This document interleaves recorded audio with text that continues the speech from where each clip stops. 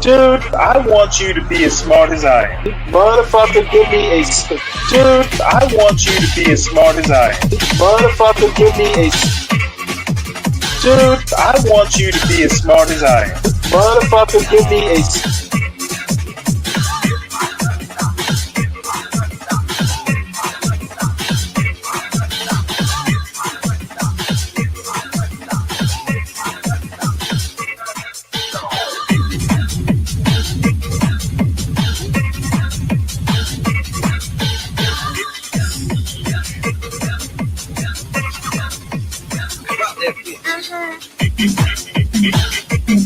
Dude, I want you to be as smart as I am.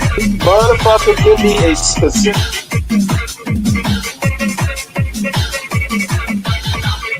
Dude, I want you to be as smart as I am. motherfucker.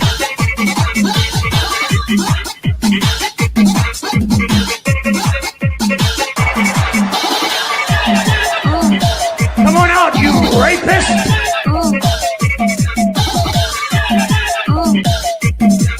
Dude, I want you to be as smart as I am.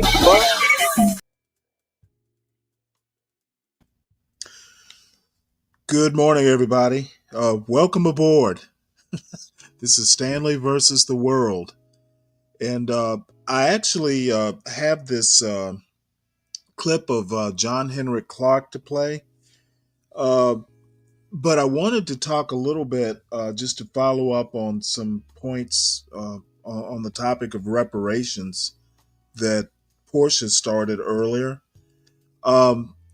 I basically haven't heard anybody talk about, and I'm sure this is not even close to an original idea, but if the issue is, giving folks, something that they don't deserve or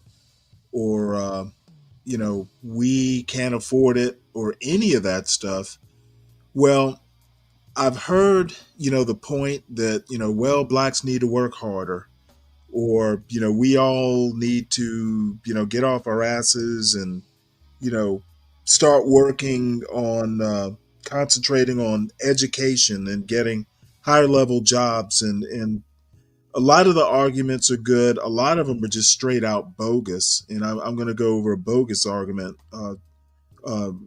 next.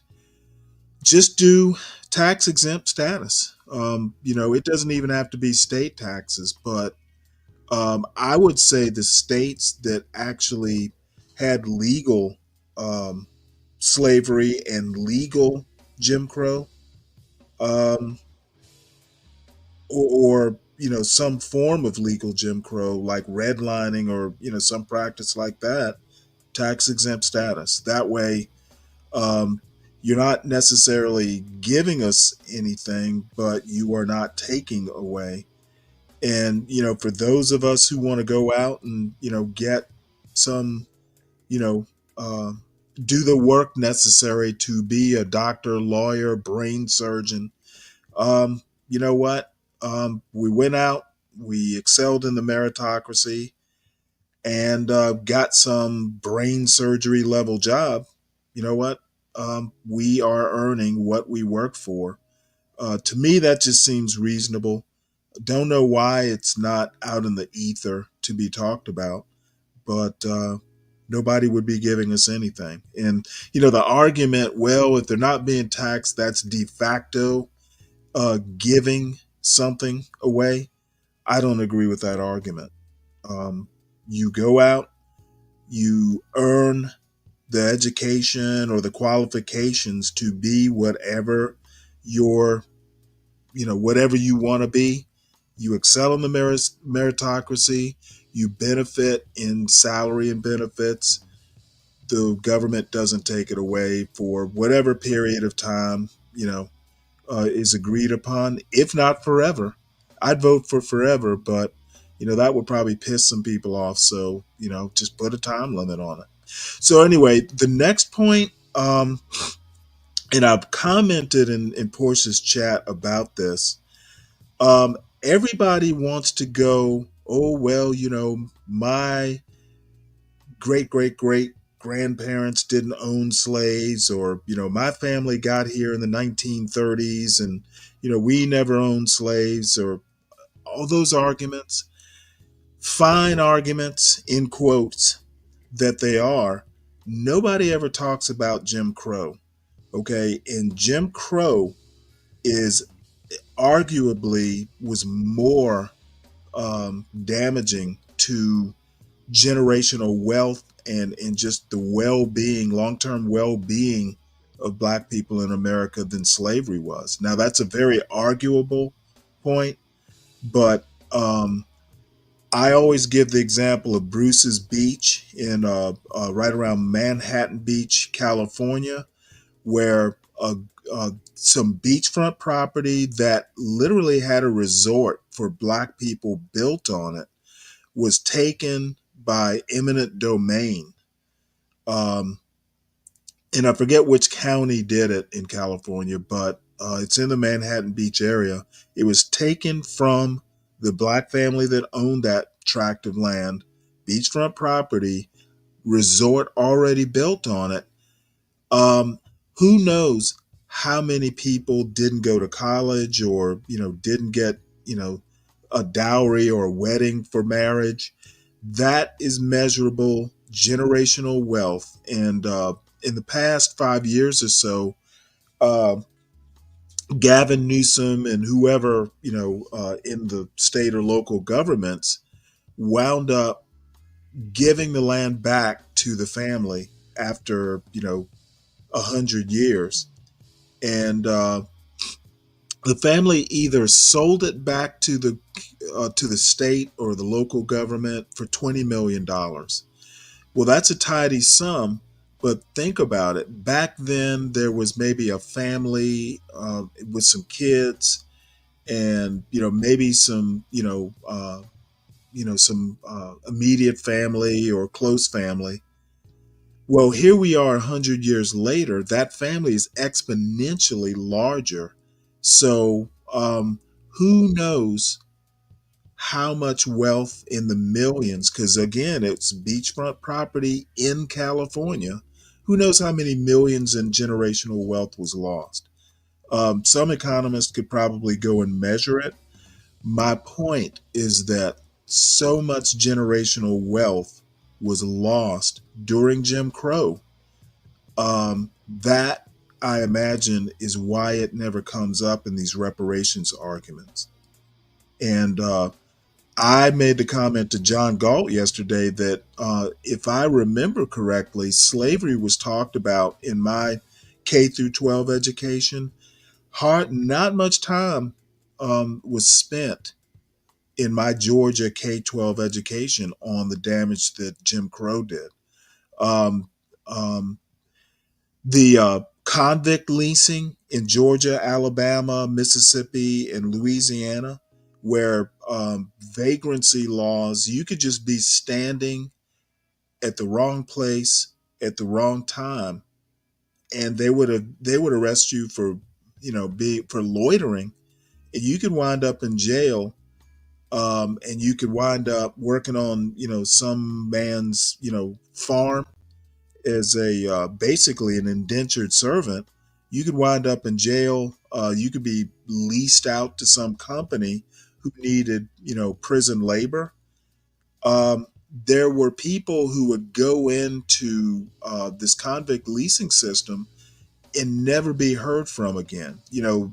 They just be snatched up. Family might not know, where their 16-year-old son is. He might die in some labor camp, working for a coal mine in Alabama, and they would have no idea where this kid was. So things like that are happened, and can't recall. There's a whole book, and actually several books that cover just the convict leasing part. Um, I think the book is called Slavery by Any Other Name. Let me see, can I find it actually, if I can recall. I I when I read this book several years ago, I was shocked. I had learned nothing like this in my high school and college history courses. And this, slavery, people make the argument was the law of the land. Um, and it's hard to kind of, the argument that, oh, that's just what the times called for. Well, the times did not call for reinstituting black codes. There was the 13th, 14th, and 15th Amendments. Those rights, like the 15th Amendment right to vote, was interfered with, and there's really no excuse for that. Plessy versus Ferguson, everybody's always talking how bad a decision that was, and when it got reversed by Brown versus Board of Education, every white people patting themselves on the back that, oh, we reversed an obviously bad Supreme Court decision. Well, like I said, and not to belabor the point any longer than I have, no one ever talks about Jim Crow. There's no way you can justify reinstituting some of the stuff that got reinstituted in the South. And Jim Crow was in the North also. Oregon didn't even allow black people in the state for quite some time. If you go and look at Oregon, Oregon has the lowest rate of black land ownership in the country because black people weren't even allowed in the state for decades. California, someone made the comment that California doesn't have a history of slavery. Well, actually, they do. There were plenty Southerners who brought slaves into the state, from the South. And I just talked about Bruce's Beach. That happened during Jim Crow. So anyway, these arguments about slavery, that's only half of what happened to black people in America historically. And I'm always talking about people really not knowing American history really well. Here's one of my arguments: people don't actually know what happened. I think most people don't want to know what happened. And I'm not just talking white people not wanting to teach American history. A lot of black people don't want to know it either. And I have one good example, which I won't get into. But y'all believe the bullshit. If you actually go and do your homework, I think reparations are perfectly justifiable, even if you don't want some large lump sum of money given. There are ways to deal with it if you actually think and get creative about it. And I don't want to hear the bullshit about, oh, there's nothing that can be done. Black people don't deserve it. You know what? That's just an ignorant argument. So you can use those arguments. With a lot of people, you come to me with those arguments, and I'm just going to shit on them. So anyway, on to some Black Power here. This is Dr. John Henrik Clark. Happy Black History Month. I was supposed to be here early. They gave me another assignment. They didn't pick me up to go to the assignment. I followed their instructions and waited at the hotel. I would love to be here when I can be more fully in depth on this subject, because there's a whole lot of illusions about Africa's relationship with other people in the world. There's a whole lot of illusion about our relationship to the religions in the world. And these belief systems that had its origin in Africa, all of them, and there is no exception, turned on African people. I said there is no exception. And there's one thing you have to get through your mind and keep it. Nothing that ever came from the European mind was meant to do anything but facilitate European domination of the world. And I said there's no exception.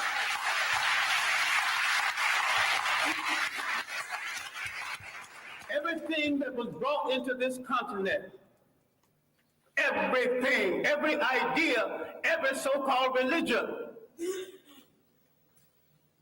was meant to dominate and to control.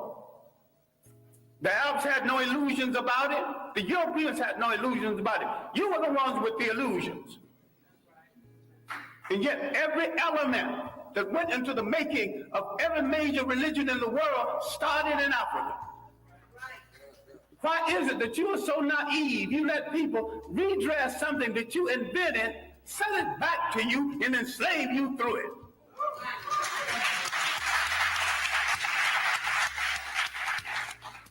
I'm saying that all organized present religions are male chauvinist murder cults. And I say there is no exception. Why I wanted to be here earlier, I wanted to deal with our relationship with the people of the world and the fact that we created peaceful nations that had no word for jail because no one had ever gone to one. No word for old people's home because no one ever threw them away, grandma and grandpa. No word for orphanage. We did all of this, and over half of human civilization was over before we knew that a European was in the world.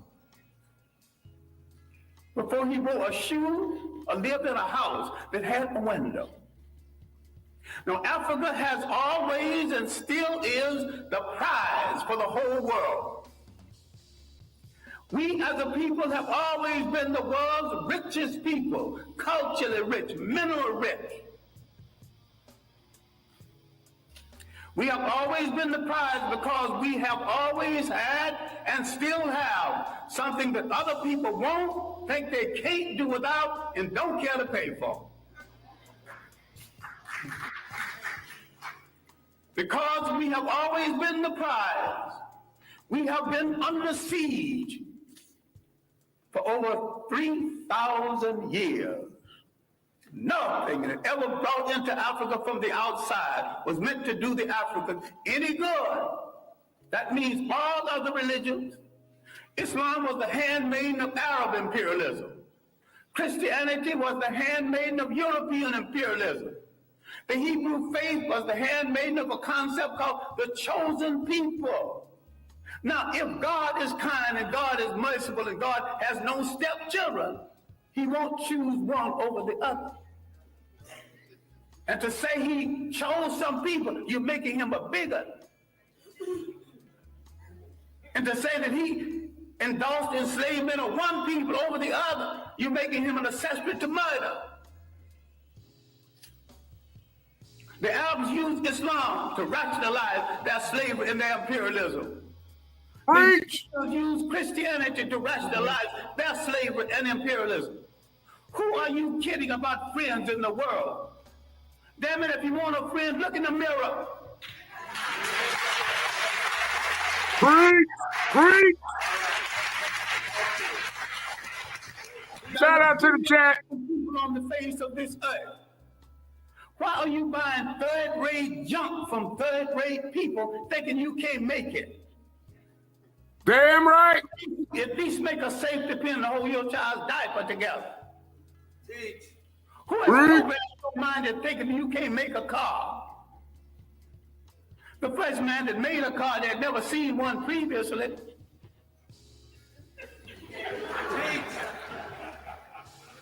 The Japanese bought cars, bought locomotives, broke them down and studied them, and had a Japanese technician produce each piece, put it together, and had a much better train than the one they copied from. All knowledge in the world. It's that Asian standard I'm talking about. Yes. Who has programmed our mind in assuming the one you continually vote and deny us? The main thing imperialism did, slavery and imperialism, they removed African people from the respectful commentary of history. And they tell them something they are still telling them, and all of the organized religions are guilty of this. I favor none of it because Africa didn't need any of it. I'm saying that African belief systems, properly understood, is 10 times better than Judaism, Christianity, and Islam. And better for the Africans. Now you might have some romance with one of these religions. I have no romance with any of them. I have a romance with reality and truth. And they just can fall where they may after I tell it. As for friends, you have had no friends. When they discovered you, they began to prey on you. Now let's look at our relationship with Western Asia, mistakenly called the Middle East. For 3,000 years, our greatest enemies came from Western Asia. They were trying to avenge the fact that they were once African colonies. You read a book called When Egypt Ruled the East, and you get some of the basic information on this. Now, the first visitors to Africa came in the 1700s BC. These were the people who would later be called Hebrews. Now, black people are ticklish on this because black people think that everything in the Bible is true. I question the intelligence of anyone who thinks everything in the Bible is true or supposed to be true.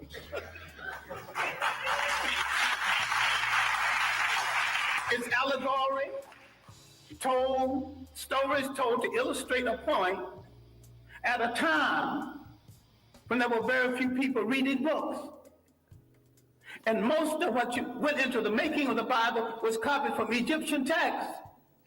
Now, if you want to get so dewy-eyed over the Bible, which is a carbon copy of a carbon copy, why don't you go back and read the original Egyptian text?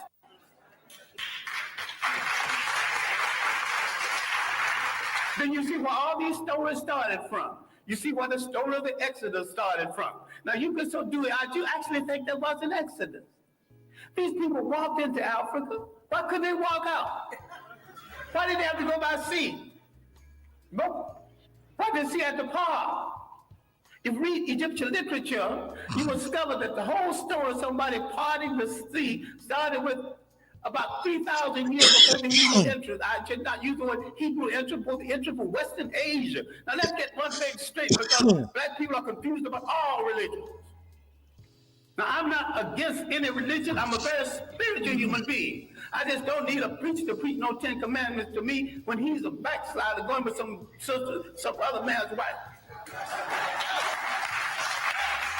I'm intelligent enough to pick from the 10 Commandments, not commandments anyway, but they were omissions of purity at the great school at Luxor, the great African training school. All right, now, let's get into this Western Asia.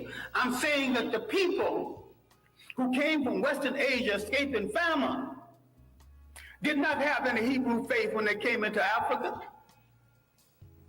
And there's no record of a Hebrew faith before that. Why is it that when they left Africa in the so-called Exodus, they had all three? African culture, an African religion, and an African language. Now look at the origin of so-called people you now refer to as Jews. And you're mistaken using that reference because the word Jew is of European origin. And the people in Europe who call themselves by their name. Come to this side.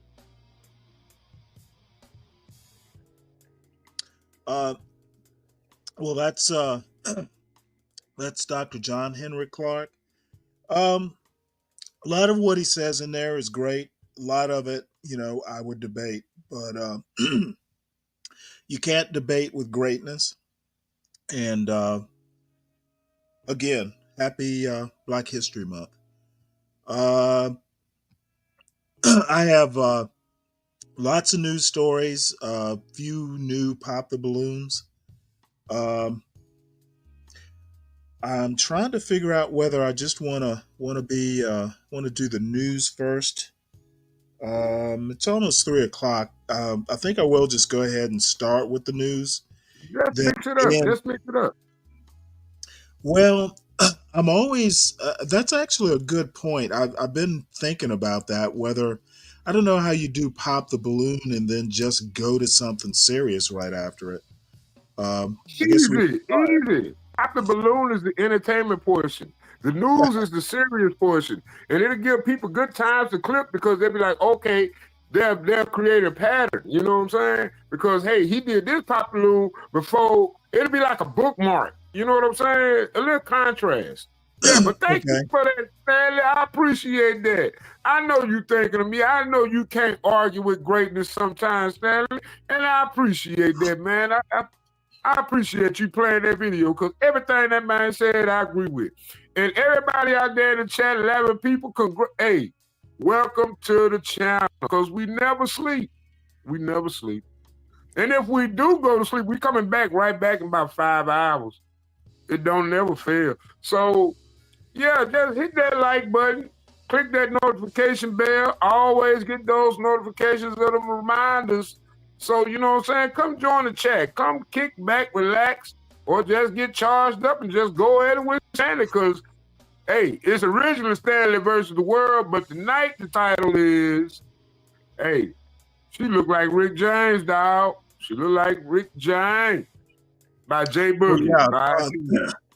yeah, Jay Boogie made that joke last night, so figured it Yeah. merited a show title and a and a credit. Yeah, I I guess wanted to what get I'll in the do. chat last night though. Cause the chat be dry sometimes, you know what I'm saying? And I be Yeah, like, you be yeah, like, oh, Silent Snake, snipe in front of chat. No, I'm trying to invigorate the conversation. You know, I y'all be see. looking at it wrong. I don't know why y'all look at it wrong. Well, this first story is from the Guardian, which I'm usually kind of dubious about, but it's the first I'd heard the story, at least overall. So I just plucked this one. Trump signs executive order expanding access to IVF, says White House, which is kind of interesting because I know at one point in time, right next door in Alabama, there were some moves that were anti-IVF, and I kind of lost track. I don't know whether Alabama reversed course or whether Trump is actually, reversing course for them. So this has an AI reader, so I'll go ahead and depend on it because I can tell my voice is already conking out. Yeah, you better go drink some. Donald Trump has signed an executive order to expand access to in vitro fertilization, IVF. The order directs the Domestic Policy Council to make recommendations to aggressively reduce the costs for accessing IVF, according to a White House fact sheet. Caroline Leavitt, the White House press secretary, said on Twitter/X that the order was evidence of the president's promises kept, even though the order does not directly change any policy and does not, on its own, fulfill Trump's campaign pledge to make the government or insurance companies cover IVF. Americans need reliable access to IVF and more affordable treatment options, as the cost per cycle can range from $12,000 to $25,000, the fact sheet reads. It is the policy of my administration to ensure reliable access to IVF treatment, including by easing unnecessary statutory or regulatory burdens to make IVF treatment drastically more affordable. During the 2024 presidential election, Trump recast his position on IVF as a strong supporter of the treatment, declaring himself the father of IVF, while at the same time admitting he only recently discovered what the procedure involved. Trump's campaign promise to in effect make IVF free was criticized by Democrats who accused him of softening his stance only after voters signaled broad support for reproductive rights. After the U.S. Supreme Court overturned Roe v. Wade in a decision backed by 3 justices that Trump appointed, Republicans tried to distance themselves from the anti-abortion movement as pro-abortion rights supporters repeatedly won ballot measures, even in red states. Trump's Tuesday order may now drive a further wedge between the Trump administration and the anti-abortion movement. The news of the order unleashed a torrent of complaints from anti-abortion activists who are largely opposed to IVF because it can create and use embryos, which they consider to be people. Kristen Hawkins, the president of Students for Life of America, tweeted that the news was tragic and compared IVF with eugenics. IVF turns children into a product to be created, sold, and discarded, violating their basic human rights, tweeted Lila Rose, the leader of the anti-abortion group Live Action. In another tweet, she added, IVF is not pro-life. Oh, the embryos. Oh, the embryos. But Stanley, can't we use that as the basis for reparations? Shouldn't that be the argument? What do you mean? I'm not sure I follow you. Like, say like we can prove that we were at one point in time bred. Well, we can. Okay, so shouldn't we be using that as the argument instead of going off emotion? I don't know if you've ever read, there's a book by W.E.B. Du Bois, which is a masterpiece called Black Reconstruction. It was written in I think it was written either in the 19 teens or I think it was 19 teens. No, maybe it was 1920s. I'd have to look it up. But he specifically talks about there were literally breeding farms where they would take, it's basically basic eugenics.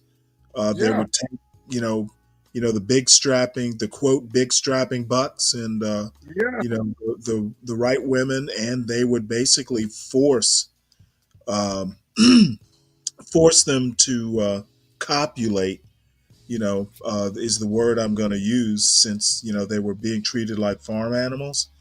Also, the master, the slave owner, was not averse to, taking the eugenics upon himself and, let's just say adding value to his slave holdings.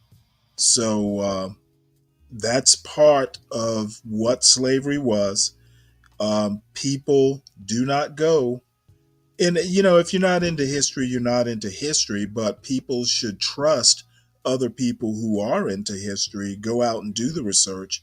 This is all, excuse me, this is all documented stuff. Okay. If you doubt the existence of slavery, go and look at Thomas Jefferson's farm book. A lot of slave owners were meticulous because they were businessmen. Running a plantation was a business. There are a lot of people, slave owners, who were meticulous in their record keeping. Anyway, slaves were bred. And I, off the top of my head, W.E.B. Du Bois wrote about it in Black Reconstruction, which is it is such a great book. I actually, my mother was a big fan of W.E.B. Du Bois, but I mean, he had the reputation of being able to write. The book is about as well written as any book I've ever read. I think I read that book. He is basically a master at written language, and I wish he had been. He was read more in high school. He probably is in AP courses. So I used to use him. What was that other guy? It was a black guy, Thomas Jefferson. I had a whole list of guys I had created. Because I said, man, I could do a report on this guy every year. Right. So, because I ain't had nothing else to occupy my mind. I used to have a vivid imagination. Well, we go from IVF, as a form of, women having babies. We go right into, and this segue is intended right into Pop the Balloon Jamaica. Probably women who will never have need of IVF. They, Hey, we, but we should Stanley, you ever they, thought they about should that be though? able The mental. we should be able to produce babies, by the good old tried and true method. What's up, Hey, John? what up, John? I thought I heard you laughing. What's up, Snake? What's up, Stanley? No, nothing much. Just getting the ship afloat. Uh, so this actually dropped a few hours ago. So we'll go ahead and at least get started. Hey, Snake, Hey, were what country you up we here? visited tonight, Stanley? Oh, my bad, Do John. what? Hey, Snake, were you up here earlier when we talked to the lady from Pop the Balloon on the phone? I heard it. I heard it. I heard it. I was like, man, that's so. I bet you $20. That got to be the most inspirational thing she ever heard in her life. She was I like, don't know wow, about y'all that. watch me on Pop the Balloon and you call the shop. Can you imagine? Can you imagine? Just think about it, how powerful of an instrument YouTube is. Yeah, she reached a lot of people, that's for sure. And think about that. Think about that. That is, do we even need an advertising company, or are we our own advertising company? I mean, it really makes you start thinking about things a little different when you think of it from a business aspect of it, Not Well, just personal, just going at it all the time, but when you can actually reach out to somebody and say, hey, I got an audience for you. I can provide customers for you free of charge. Well, what would really be neat is if we ever get to the point we do merch, we know where to start. But I mean, this is probably where it's going to start because, like I said one day, the biggest problem within these African American communities is Black people getting to the point where we can gain that merchandising power, where we can actually get to the point where we can trust each other as far as, and we can probably build and extend our own buying power. Well, That just in a very dark humor sort of way. I mean, she's basically, and this is just me. It's not her. Nothing to do with her business. But the dark humor in me basically goes, hey, if you're going to monetize tragedy, this is the way to do it. When Portia made the joke about, hey, she probably does funeral T-shirts, I just died laughing because it was so not on my mind. When it turned out to be true, that is the highest humor I can think of. Where something so dark actually is true. That's how books are written. Man, what's so crazy about that? Stanley, I was reading the chat while the lady was up. And, a lot of people were skeptical, and someone mentioned maybe it was a PPP scam or something like that. And I think, exactly. I wanted to touch on that too, John. I wanted to touch on that.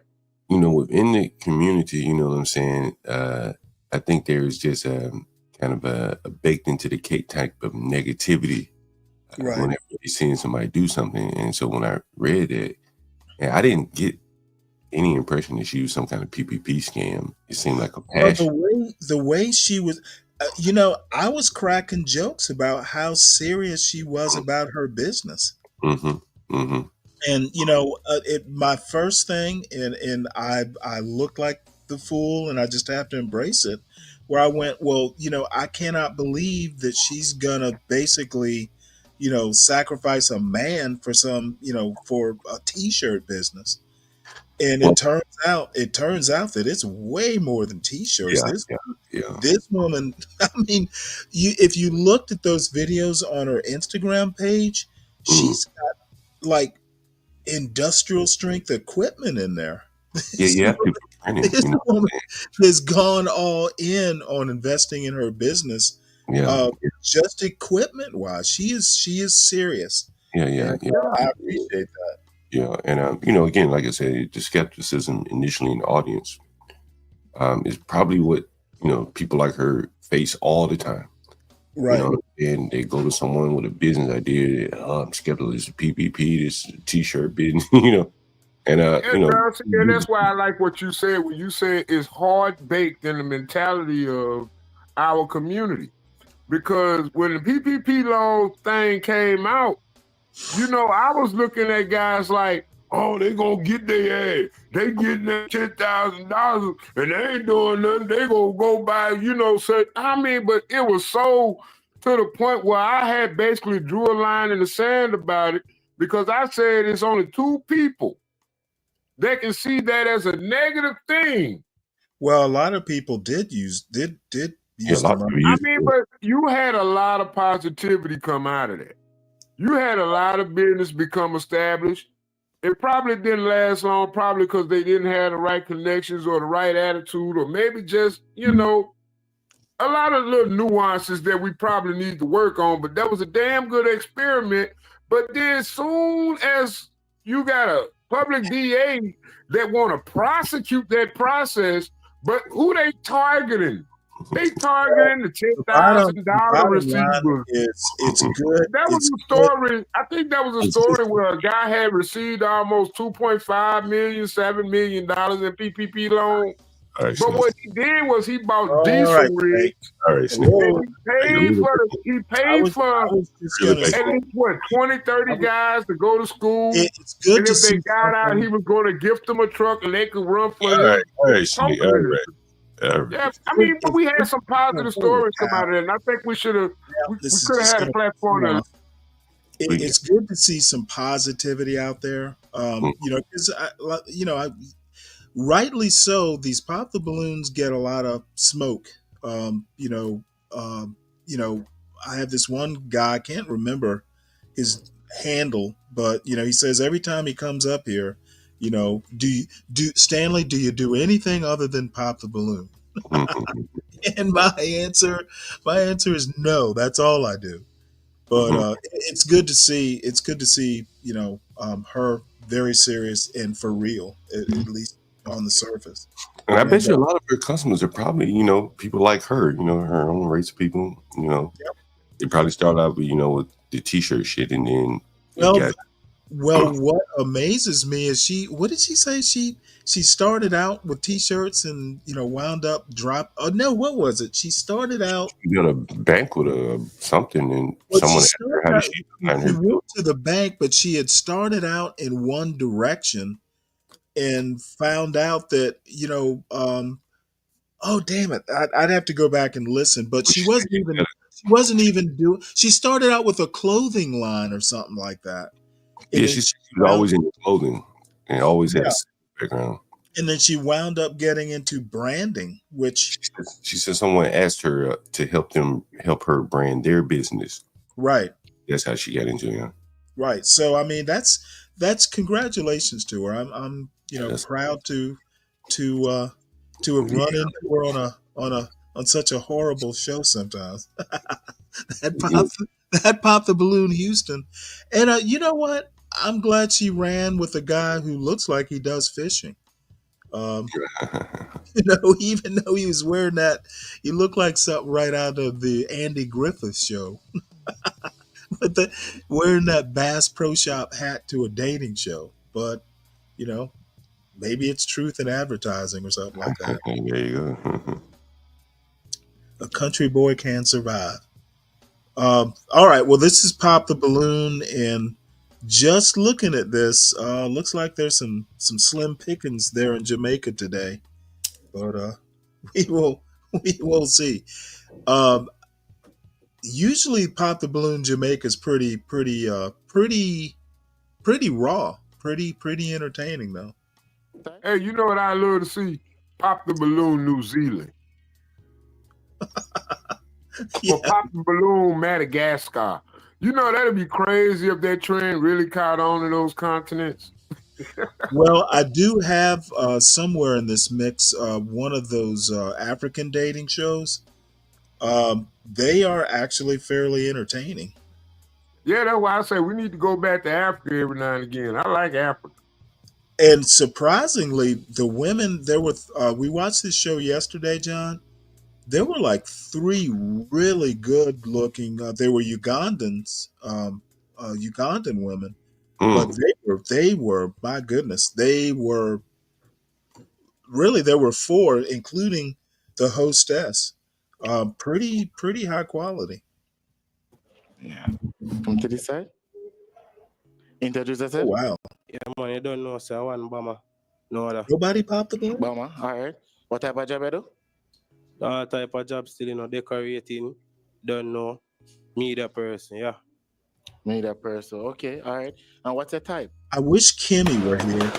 Oh, phew. Oh, these women, Come to this side. these Jamaican women are brutal. Come to this side, Maji. Introduce yourself.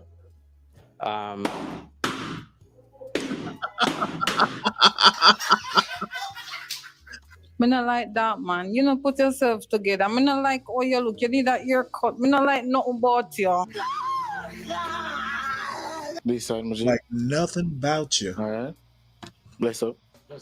Nobody pop their balloon. You see it? All right, so. How good are you in bed? Oh, one. One? What do you mean by one? 1 minute. Sir, wait. What do you mean by one? You see that? Somebody pop this balloon. So you are telling me my rose is better than you? You are mad. But baby girl, we are Gaza tug and we not go to Bobby Road, alright? So you pop because me say, you're a vendetta girl. Novo Pandora.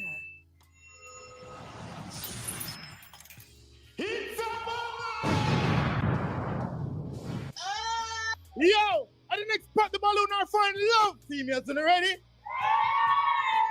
Yo, I'm in the city of Portmore, okay? Portmore is now a parish, okay? I'm moving over here. They don't have hospital, but they have everything. Parking lot, hot cars, hot girl, everything Portmore have. You see it? Ladies, it's simple. When a male walk out and you don't like him, pop your balloon, okay?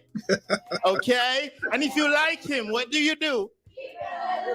Keep your balloon. Want to pick up a big bad sponsor, Sunshine City Beverage. If you want the cheap liquor, anything reasonable, Sunshine City Beverage. And which part of there? GG Studio. You don't know. Guess what's going on? Make sure to leave a like. Send Kits, we are forward. Send Vincent, we are forward. We are forward at Trinidad too. Portmore. Comment below if you know what we'll do at part 2 there. You see it? We need 50k likes.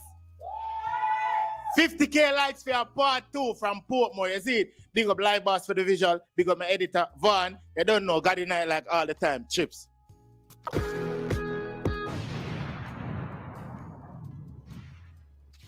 Banana chip.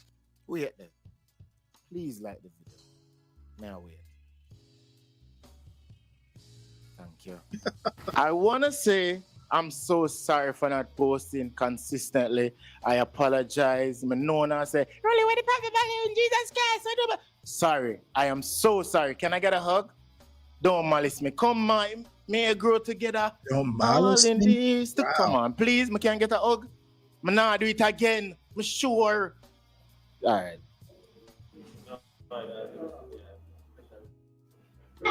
That is it. Yo, big up the people them who hug them TV. But love for you see it? Send in the first mail for me now. Wait until him reaches us. Come to this side. Yeah. Come to this side. Introduce yourself. Yeah, man, you don't know, sir. One bomber. No other. Bomber, all right. What type of job you do? All type of job still, decorating. Don't know. Me the person, yeah. Me that person. Okay, all right. And what's your type? All right, so like a slim thick girl, you know? He's not even telling you him type. Why do you want to hear from that one? Don't say the ball and slap it. Rolling. All right, cool. All right, so show to the social. All right, so on the Instagram, approved by Obama. On the TikTok, approved by Obama, you know? All right, so we want to start with first. We get some pops. Use the mic here. All right. Start done. All right, come to this side. All right, so. Your name, your social, and why you pop your balloon? Hello, my name is Carrie-Ann. Social Carrie-Ann JBoogie_OV on Instagram. There is one palm balloon. The glasses that you may have. Why you have one? You can't see through one eye alone. All right, so I can see. So why you wear that by your face? The glasses help me to see. See what? See, yeah. Okay. Right now, I look for you, you know. Yeah, I see you in a real life. All right, that's it. All right, that's why you pop a balloon because I'm glasses. You don't know? No, I don't know what that. All right, so based on him appearance though, how much did I rate him? About 5. 5 out of 10. Calm. Yeah. Calm. Calm. All right. Based on fair attire, G, what do you think about it? Like, yeah, 8, man. 8 out of 10. Thank you. Gorgeous, beautiful. Thank you. All right. Yeah. All right. Move down to this side. Some to this. Just stay here so we know. All right. Your name? Why you pop your balloon and your social? My name is I am Daniel_OV on Instagram. And you can find me on TikTok, Yo Girl Denine, YOGIRLDENIEL on TikTok. Rolly, give me the mic. Rolly, first, is that one fashion thing you are trying with the eyeglass? It's not working. No, man, a real glasses. So you see out of one eye and you don't see out of the next one? Yeah. So you are seeing through one eye now? Yeah, that's how I can see you. So the 2 eyes are seeing? No. How? What are you seeing me? Do I look like 3, 2? What are I doing like? All right, so you are right here, you know, I think. What do you think? Rolly, I'm saying you have on one eyeglass. Yeah. Which one are you seeing? Are you seeing 2 eyes? I'm seeing through my 2 right eyes. 2 right? What is So you she, don't an have one. ophthalmologist? How do you have 2 right? One. Is this your eyeglasses, man? Is that how you are, sir? God go with you. All right then. I'll go with you. All right. I'll give you everything that you need to see properly. All right. Yes. So based on him attire though, what do you think about him? Much did I rate him? I don't like it. Nothing. I don't like. I don't like. Nothing is matching. Right now. Roll it. Go on. I don't like this one. All right. How much did I rate him? I will give him a 5 for trying. 5. And I see the bag. What I want to say? Okay. Calvin who? Corvin Kinnear. Calvin. Hey. Corvin Kinnear. Calvin Kinnear. Yeah. Okay, we give that one a 6. Improvement. Yeah, swag. Okay. All right. Based on a fair appearance, what do you think about it? All right, I'll give you like a 6.3. You know, I like your voice, but you're not really my type like that. So. I do not want to be your type. Okay. Yeah, go on now. All right. Come on to this side. Your name? Why you pop your balloon and your social? Alright, my name is Crystal. The only Chrissy on Instagram and one Chrissy Dunn on TikTok. Alright, the reason I pop my balloon, him just not my type. And him fat and him just not my type. But I give him a 4 still. 4 out of 10? Yeah. Give him a 4 still. All right. So if him approach it outside in public, what would I say to him? Huh? I would say the same. You see, she's laughing, you know. She's laughing. All right. She would fold. She's laughing at you, not with you. All right. Me don't know what to say. All right then. Based on fair appearance though, what do you think about her? How much did I rate her? All right, so I would give her like probably a 4.5. Reason being is that she is not my type and I don't think she could manage me. Okay. Yeah. Being honest. All right. Yep. Come on to this side. All right. So your name, why you pop your balloon and your social? My name is Pashanti. My socials on IG and TikTok are it's Pashanti, PASHANTI. Pops my balloon because he's not my type. He's not your type? 5 for trying. I see the effort. The blueprint is there. It just needs some modification. Oh, when it's a blueprint, what you mean? Like I see what we were trying. Like I see the bracelet and I see the bag, I see the efforts. You see the bling, yeah. Right. Just need to swap out some things, like the shirts, the glass.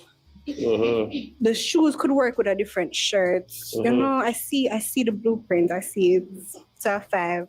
5 out of 10.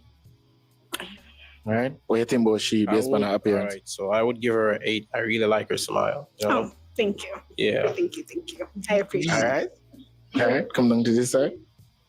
Your name, why you pop your balloon and your social? So my name is Asha. My social is AshXAshe. Why I pop my balloon though? I really don't like. So Muslim. I mean, I like tip, man. So that's the reason why. She running already. That's the reason why. That was nothing. Okay. So him too thick. I mean, I like tip, man. Sir. But out of 10 still me get a 6. But I know the eyeglass come in still, but that's fine. It's helping me see your beauty. Oh, thank you. All right. Based on her appearance, how much did I rate her? All right, so I would give her like a 8.5. Slim tick my type. Yeah. Thank you. All right. Slim tick. Yeah. I'm a no minute. Hold on. I like Oh yeah. I was just double checking with the eyes. Yeah. You go on, man. All right. Go in.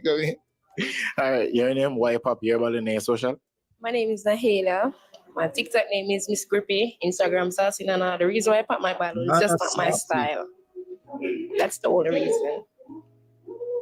Oh, your style. Yeah, that's my style. Okay. All right. So if him approach you outside, what would you do? Or you say? Hell no. If him ask if your number? No. No, if him say. I have a reason to give the number because that's not my style. I'm not going to stop. Okay. All right. So much did I rate him? I give him a 4. 4 out of 10. Yeah. That's just it. All right. Based on fair appearance, what do you think about her? All right, I would give her like, let me see, hold on, I'm counting. I'm gonna give her a 7.5. Yeah, she got a nice body. Wait, what? Yeah. And I like the natural dark skin too, so. Thanks. Yeah. All right, that's Something good. my future wife would have, but.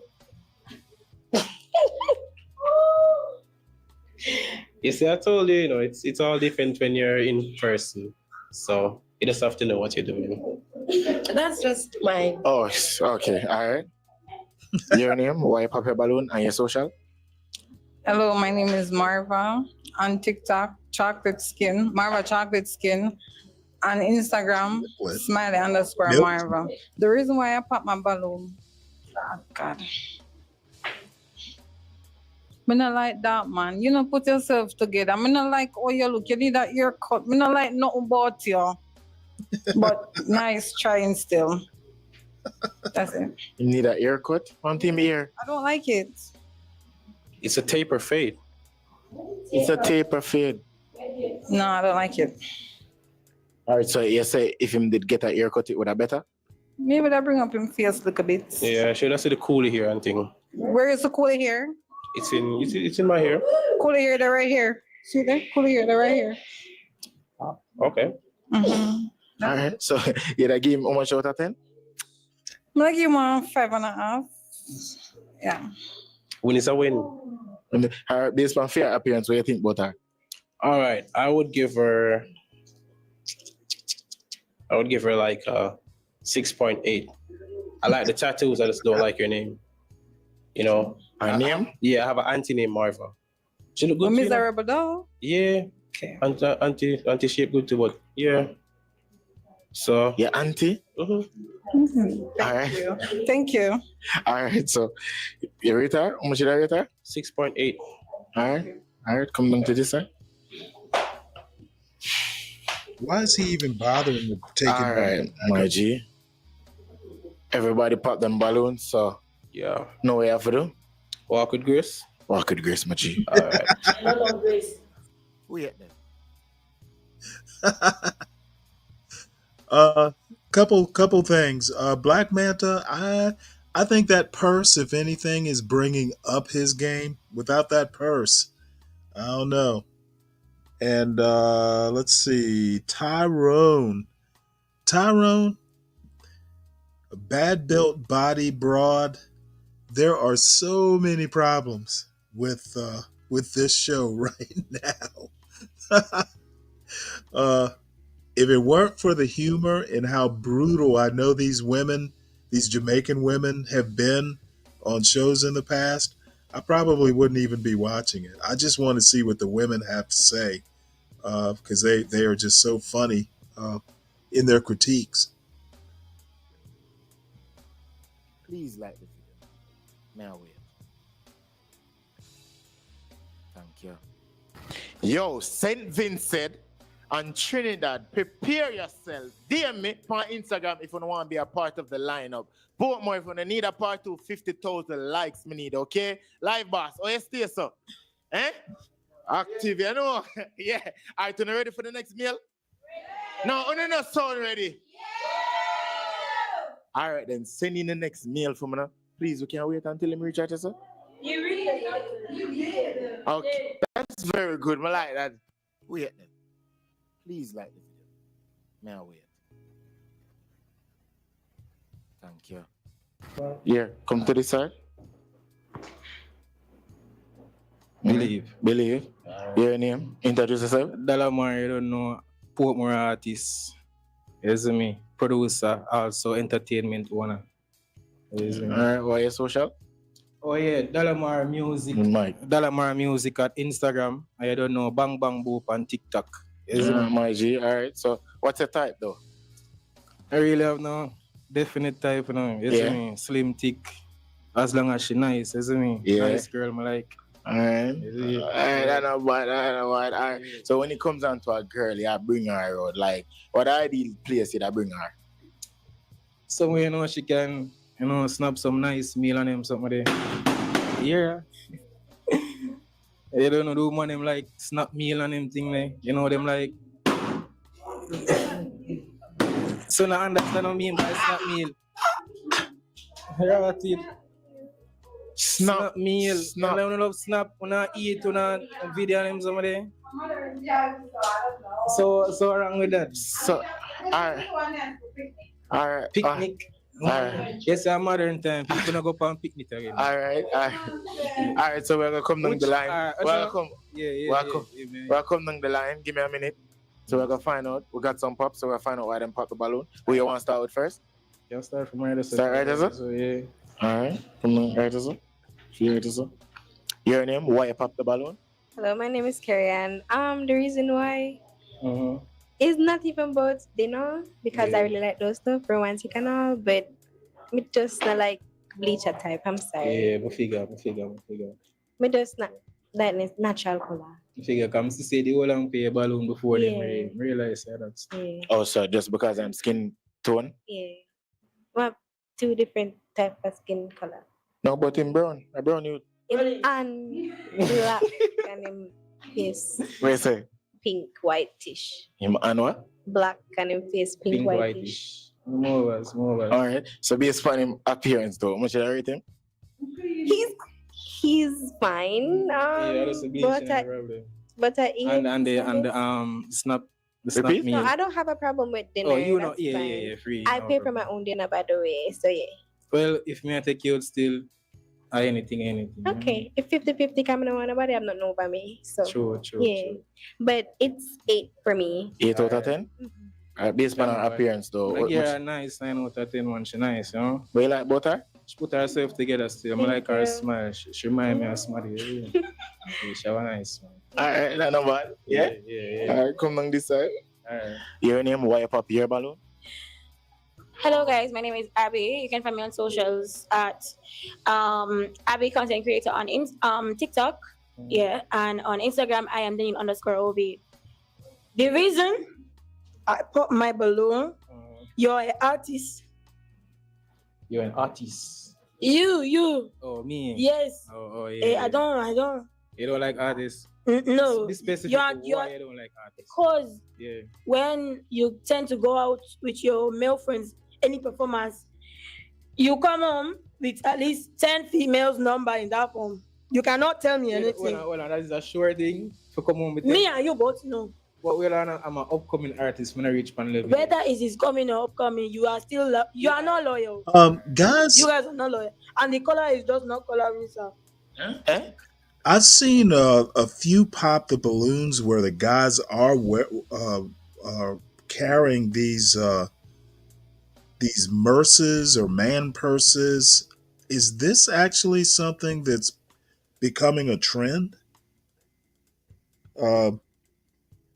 Somebody in the chat, let me know, because I this is like maybe the second or third pop the balloon where the guy comes out with some form of purse that's like over the shoulder, across the chest. So, should I go out and buy me one? Should I get my son one for Christmas or for his birthday? I said the color is not coloring. The color is not coloring. No. There's a man loyal and the color is not coloring. Sir, your pigmentation is not pigmenting. Is a pigment now a pigment? Jesus. Well, did you not hear me? Yeah, him here. So how much did I rate him from 1 to 10? I will give him a solid 7.5. Solid. It is solid. Okay. Alright. Yeah, So, how much? based on her appearance, how much I rate her? Alright. And when I tell her still, you're not really my type. I'm not be disrespectful. You see, you're not really my type. Thank God. I'm very like, most everything. Told them not really. Slippers not really. We are talking about appearance. But I still give you 8. For you're a woman, I'm a great woman. You come here and showcase yourself. I respect that Yeah, one. but appearance, that's that. Thank you. Still. Alright. Yeah. Your name, why you pop your balloon?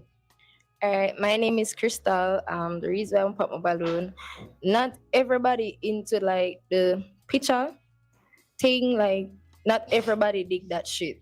But I give you 8. Oh, 8 out of 10. Okay, alright. And based on him appearance, 8.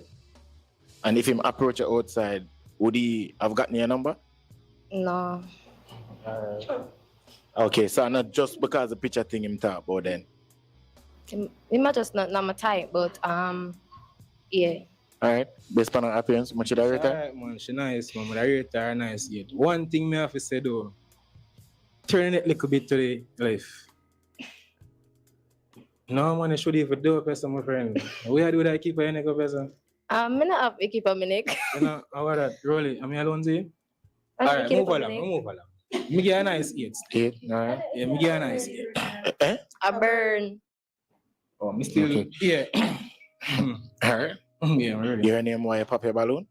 My name is Prashanti and I popped my balloon because 2 things. One, complexion. Yeah, I know it's a problem, but alright, continue. Right. Continue. And 2, your chin. Mm-hmm. You see the triangle and the eye and them something there with Big for your money. chin. I got to work with sir. That Big is money. not for me. Alright. So besides that, like a 6, calm, Not a cool. problem with them. Alright. Based on her appearance, She much should I nice, rate her? man. She nice. We see her from earlier. She nice. You see? Thank you. But I give her a solid 8, see me. I don't have no problem, no fall, nothing. What you like about her? She put herself together. I like her swag. She not go hard. She go formal and nice. You see? She not OD. Alright. Yeah. This side. Your name, why you pop your balloon? So my name is Ashoy. Why am I pop the balloon still? The artist thing not gonna work. Not gonna work. Rough. Yeah, That's man, it. rough, man. But apart from that, still you're good. Yeah, man, You understand? I see It you, seems man. like you have a nice personality. When I is my comedic, man, Yeah, and help. everything, Yeah, Somebody I can stole see my it now, yo. purse. But I have a problem with the bleaching and whatever. But I just look at artist business. And out of How 10, much should I rate him out of 10? you can get a 9. Him not look I bad. love that. But as mother says still, more explain about the artist thing Okay, and the right. bleaching thing. You see me? Bleaching, when I want to say when our bleaching is a problem, when I forgot right through. No, I didn't say it was a problem, love. It was a problem. No, She said. it wasn't a problem. Oh, she did, yeah. Yeah. Oh, all right. So I said the only thing is just the My Lord, artist they thing. can't I didn't even have a problem understand with each the Overall, other. the bleaching thing, we feel it biased. Everybody have their own opinion. We feel it biased. Me know. You see, me know. And girl go for likes. But anything, you look nice. One problem I have. Mm-hmm. One problem I have. Mm-hmm. And it's a history cause I have a problem with it. Mm-hmm. Eyelash. Oh, that's I fine. go to the girl already and eyelash fly off for me. For true? I'm afraid I. She never do it. God no, I'm afraid I swear. She never And do the it whole night, good. I one eye alone she have a glitter. The next eye gone. So she not take out the other one? No, she carry it all same I'm way. mad woman I that. swear, so but you're nice, Tim. That give you a 9. Thanks, love. 9. You see me? You're nice. All right. Your name? Why you pop your balloon? My name is Ahela. The reason why I pop my balloon, I'm an adventurous type. I don't like bleach out face person. I like my dark skin. Like a dark skin. Oh, meaning you're adventurous, you're out in the sun a lot. You know, like paintballs and all those type of shit. Oh, because him say take pic on the dinner. Yeah. And I don't like artists either. Also, you say problem is bleaching on the sun. You say you do activities, adventures. But bleaching and stuff is active. I like my dark skin. Overs about match experience adventurous. And you probably feel like bleaching up with that in the me from the adventures with you. Me I show you say it wouldn't stop. But I just give a 7. Yeah, I understand. 7 out of 10 need a rating? Based on her appearance, much you rate her? She nice, no. I'm not telling a lie. Nice black skin, everything. I like appearance with everything though. You see, toes. He's a man, me. My eyes if it toes. My eyes and for toes. You see, I thought that's one thing still. She put herself. I'm not going to add. You see, she's, yeah. All right. I rate her nice. 8 out of 10. 8 out of 10. Yeah. All right. You know. All right. Give you a chance to talk, you know. You know. All right, hold on. Your name, why you pop your balloon? My name is Marva. Yeah. Why pop your balloon? Him know. Marva chocolate. Him know. We never did have to come here so we do this. Yeah, could I do it in a private session? Yeah, No, but you want come see. We have that thing there. I still want come see what you have to say. Me pop your balloon for me. I'm not gonna do it here, son. You know it. You know which part to find me. All right. Whoa, history there, sir? Cool. As me say still, it's a nice 10. She know already. She know say link connect already. You see it, all you pop your balloon for me. You know say link connect. No, we're not supposed to yeah, be here, sir. Okay, all right. To no one tell me, pinch me and tell me, please. All right. So how much did I rate it from 1 to 10? 100. Yeah, man, believe. Man. Just believe the one. Just believe, man. She know where the connection I come from. All right. Based on her appearance, how much did I rate her? 100 she get to, man. Come on. 100 she get from there she forward me and say, yeah. 100 out of 10. Marvelous, man. All right. No problem. Come to this side. All right, my G. Yeah, man. Everybody pop them balloons so you know what you have to do. Walk with grace and faith. Walk with grace, my G. All right, come. Where you come? How can I history this? Are you ex? Man? How will you backside this? Watching a man, want to remember, say, a sponsor the video, Sunshine City Beverage, 74 Northwood. Postmouth? A Postmouth? One place named Postmouth or Postmouth?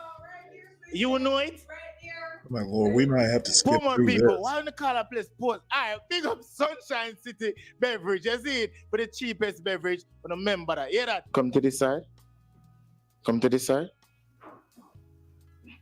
This side, Muji. Alright. Bless up. Alright. Introduce yourself. Your name? Hello, ladies. I'm Roman. Rohman. Can look for it on Instagram. Alright, Roman. Alright. What about Roman? Rohman. Roman. Alright. What about work you do? I'm a floor lead at a call center and a sales account. See, Apart from that, though, currently working on a novel. The title is A Bitch is a Wife. Look out for it, ladies. It's a romance novel. I'm building a company also, which is a like recording studio and other things where we shoot music videos. I myself do music, so we have some things that we'll be putting out. Oh, so like a project you deal with, like a body of work. Okay, and separate and apart from that, last but not least, I'm a model, ladies. So I'm currently doing some work with Wakity Talk. You can see their burner right here. Can check them out also on Instagram, Yeah. All right, no bad. And what's your type? Type, that is, well, I'm multifaceted when it comes to females. First is attraction, and then you get to know the girl and see what she's about. True. You can move on from there. Oh, so you have to know a girl first before. Yeah. But physical attraction is first. Okay. If a girl look good, all right. that's where it starts from.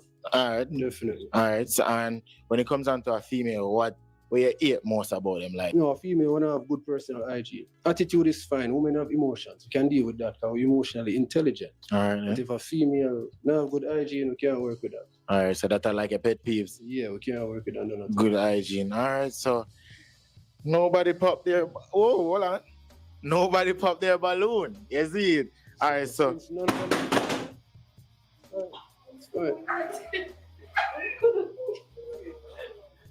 Oh gosh, man. My bad, sorry about that. No, man, that's all fine. Women have their preferences. Yeah, understand. All right, so we got some pops. I gotta find out why them pop the balloon. I start with that side. Yeah. No problem. Right, sir? That's the right, sir? Right here. Yeah. All right, your name? Why you pop your balloon? My name is Marva. Not my type. I can't walk around with it. Just nothing is wrong though, but you're just not my type. That's fine. Okay. But I give you a 6. 6 out of 10? Yep. What kind of choice? Can she not stand on her own two feet? The ear white, the beard black. I don't like it. Just same as a model though, fashion. I don't like it. That's not my thing. Understand. So based on her appearance, what you think about her? She's attractive. I like the tats. You see me? So we can work with it 7 out of 10 fully. Thank you. 7 out of 10? Definitely, yeah. Could I work with that? Yeah. All right, come down to this side, Muji. Your name? Why you pop your balloon? My name is Nahelia. The reason why I pop my balloon is just not my style. Style as in him style? I like the ear. Don't like it at all. Huh? For me, I'd give you a 7. 7 out of 10? Yeah. All right. Based on her appearance though, my G. Dark skin girl, we love them. Same way, 7. 7. Yeah, and the nose pierce. We love the piercing them, so I work with it. Yeah? All right. This side. Your name? Why you pop your balloon? So my name is Asha. Why I'm pop my balloon? I just feel like you just look way older than me. Okay, You mind if you tell me your age? No, we not tell age and birthday because see what you say, female have to judge based on age and birthday. Like them say February month stay so on December man. Oh, I'm not judgmental in me still. But as I say, you kind of look way older than me. That's I got to lie. You're alright and thing though. All right. How much should I rate her based on her appearance? Nice girl, slim as. I figure her 8. Thank you. Oh man. How much you rate him? You can get a 9. 9 out of 10. He's a fashionista, I guess. Fully. Yeah, man. You can get a 9. Why you flop it? Roll move along the line. Okay. All right. Come on to this side. Your name? Why you pop your balloon? All right, my name Crystal. The reason I'm popping balloon, you have ear color, your eyebrow, and so me have to bleach me your black and forward back, right, ladies? And the nose piercing, I turn me so off. So I say bleach it back. All right, that ladies. Yeah, the ear, so the ear. And the eyebrow, like. All right, ladies, no understand, no problem. And your nose piercing too. Yeah. That just. No problem. I would say Chris, right side. No, left side, yeah. Oh, so you're not like him nose piercing? Nah. Why? Man for bird nose? Why? Why do you not like the nose piercing? If you really know your Afrocentric roots, black male have been piercing the nose from Africa for centuries, baby girl. Okay. Definitely. Well, that's just a big turn off for me. That's fine. Based on her appearance, how much should I rate her? Very nice girl. We have to give her 8. 8 out of 10? Yeah, not to say we do like thick women, but well, that give back an 8. Yeah. What's a nice 38 degrees here, roller skater. You pop a balloon just now? Yes, I did. Why you pop a I balloon? guess maybe that cold's so gonna come this way. Hi. I got my balloon. I'm a modeler as well, but I don't like She's what a I'm saying model? now, based on my experience with What is somebody. she, model? And the reason why I say that because they turned out to be otherwise. What do you mean? Otherwise, what is your agenda? What she's trying to say is that Okay. the man that she was with never really liked females. But baby girl, we are Gaza too, and we not go to Batty Road, all right? So you pop me call me say, you have vendetta girl. No. Oh. It's just All right, we're so fun. All right, so how much did I rate him? I wish these Based on folks him would appearance? move faster. I'll give him an 8 out of 10. His drip, nice. Yeah, I like the swag. As I say, I'm a model too. It's just that the hair and throw me off. Show ya. But in facial features, nice. Based on her appearance, Maji? She's, thick, voluptuous woman. We're give her 7.5. 7.5. Yeah, I work with that. All right, come to this side. Your name, why pop your balloon? Hi, I'm Karen. The reason why is because you have too much piercing and I like your waves and your dressing, but I don't like the hair color and your eyebrow and you look very dark. Yeah, you look very abusive. I'm just assuming. I look but very what? Abusive? Yeah. That's not true, It does look sweetheart. dark. I be a love, make a girl. Okay, but Yeah, you have too much we don't piercing eat for women. me, like Mm. 3. Too much As I said, sweetheart, if you go back to your Afrocentric roots, I don't think no black man is men- gonna No, I'm not pierce so capping, much. sweetheart. You need to go to your Afrocentric roots and understand where black men Okay. are coming from. Okay, I Why on will. the coming still? Okay, Yeah. I will. But we coming, But girl. that's it for me. Yeah. And at 18. 8 out of 10, you rate him at 8 out of 10? And you say I just the piercing, too much piercing. All right then. And you said dark as in aggressive. Look aggressive. Okay. Based on her appearance, how much did I rate her? She's very pretty. So her face probably like a 9.5 or probably 10. Thank more. She you. Prettiest girl right there. So no cap, you're beautiful too. You all look good, but girl, I really like her facial features. All right, thank you. All right. Down to this side. Right, sir. She's the last one who popped. Yeah. Why you pop your balloon? Your name? My name is Pashanti. I popped my balloon because one, your life sounds very festive. Like Very what? love No, you're. said your life sounds like so festive. Oh, Love festive. ambition, love going after money, your dreams, all of that good stuff. But like I feel like I would like call you and be like, oh my god, babe, wanna like hang out? Oh, I can't because I have like 15 things to do today. She's right. Mm. That's true. That's true. That, like she said, you do look like way older than me. And picked up on a few things that you said while you were talking to the ladies that I feel like maybe you didn't mean it to, but for me, I felt like I was hearing a little bit of attitude, like a little Attitude? yeah. I don't understand. Maybe it's because of how I think. But like No, when you were sweetheart, we're never talking, sassy. We're not one of those sassy guys who come on the program to disrespect women. No. I didn't use the term sassy. Yeah. But moving along, besides that, How much did I rate him from 1 to 10? 9. 9 out of 10? Yeah. Clean. No. Cool. Yeah? We're cool. Based on fair appearance, my G. What do you think about it? Yeah, man, I give her a 9 too. Love the face and everything, Thank That is it. That is it? All right, come down to this side. All right, bro. G. Everybody put them balloon. Jano, you have to walk with grace, okay? No problem. Ladies, have a wonderful night, all right? All right. Remember, say more than 50,000 likes on the video. Big up Live Boss for the visual. Him said clean and sweet. Watch out, man. Big up Kimmy Boo InStyle Boutique. Instagram follow her upon Facebook, you don't know, TikTok, everything. Pop it pop. Got it not like all the time. My love her no. My love her no like, oh my God. John, me turn lover boy. When you ready for the next meal? Yeah. When you ready for the next meal? Yeah. When you ready for the next meal? Portmore is a parish now, So anytime I come Portmore, I bring my passport. You hear that? Bring in the next meal for me now. Come to this side.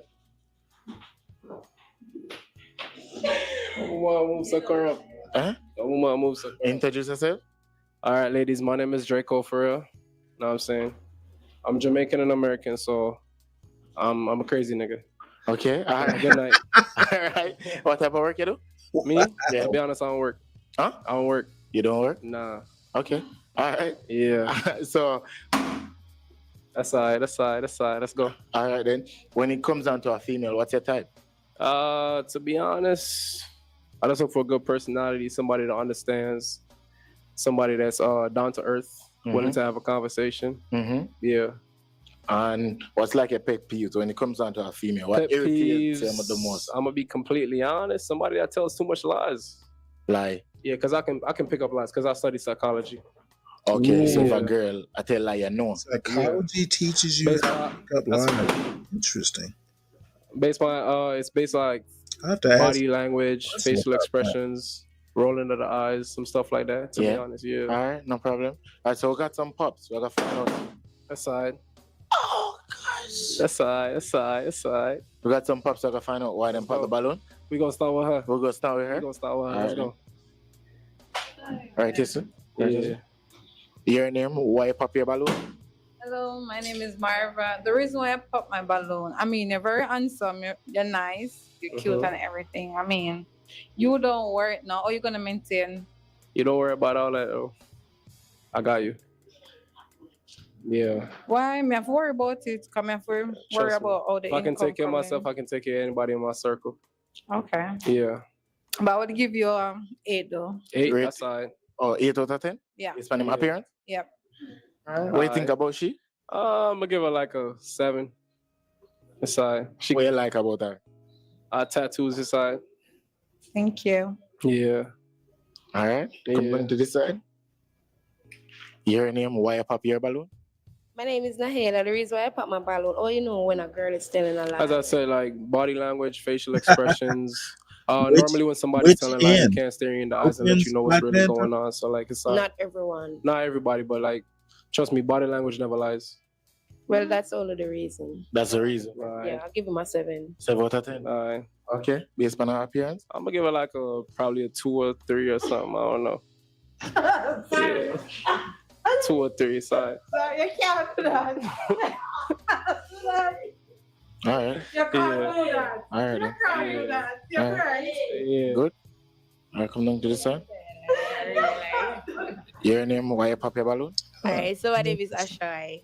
Why am I pop my balloon though? 2 things. You say no work. Right? Even though you say if you can maintain yourself, if you can maintain everybody around you, I have a daughter, I know. We ain't got no problem with kids though. Yeah? We ain't got no problem with kids. No, you don't got a problem with kids, but you say you don't work. What if I fall short one day? How the party go? Shorty, you don't ever got to worry about that, but aside. The next thing though, you can't know when a girl I tell lie, baby. I'm gonna tell you this right now: Jamaican shorties and American shorties, they're No, mad love. different. Listen, but dry eye, you know. Jamaican But dry eye shorties bad. versus American How dry eye You are see me you? now? I'm like, me know Isn't Yo, it man, shoddy? hold on, I'm a code switch. Hold on, bomb buckler. I'm tired of the American shit. So yeah, Zin, Bad. Zin, you're dry. How dry you can be. But daring bad. Just Trust me. stand up and tell her the lie. I'm convinced that you can believe I'm that. a you can't convince me. What say? It's called the art of manipulation. When me want know where you make from. Anyways, Much should I rate him from 1 to 10? me not telling them can get an 8 from me. 'Cause you Aye. look nice and thing and Alright. Based on her appearance, what you think I'm gonna about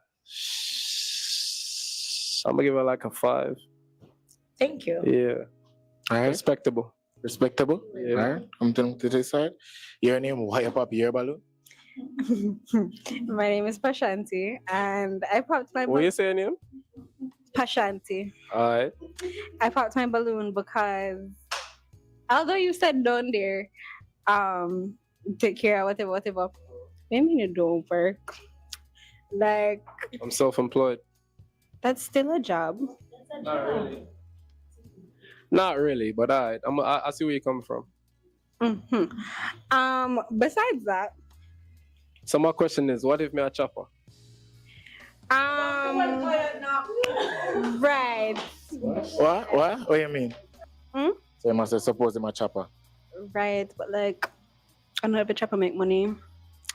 True. And every chopper is consistent with Meaning? making money. Meaning Chop today, get a food, and then next month again. No, sir. All right. How much should I rate him from 1 to 10 though? 8. 8 out of 10. All right. Based on our appearance, what do you think about her? The mic. 6. Respectable. No disrespect. 6, but yeah, no. I give her 6. I mean, I'm Maurice's Menage here. Okay.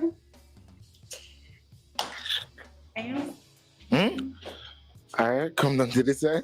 Your name, why you pop your balloon? My name is Crystal.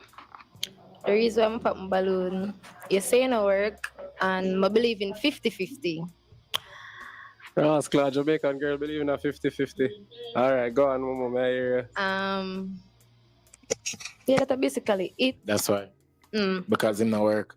Mm-hmm. All right, so based on him. All right, to be honest though, 50-50 to me don't really make no sense because I'm a man, know what I'm saying? It's really and truly up to providing for my lady. Now I'm taking care of everything. Every girl, like... That's all right. If you want to go 50-50, I ain't got no problem with that though. But I give him 7 because the top, I could have wear one different top with the... To be honest, this is some comfortable beats, but I get what you're saying. Okay. Okay, so you not like him outfit? Just the top. Just the top. All right. So based on her appearance, how much should I rate her? Man, they get into such 2. detail. 2.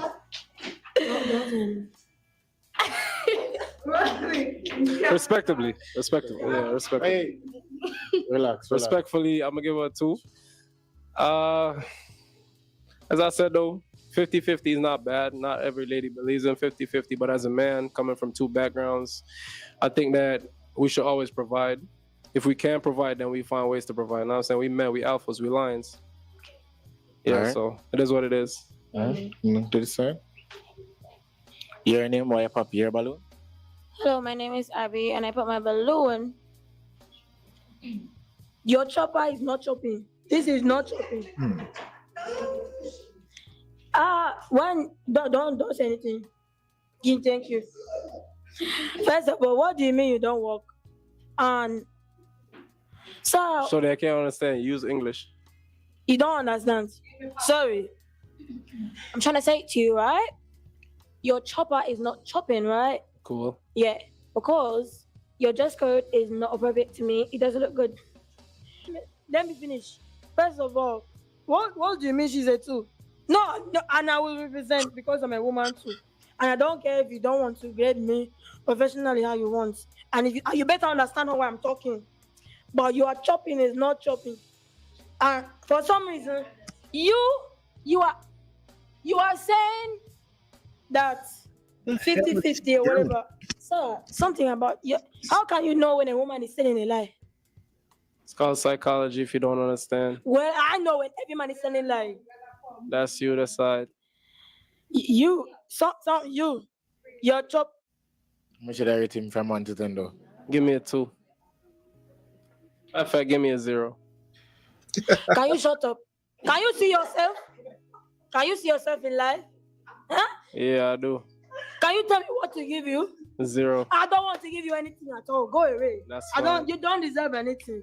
That is, first you are there, then you are there. Sir, you don't deserve anything. Now go on. You say you give him nothing?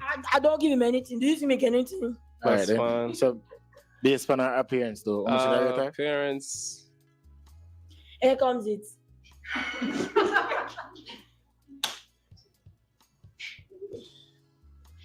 May I get a respectable 10?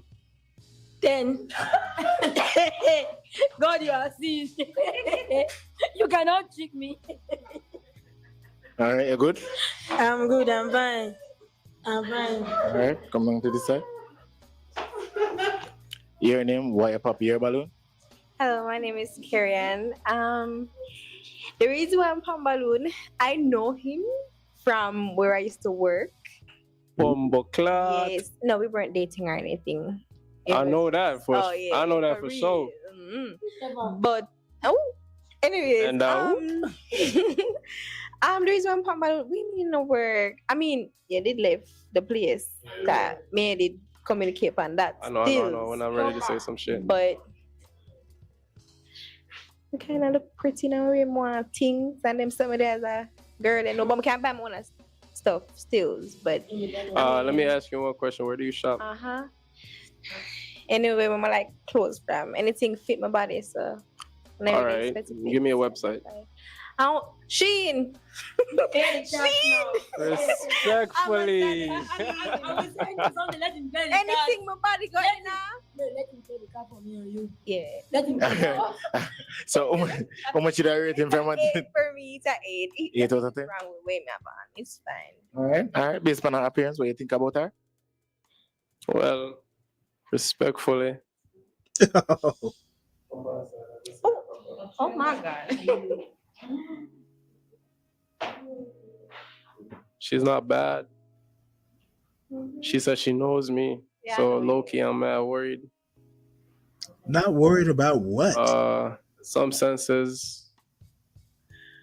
I'm gonna give you a respectful 6. Thank you. 6 out of 10? That's okay. Yeah.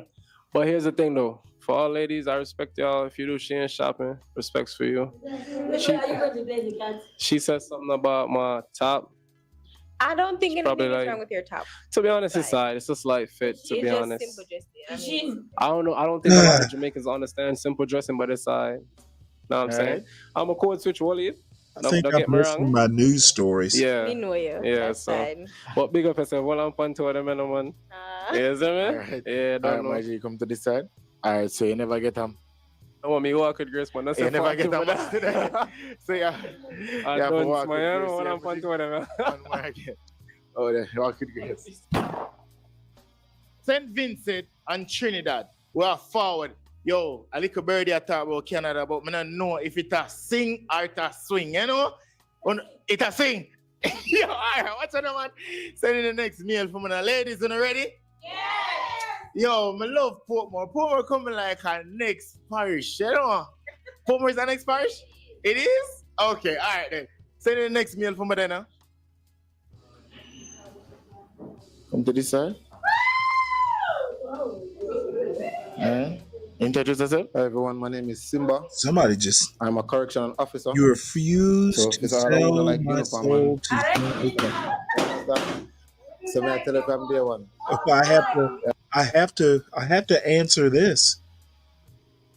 I refuse to sell my soul to Stanley Cross. Am I in the market for souls, Jang? My requirements are a lot less than your soul.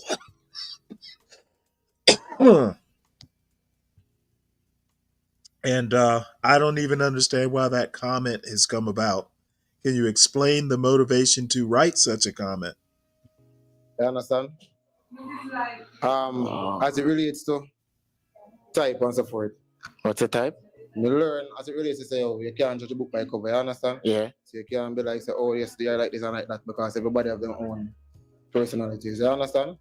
Everybody is beautifully made by Jesus himself, you understand? Yeah. And everybody is beautiful in his image, you understand? All right then. Yes. All right, so come to the side. All right, so when it comes on to a female, where you hate the most, one of your pet peeves? Well, I don't like a female that don't listen, you understand? Yeah. Because if you're with a person like, say for instance, you know you want to strive for something, you understand? And then you're with a person that is humble and can look by into the say, you know, say if you try it that way, it can work out. They be like, no, me always do this, my family and my mother always do this. You understand? You have to be the person you stand behind and such, you know. No man, they can try it that way too. Because what? She can try fear way and fail. But why she not want to try your way? True. Listen. Yes. Oh, so you listen to she listen to you. Exactly. Because vice versa. Communication does it. You understand? All right, then. So we got some pops. Shout out to social. My name is Simba _day that first on TikTok and Simba _day _first on YouTube. All right. Simba, who you want to start with first? Don't decide. All right. All right, so your name or your pop your balloon? Hi, my name is Marva. The reason why I put my balloon, the occupation, the job. I don't like police. I'm not a police, though. Oh, prisoner. No. Oh, you work on the what? My bad. Sorry. Can you I'm not a police officer. I'm a correctional officer. You understand? I work in the Okay. prison. You see, Okay. the police say, Ooh. no, you're not going to see me like that. You understand? Oh, you're in there. Yes, and I work in an office also, so you're not going to see me out like that. You understand? Oh, Can come back from my balloon, rumor, please? Sure I can. going around. What the fuck? All right. So Levi? Yeah, man. All right. Come on to this side. Your name, why you pop your balloon? I hate that. The reason why I put my balloon, I don't like the person in the water. You know like what? I don't like the person that work in the prison, the water person. You know like waters. Why? A lot of experience with my brother. What's your brother? Okay. All right. Brother in our care? Was your brother in our care? Mm-hmm. And something happened? Yeah. But I'm sorry to hear that as it relates. But not every officer is the same. You understand? I know. But may I understand your remorse as it relates. Is he still alive? Yeah. I'm glad to hear that. You understand? Yeah. Hopefully keep yourself out of trouble and continue on the great path. You understand? Because we as officers are here to rehabilitate and reintegrate inmates back into the society. You understand? Alright. Yes, ma'am. All right. How much should I rate him from 1 to 10? I would give him a 9. 9 out of 10. Yeah. I would give her a Nothing 10. done, sorry. Thanks. And 10. I would give her a 10 because she put herself together and she come out, you understand? Knowing the fact that it's a nerve-wracking show and so forth. man, She still if put her only best that were true. self forward. You understand? Thank you. Yes, ma'am. All right. Let's go down the line. Your name, why you pop your balloon? My name is Ashai, right? Why am I pop my balloon? By me, and not for you. Oh, really? Me no listen on at all. Me deafy. All right. So you And the next thing, it's my it's my attitude. I just don't feel for your cars. But I'm already, I'm very disgusting, loud and folk are bad. That's enough for you. So what kind of relationship would you prefer? And the next thing, hold on, sorry. And the other thing, you look strict. Hey, just so you know, Zhang, I have known a couple Muslims who might agree, who might agree with that assessment, but no, I don't know any genies.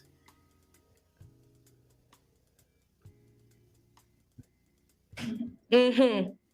And me just come out of one strict relationship. I'm came out of the party. And as me say, me no listen. So if you tell me say no go this, I'm go this, so me come in prepared for the boof bath for you. Give me. Well, yeah. As it relates to that, I am not a strict person. You know how I view relationship? If you respect me, I respect you. You understand? So that's the same. So I'm not gonna be like, oh, don't listen to that because you're your own person. You understand? True. So if I want to put on your clothes and go out and so forth, if I can look for you and give me my And these opinion, it's up women to are you. all If I into want to this choose, guy. I'm gonna go back of the tutus. Height Oh, this is and all that everything. because you can tell me what I cannot wear, what to for just myself go. You understand? That's true. Because then again, if I come out and so forth, they'll be like, yo, don't show my body and so forth. You understand? Yes. Respect. Like that body. Exactly. How much should I rate him? He just look too straight. That's him pop my balloon. How much should I rate him from 1 to 10? That's it. He put himself together. I'm nice. So you can give you a 9.5. No You problem. understand? Thank you. Because I like your eyelash, you know, but Father God, man. I know that sometimes like them long, sometimes like them short. It depends. I understand, man. No problem. All right. Come to this side.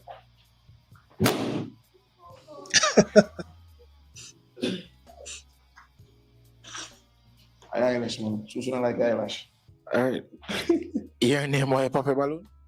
My name is Prashanti and I pop my balloon because I am in fact stubborn. It takes a lot of like trust and work for me to get to the point where I will like openly submit to a man. Naturally, I'm stubborn and you'd have to like work through the stubbornness, which is a whole process. So yeah. But you ever been with a person that Thank God she's gonna spare this yeah, well, and so with that stubbornness. automatically calm. I'm not saying that you're not stubborn, you know. Mhm. I know any form of way, you know, but some females like when I'm on toe to toe them and so forth. I'm not the toe to toe type. You understand? You don't want can't the with customer those. support to get higher at your point. It's up to me, you know, to either I'm going to step out of line because you have persons whenever females start raising voice and start calling her out of her name and so forth. I'm not like that. Mm-hmm. You understand what I say? Like automatically keep in touch and so forth. When you realize the day so you have a good man, you feel like you will second. You don't think so? Okay. All right. So how much should I rate him from 1 to 10? 9.5. What do you think about that? Give her a 9. She put herself together. Can't tell her. Thank She you. put herself together. Thank you. All right. Come down to this side. Why are these women Your not name, why going pop for this your balloon? 5.5? My Do name they is think Crystal. they're not good The enough? reason I'm popping balloon, your job. You not like that? Nope. Man in a uniform. Not for me. But I get a 10. Thank you. Yeah. But He's as been I say, rejected not because of everybody his is the same. You job. understand? Maybe one day you might get up meet somebody, and whenever in train going in a profession, maybe you can say, oh, you know, end up stay like everybody. You understand? Everybody could be same, you know. You understand? We can't tell her that everybody could be same. You know? Yeah, how much did I rate her from 1 to 10 though? Honestly, me that give her a solid 8.5. You understand? Because as it really is, she's slim as and so forth, but she coming out because she decided she must get a man. You understand? All right, I thought. Well, given I'm going to have to fulfill my my role in life, seems to be over analytical. Can you actually? I mean, is it really? Can you really judge a person by their job?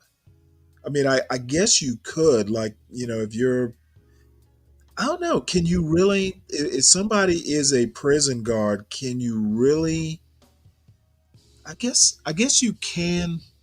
I mean, I guess it takes a certain type of person to be a prison guard or a police officer, but I don't know. I that just seems sort of unfair, you know, if it's gainful employment. John, are you still there? I don't know. Can you just be a cop because you need a job? I don't know. I guess if it's a profession, interesting. I don't know. It just seems unfair to judge a guy by his job, but maybe there's something to that. All right, good. All right, down to this side. Your name, why you pop your balloon? Abby, I pop my balloon because I don't like how you talking to them. What? You're laughing with everybody. You look too friendly. Sure, I will come and pop it for you. Why are you so friendly? Hold on. No. Why are And you cannot sweet me up.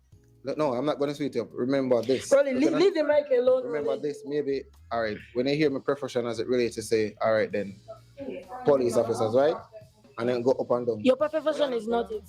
I am a correctional officer. I work in an office. Now, every daily, I register people and also I interact with inmates and so forth.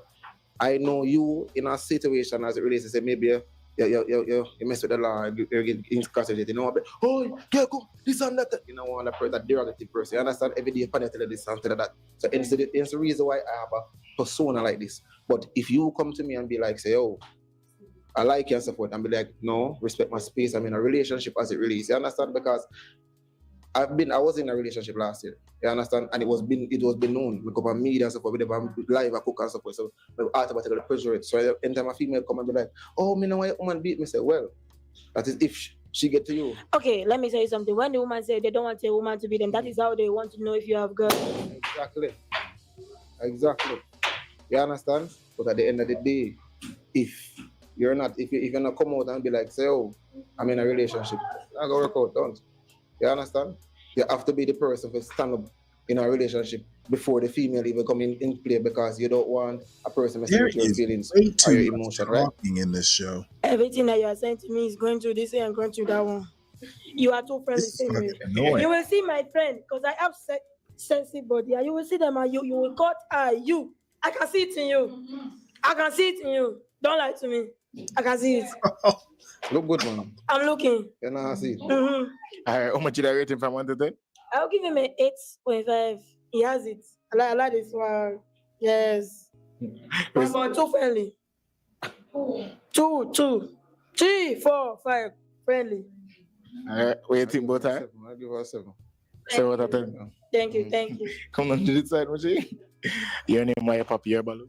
Hello, my name is Carrie Ann. The reason why Carrie pop Ann. balloon Isn't that a song? It's because let's just say it kind of like officers overall everybody in a uniform. We just love woman too much. You can't bother. I can hardly understand what you're saying. You know what? I've watched enough of these that I can pretty much follow along. But I was just remarking they do way too much talking in this show. You know, most of the others tend to be right around an hour, and this is consistently like an hour, hour and a half. Well, hour and a half, an hour or more, and a lot of them are right around an hour and a half. And you know, I guess there you can make the argument being thorough, but it's not that entertaining when they talk so much. Jamaicans like to talk, huh? Apparently. I had a question to the chat. This guy's a prison guard, a correctional officer, and a lot of the women are saying, "Hey, you know, I don't like your job," and I just got to thinking, I guess people do get judged by the job they do. You know, if you're a doctor, you know, you're automatically smart and that sort of thing, which I guess is true. But is it really fair to judge a person by their job? Yeah, I can see that. I mean, you know, if the guy is gainfully employed, now the job is dangerous, or can be, and you know, the reputation for cops in particular, and I would imagine correctional officers even more so. You know, the reputation as being a sadist, you know, kind of control freaks, bossy, you know, all that sort of stuff. I don't know. It just seems unfair for a woman. You know, this guy seems like he's a pretty good guy, just because he's a corrections officer, and of course you have the choice, but it just seems fair to go, hey, I don't want to date you because of your job. You see, it seems unfair or fair? Unfair. Yeah, like think about police officers. You know, some women like they don't want police officers because of the danger. You know what I'm saying? Right. But you know, I could live with that, but I don't like cops was a comment that one woman made. I mean, that just seems unfair. Yeah, no, it does. Yeah, You he know, probably wanted to be seen as a negative. You know what I mean? yeah, and I mean, you know, a couple of the other guys, like the guy before him, didn't even have a job. So, you know, the guy, it's a dangerous job, and if you don't want that danger, I can totally understand that. I think I told you this is over. What am I? 60. This is shit. Probably 45 years ago. I had an uncle who's a police officer and got killed in the line of duty. So, you know, and my aunt has been single. She never remarried. So she's been single or unmarried, a widow for 45 years. So I could understand if someone said that, but just I don't like your job or I don't, you know, that just seems like, woman, you know, he has a responsible job. Yeah, you're not gonna do it forever. Maybe not. Yeah, he's not like he's a tall, you know, good looking young guy. You know, that's just crazy. I guess maybe Jamaican policing have a bad rep. You know, mistreating people and shit like that. Right. Yeah. Third world cops. I've heard stories of, you know, I have a Nigerian buddy who's told me stories about, you know, how corrupt those cops can be. And certain things go through my brain. I can't bother with that. You always, I'm overthinking this, of course, but you always hear how, tough the job is, and this is more America specific. I wonder if guys don't become cops because women don't like, cops. I wonder if that's part of it. Oh, it could be, I'm sure, deep down. Can you read the same ways come in? Oh, them guys want to roast a high grade herb. What's- yeah, okay. Yeah, I guess that has something to do with it too. But I'd be is weed illegal in Jamaica? Yeah, I think it is. Or at Oh, least it was last time I that's was it seems like that would be the first place it was legalized. there. Now, Oh could man. you imagine, like, marketing genuine Jamaican weed? It's got to be a gold mine. Man, I think it's one of those things where like they have good soil or Yeah. whatever, and but I think the marijuana today has really become like a big business. The chemical companies, just like apples. Back in the day, it'd be what Granny Smith and the Gala. Now there's a million fucking apples out here, right? A million different names of them, different textures and Yeah, but tastes. I mean, marketing genuine Jamaican weed. You slap Bob Marley. You license Bob Marley's likeness on I'm, that weed. I'm surprised they don't do that. There's a Bob Marley house in Ghana, of all places. I have a That picture. doesn't surprise me. Yeah, I think he lived there. His family, I think his family lives there now. Somewhere. But Yeah, yeah, well, I think they're kind of remember with Kamala's father when she made that weed come in. He kind of took offense to that. I don't know if you oh remember. yeah, I remember that. They're Of not, course he, you of know. course he would. Well, I guess just I ain't gonna say. Yeah, I was not surprised. Well, maybe I was a little surprised. But I talked to like Kimmy Cakes and people like that, and she was like, it ain't necessarily our culture per se. People do it, but there's a large number of people who don't. So, interested in Jamaica. Yeah. Well, John, I'm reading, and I might have mentioned it to you already. Reading for the first time E. Franklin Fraser's Black Bourgeoisie, Mm. and I tell you what, he has some scathing comments, and I think it was maybe more so back in the 50s, 40s, 50s in the black community. But apparently, that talented tenth was like just like almost like a third race. Mm. They were Mm. so, I mean, what he's basically saying is that there was such a separation between, the lighter skin, black bourgeoisie, and he's literally calling them, practically the he doesn't use the word proletariat, but Mm. something similar to that. But there was such a there was such a separation that the lighter skinned black bourgeoisie, I guess like the house slave set, there was such a separation that um, he literally uses the word. I think he uses the word crazy to describe, Really? because whites wouldn't accept them as equals, and they didn't want to be identified with the working class everyday Mm. um, black people.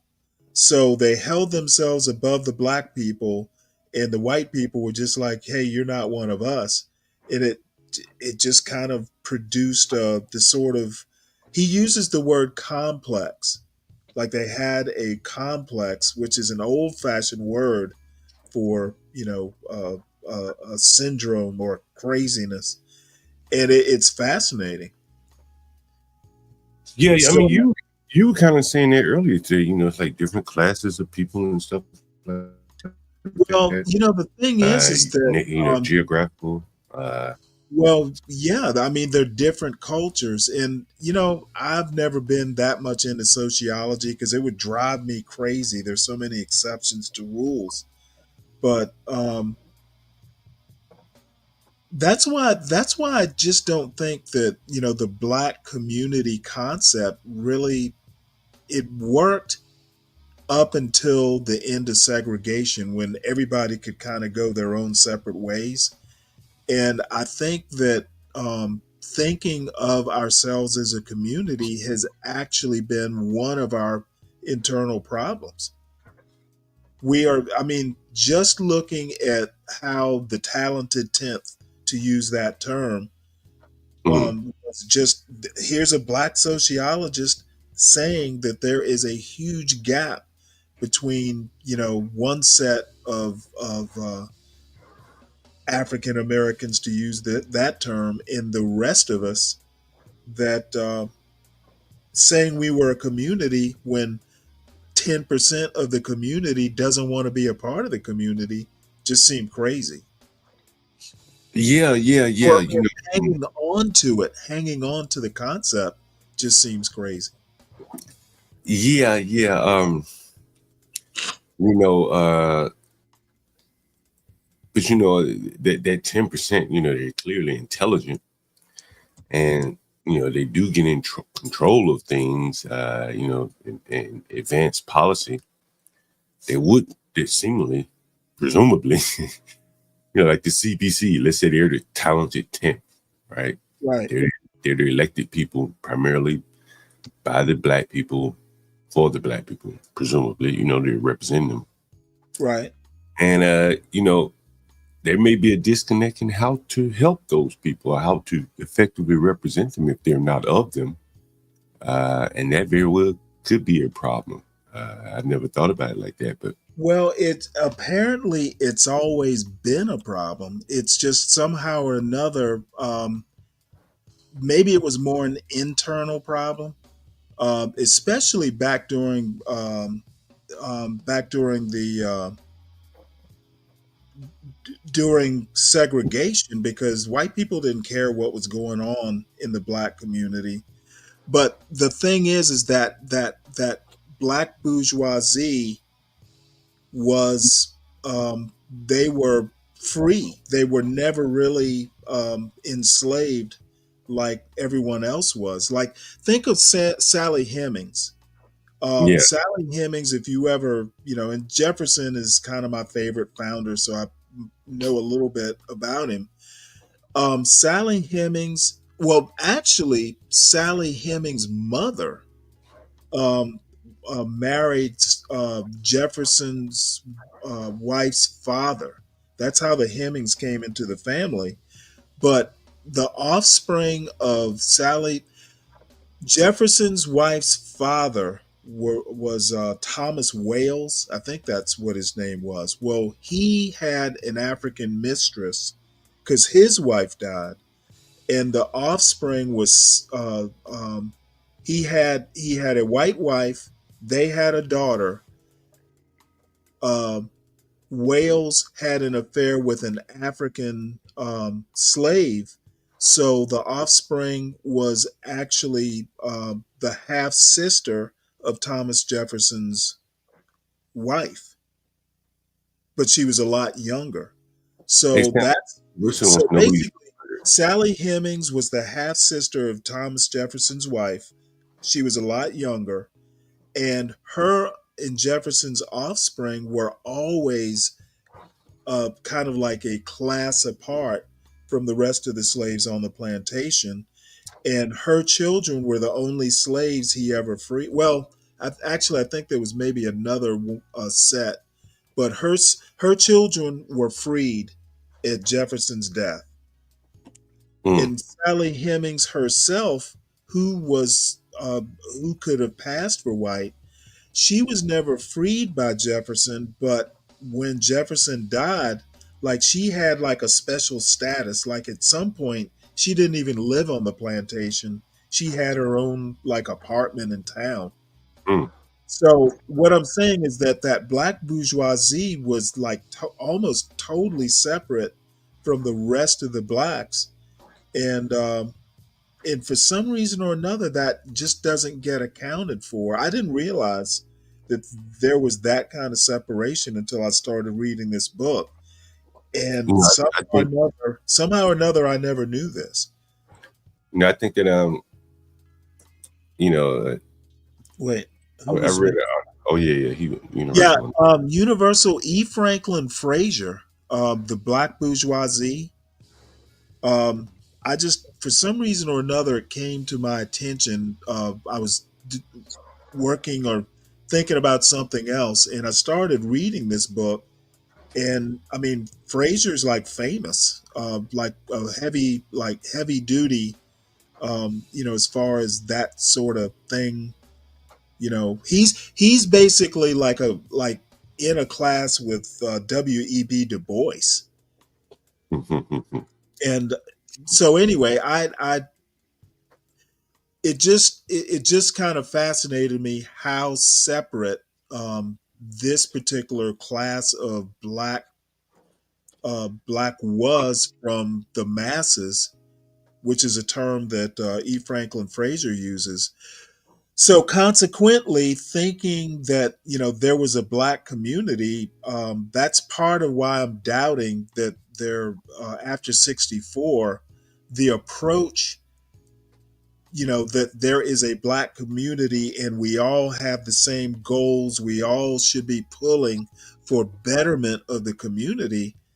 I think that was a fallacy because no one really had the same goals.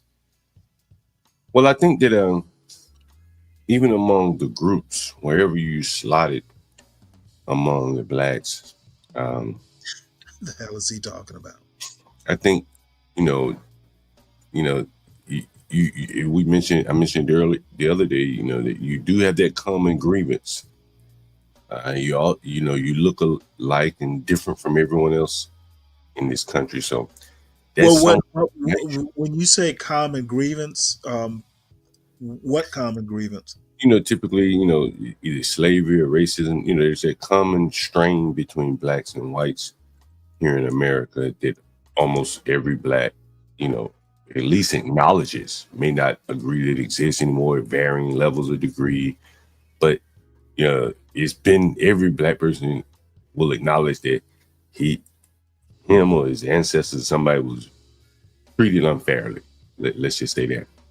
So that's a common grievance among all black people. And again, by the fact that they all look alike, they talked about it, in the lunchrooms at diverse schools, they will congregate. People will congregate naturally among people that they look alike primarily. Right. But the thing is that this, that group of people didn't look alike. Well, yeah, if you don't look alike, then, well, as I said, we're kind of teetering into a South Africa type situation where we're going to have different shades of blacks that are almost going to be like their own different race, like a Trevor Noah. Well, yeah, but I mean, we're not going to wind up like South Africa. South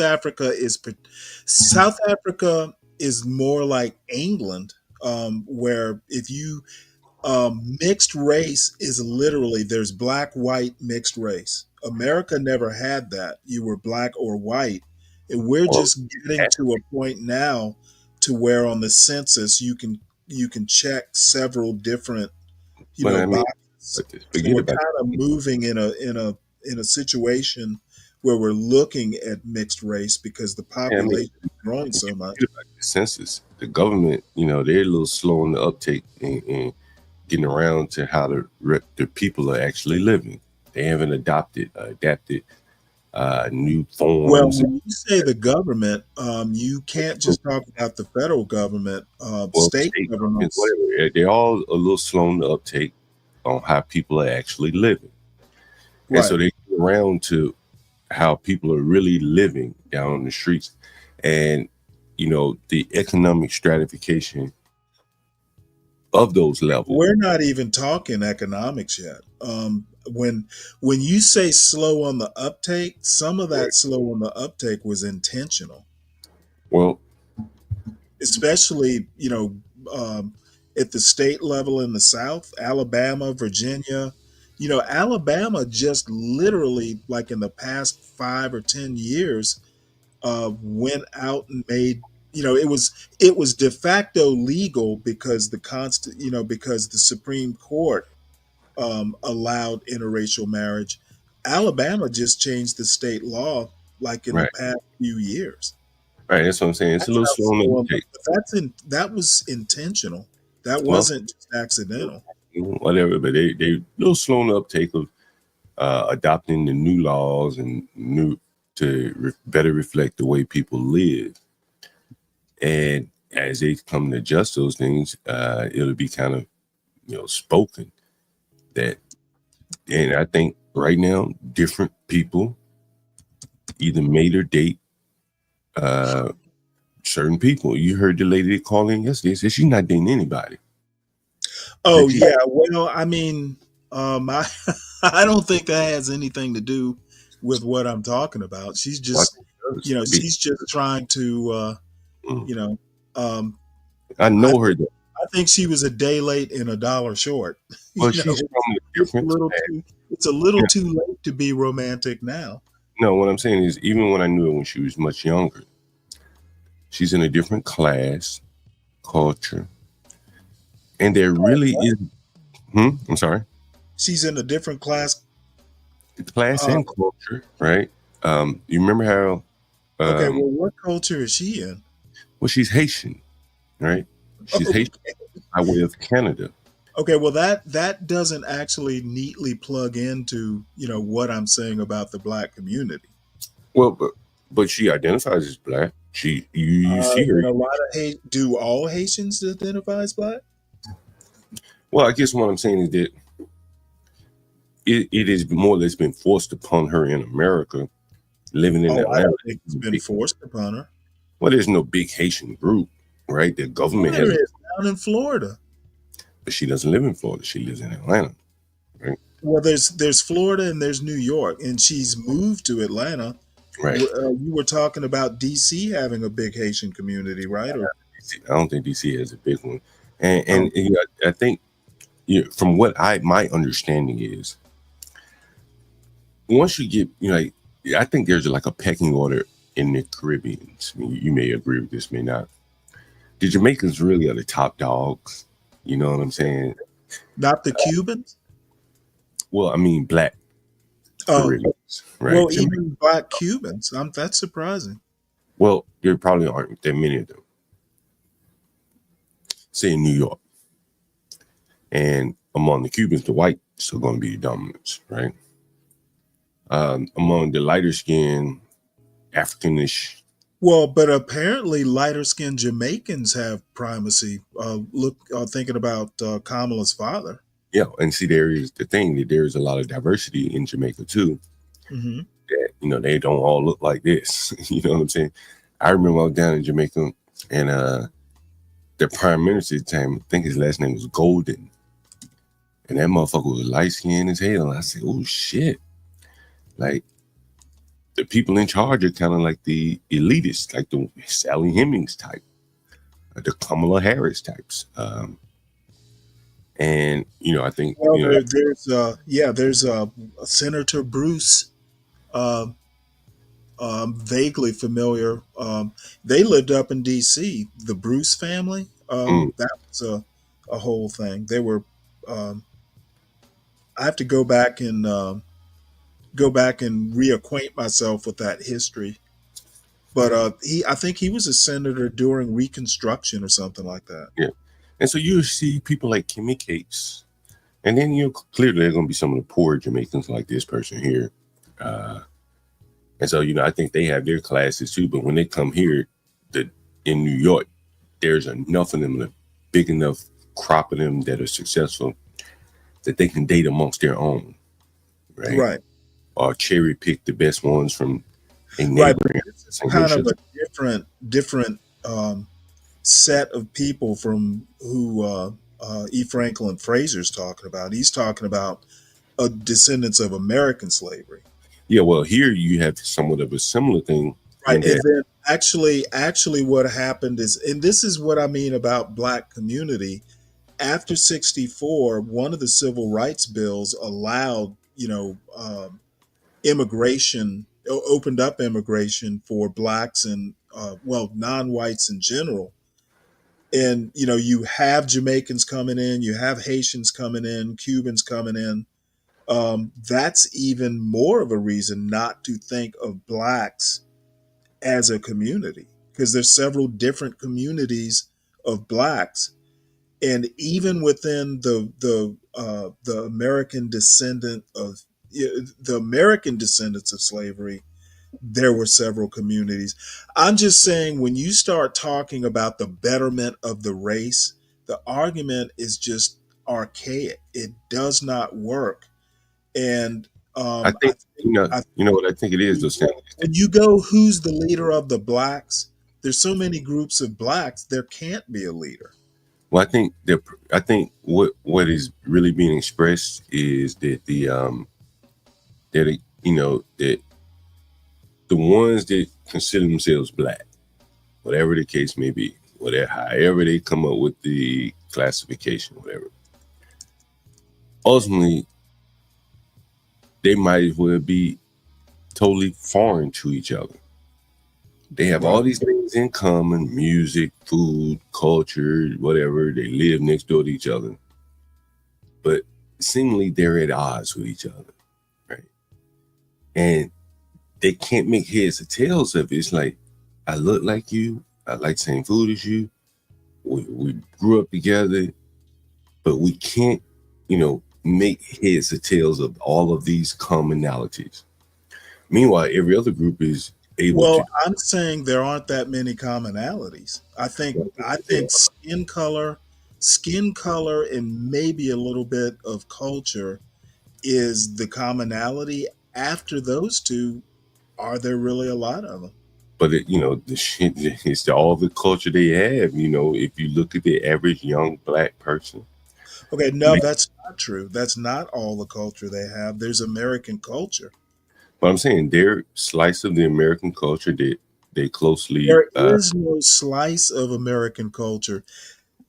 Thinking, that the point that black culture is separate from American culture, that's just, there's no way that can be true.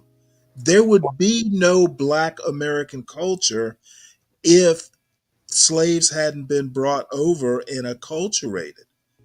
Okay, even if it's broken English or Ebonics, it's still a form of English. Right. The idea that that blacks have a slice of American culture is wrong. Well, if you don't get hung up on the words, I think. Well, no, I'm not getting hung up on the words. I'm getting hung up on the concept. The concept of culture. You can call it by another name. The idea is that a young black male in the hoodest of the hoods has a slice of American culture and nothing else is demonstrably false. Well, I think if you look at a cross section of, say, 16-year-old young black men, they mostly listen to the same music. They mostly dress alike. Okay, but they don't have to. They have options. They do have options, but they choose. No. You're misunderstanding what culture is. Okay, just because you choose to listen to a type of music doesn't mean you don't have access to other types of music. That's a preference, not a culture. Okay, well, preferences. There are a lot of common preferences among these people. And if you like the same music that I like, if you dress like I dress, and if you talk like I talk, then it's only natural that a young man with some type of ambitions would naturally see a link. It's like forming a rap group. If his flow, his rap style matches my rap style, we grew up together, we talking about the same shit, we form a group. Okay, but you know what? You're not limited, is the point. I'm not saying you're limited, but basically you are free to make the choice to be this type of way, and you can call it a culture, but it's not. It's a subculture. You've picked and you've chosen elements of a bigger culture. Take the word culture out of it. Okay, take the word culture out of it, because I don't even know what the fucking definition of culture is. Okay, well, if you take it out of it, it defangs the whole concept. All right, so blacks are a certain type of way. Okay, fair enough.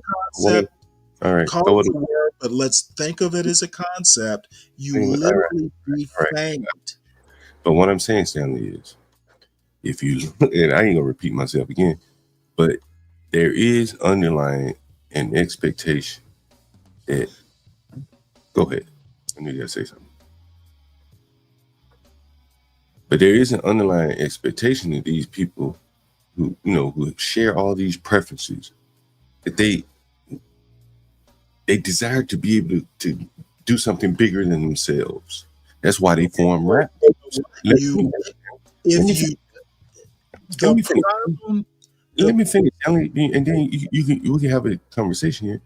But you can't deny that, right? That yes, I can deny it. Right, sure. But if you deny it, then I guess we have a difference of opinion. But from my point of view, right, from what I see Black people trying to team up just like they are on Pop the Balloon with someone that looks like them, shares the same type of religion, music, whatever, dress. You see how they judging the people, and they can't seem to find that, just like it is on Pop the Balloon. Find what? That match that they're looking for to make something greater than themselves. And so okay, I'm thoroughly confused. Greater than themselves, how? Well, a greater Black culture? No. What I'm saying, and take culture out of it. I don't want to talk about culture because I don't know enough about that to speak on it. But if you got a bunch of people who have similar preferences, they look alike, so on and so forth, then naturally those people are going to want to combine either in marriage, friendships, business. Much of those areas, those three areas, business, friendships, relationships, have been, tossed about a bit. They haven't been able to make hay out of it like other groups. So they're here existing. Okay, define what hay is. Well, the marriage thing really hasn't seemed to work for the large number of Blacks. And typically people date within their race. I'm not saying that there aren't any exceptions, but typically that's what happens. Business.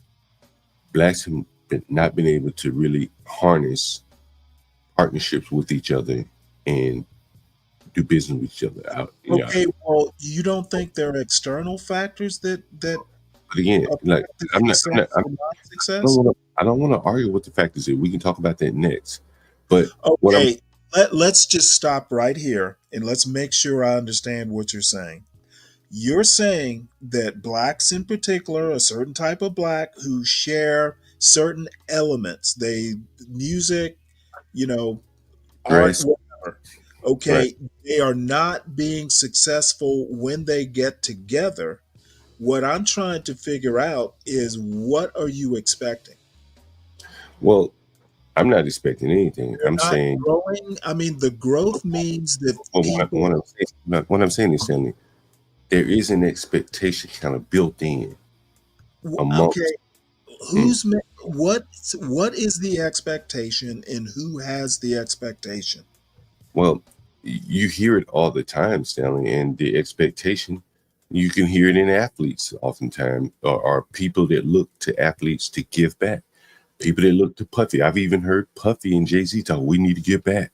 Give back money, give back culture, give back love, give back what?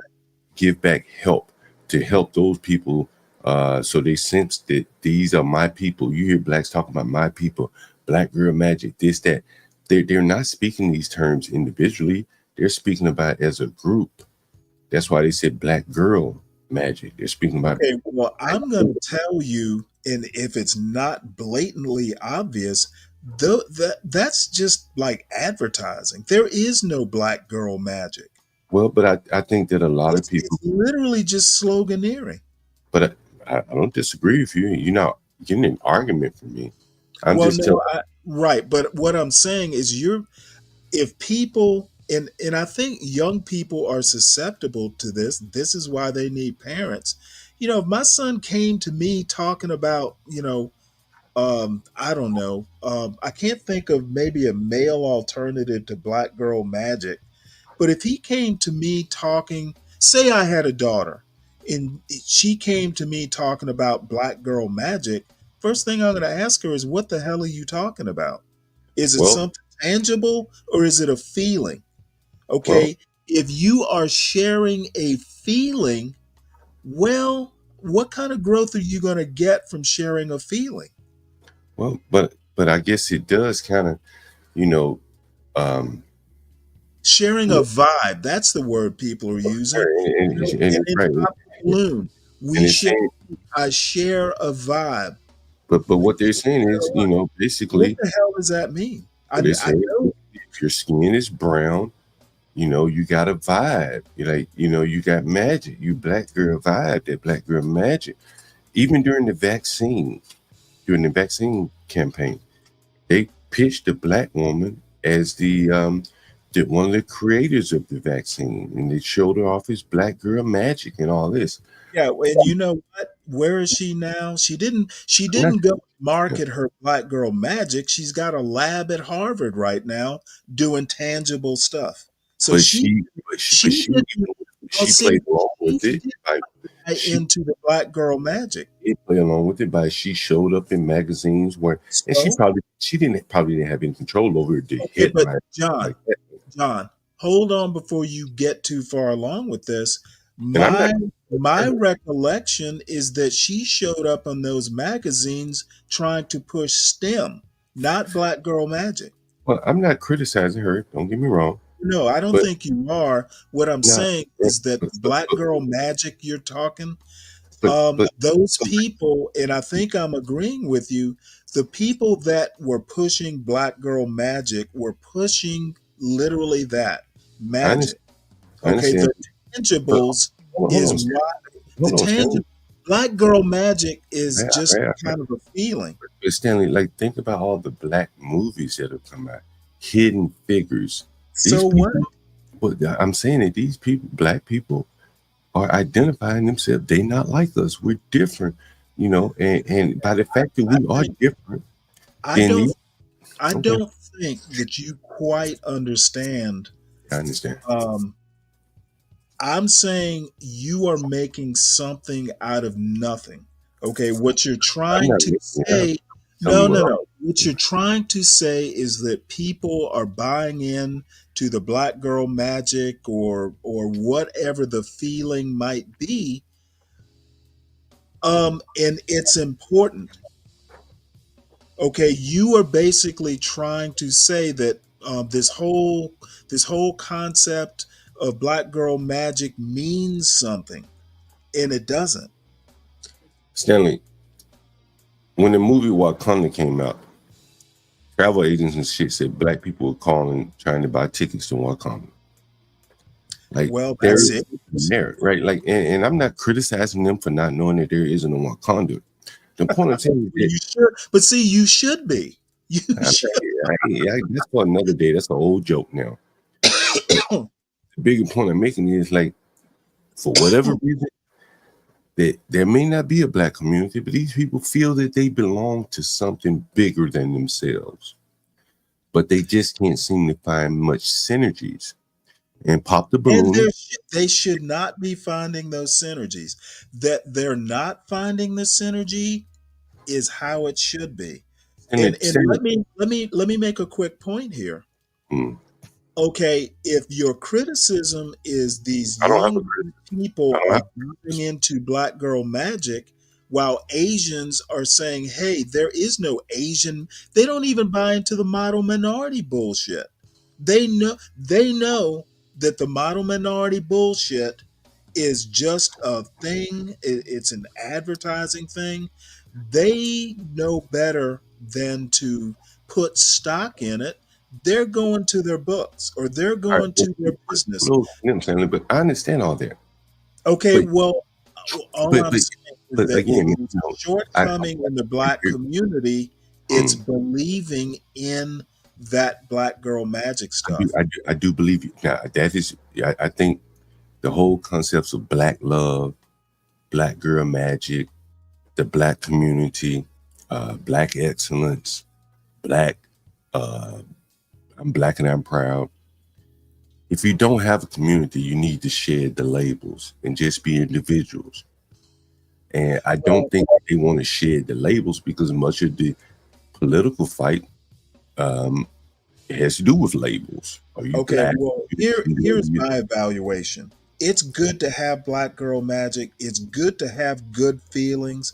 It's good to do things to make your kids feel proud. But you need to understand that feelings aren't what success. The undergirding of success actually requires hard work and tangibles. How you feel about the hard work and tangibles is really feelings about the results. Well, Stanley, It's good to have the feelings, but you got to understand that the feelings don't make structure. I got you. I will argue though that Stanley, in today's America, maybe not like it used to be, you have to have cooperation with your group, some level of cohesiveness. I do don't believe that's true. Okay, fair enough. That's probably what I we don't differ. believe I don't believe for me to be a doctor, I have to have buy-in from other black people.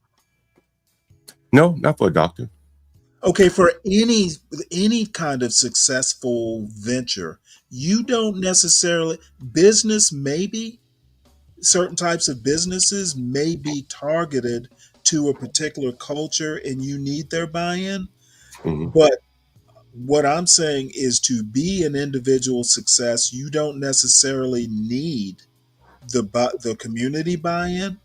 Business might be a little bit different. If you're depending on customers, yeah, but it depends on what you're selling. Let me give you an example of what I mean. I hope you give me time to get my point out. Let's say if you want to be a doctor, you're in the black community. You're going to face a lot of obstacles just in the mindset of people saying, you can't do that. It's not cool to be smart. Stop right there. All right. Let me talk about this particular point. All right. How long are you going to take for that? You are literally wondering what other people think about what you want to do, then that might be part of the problem. And if the culture, to use that word, is kind of like making individuals think that it's a community effort to be a doctor, well, then there's a problem. There's a problem with that sort of thinking. Yeah. And see, so there are certain people like you and me who laugh when people want to criticize or say you can't do something. Can I finish my point though? Go ahead. I'll finish whenever you're done. I'm just saying that I understand that you're saying it's a problem. Well, I was just trying to have a conversation, but I didn't get to finish my point, and then I forget where I was going. But again, that's just in the mindset, right? That's just the mindset, right? And it's just okay. I'm just starting with that. Now we're working our way up into building a doctor. We've already planted seeds of doubt in his mind all around him, right? Everybody don't believe he can be a doctor. He's telling him it's too hard, that he can't do this. And then he goes to a school that's unruly. The community owes him a place where he can learn, but maybe they can't provide so maybe he gets bussed across town because they identify something in him and he goes across town. So that in that point right there, his neighborhood, his community failed him in his pursuit of being a doctor because he got to get up early to go across town and go to school. And they, that's a disadvantage for him right there. Absolutely. Now, what was my original point? Your original point was about individual success and all this, but let me finish that. We need to stop thinking that there's a community. I understand, but let me explain something to you. In this one example, his community that he lives in, he ain't got no control over that, made it harder for him to attain being a doctor. There's someone that didn't live in that community with the seeds of doubt, having to travel across town to a school where it's not as unruly as his school, better teachers and all that kind of whatever. That right there sets him behind the 8 ball, just by virtue of him being in a community where they can't provide the basics for him to become a doctor. He got to go to the white community to become a doctor. My response to that is that we need to stop thinking that there is a community. Yeah, I agree with you. I think they already have something. That is my answer. If the community, and it seems to be holding people back, because of black girl magic and, you know, you got to be this way. You can't talk white. You got to dress like this. The community is not helping us. We need to stop thinking that there is a community, especially in the broad sense. Well, I definitely, you know, because I'll go even further. And I really, and this is my honest opinion, I've never stated this on the channel before. I think beyond direct descendants, black people shouldn't even consider family. Your mother, your father, your grandmother, your brothers and sisters. Uncles and shit, fuck that. Your parents. I don't well, cousins. Yeah, unless for some reason you don't have parents and you wind up, you know, they wind up being guardians. There's some exceptions to the rule, but more than likely your uncle, a black uncle, ain't gonna be worth a shit. Well, I don't know about all that. I mean, I'm just saying, like, you know, I'm just saying, like, from what I've seen, right? You know, from what I've seen, right? That at best he'll be net neutral, right? In other words, he's not positive or negative, he's just neutral. You don't need that person. Fuck him, he ain't worth shit. He's more likely to set your ass up in a robbery, be begging you for money or something like that. This is what I've seen. Hell, I showed you a woman on stream. I had to stop dating her because her mama and cousins and sisters, they always needed money. Every pay period, it's like they needed money. They said it synchronized to her paycheck. And so I say all of that to say, like, I think that is one of the big things that holds black people back, and that the notion of family, just like the notion of a community, I think when you say holds black people back, again, I think that's just too broad a statement. Not every black person encounters that situation. Right. Not everyone. That's why I'm saying there are some exceptions, clearly.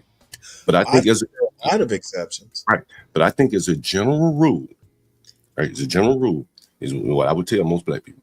And I think when you start talking general rules, you're thinking community. We need to stop with the general rules. The general rules are just another name for stereotype, in my opinion. Well, again, I'm just telling you my advice, right? Like, if I were giving some advice to a young black man today, I would say, don't worry about the community, right? Absolutely. Don't spend time on that. Don't worry about any of these black issues. You're probably not going to solve them. Absolutely. Right? And I totally agree. I would say, look, think of what you, because I mean, it's almost like an oxygen mask. You can't help the community if you don't help yourself. Now, what I would tell him as well is be very wary of anyone outside of your immediate family, your mother, your father, and your brothers and sisters. Cousins and everybody else, and your children, cousins, everybody else. Like, the motherfuckers really are not related to you. That's just who your mama's brother fucked, or your mama's sister got fucked by and created children. Those people are nothing to you. They will kill you just as quick as a stranger. Or they will bring you down by begging you, cuz, give me some money, cuz. Well, I think you should just be aware of the possibilities. You know, you shouldn't be prejudging. Surely you should be aware, but I think that, again, the notion, just like with the black community, I think what I've seen, and I'm going to cover some stories this week, just going to make your eyes water, that what blacks do to each other within families, and this shit is so loosely connected, half the time they don't even know these motherfuckers, be half brothers and shit like that. Like you can't, it's too much chaos and dysfunction to start trying to form connections over very loose bones, in my opinion. Warn you or make a general warning. These sorts of things aren't limited to black families. But I think that they are so detrimental. I wouldn't even say it's worse. Of course, I'm not a sociologist. What I'm saying is, from my experience, it's so detrimental because you're already struggling, and then somebody you say, "Oh man, I'm gonna let my cousin borrow my car," and then he fuck around and wreck your car. Okay, Ain't I understand that you have anecdotal, right, stories and and well, experience. I think the What I'm proof is saying putting. is, I think it actually is harmful to Mm. think it's only this sort of stuff, this sort of toxic family dynamic happens just in the black community or is worse. That's not what he's saying.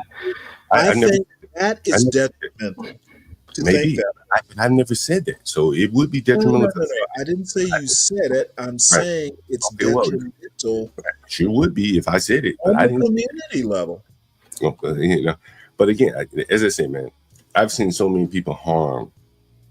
Okay, John, I literally just said that I appreciate your anecdotal experience, Yeah. but using the anecdotal Well, that's all we experience got, right? to make So a general assessment of the community or other families, that's detrimental.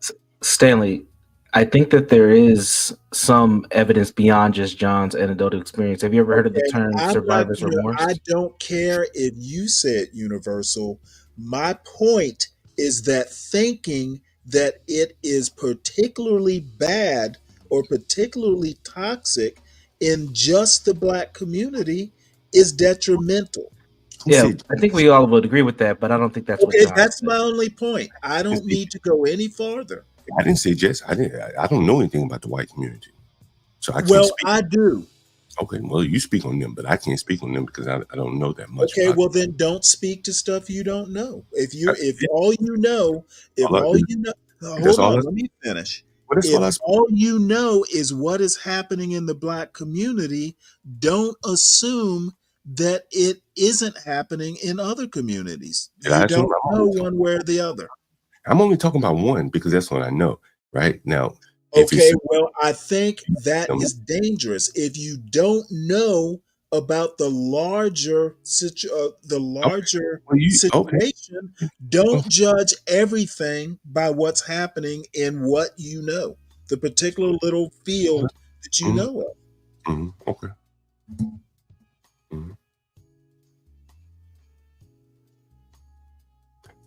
What were you going to say, Universal? Well, I hopped up because I think the two of you, there's an alignment point of what both of you are saying, but I don't think you're letting John get up to that line just yet. Okay, well, I don't think John is going to get to that line. Okay, my problem is that if you know you only have limited experience in one narrow community, don't make larger points.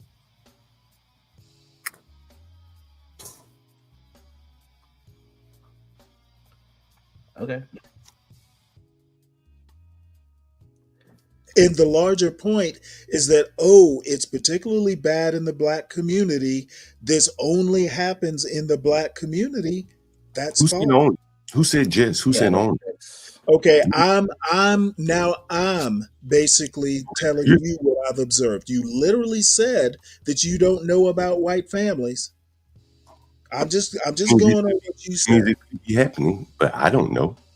If Right? you don't know, then you can't make larger points. You But I can't can get on a show and say, point. this is a black problem and only a black problem, and this is what sets blacks apart from other minorities. You don't know what's happening in the other minority communities. Okay, well, give me an idea. What do you think it is? What sets them apart?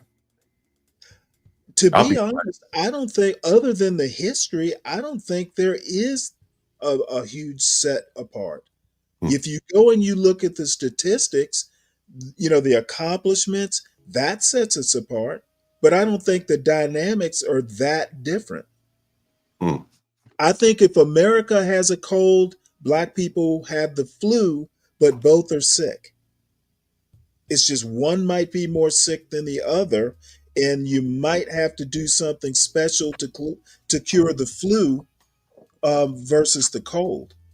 Yep.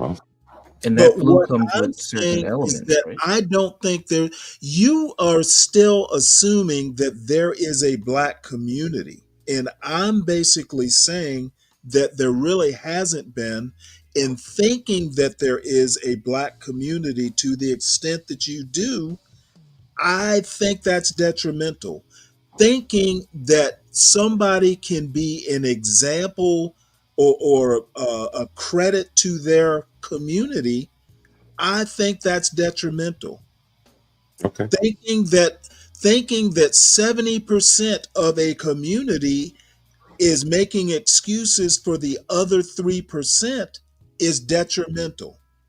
Okay. I think it's actually vice versa. What you just said, Stanley. I think it's vice versa. What is? The small percentage is making excuses for the larger percent of the community. How so? I don't even understand that. Because I think earlier when I hopped on, you were talking about the talented 10th piece, and we have this group of well-achieving Black Right. Americans. Well, I don't think that still applies. That's a historical point I was making. But I think he also says that as time progressed, that talented tenth basically kind of identified more with the masses. Yes, but they still exist because class still exists. Okay, well, I think that's debatable. I don't think it existed like in E. Franklin Fraser's No, day. and yet it may have changed and morphed, but the difference in the dynamic is still applies. It's still I there. don't think it applies to the same degree that it did back then, is my point. And I agree with that point. I agree with that. And it doesn't have to have the same type of dynamic as it did then as it does today, but the difference is still there. And Okay, I don't think it has as big an effect today as it did back then. that may be true too. That may be true too. But there's still the connection point that this class element has back to the larger masses that hasn't reached that. Okay, well, if you're gonna talk class, same thing happens in other communities. Yes. It may have a slightly different dynamic, but the class dynamics happen in every community. Correct. It's not particularly bad or any worse. And yeah, the statistics, it's not going to be identical. It may be worse in the Black community, upper class.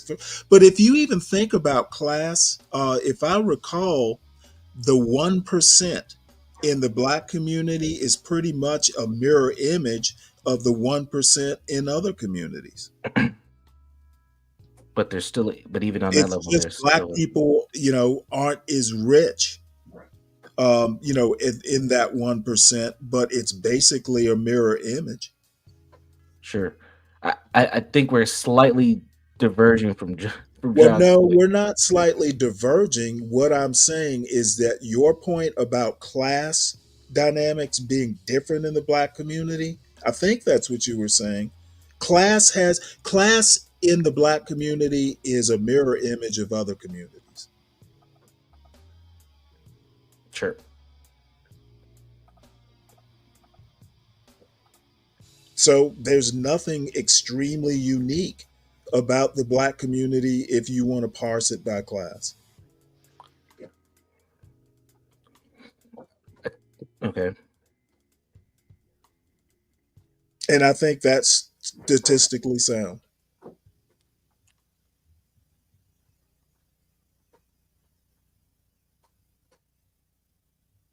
So where do we go from there?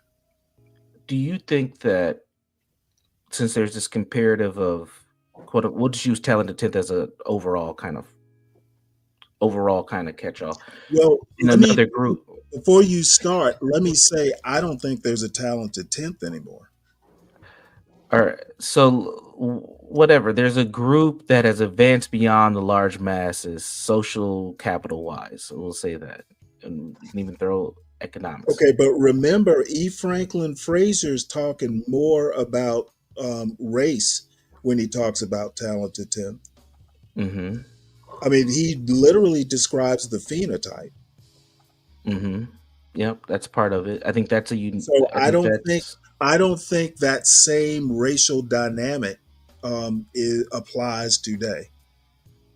It may be more class based. I agree with that, But what I'm Thanks, saying is that even if you go by class, let's not even talk race anymore or how close you are to whiteness like E. Franklin Frazier does. I'm saying if you just go by class dynamics, the difference between, say, the 1%, if you're talking percentage of income, um, the poor people in the black community are pretty much separated from the 1% numbers wise or proportionally as the white community. Okay.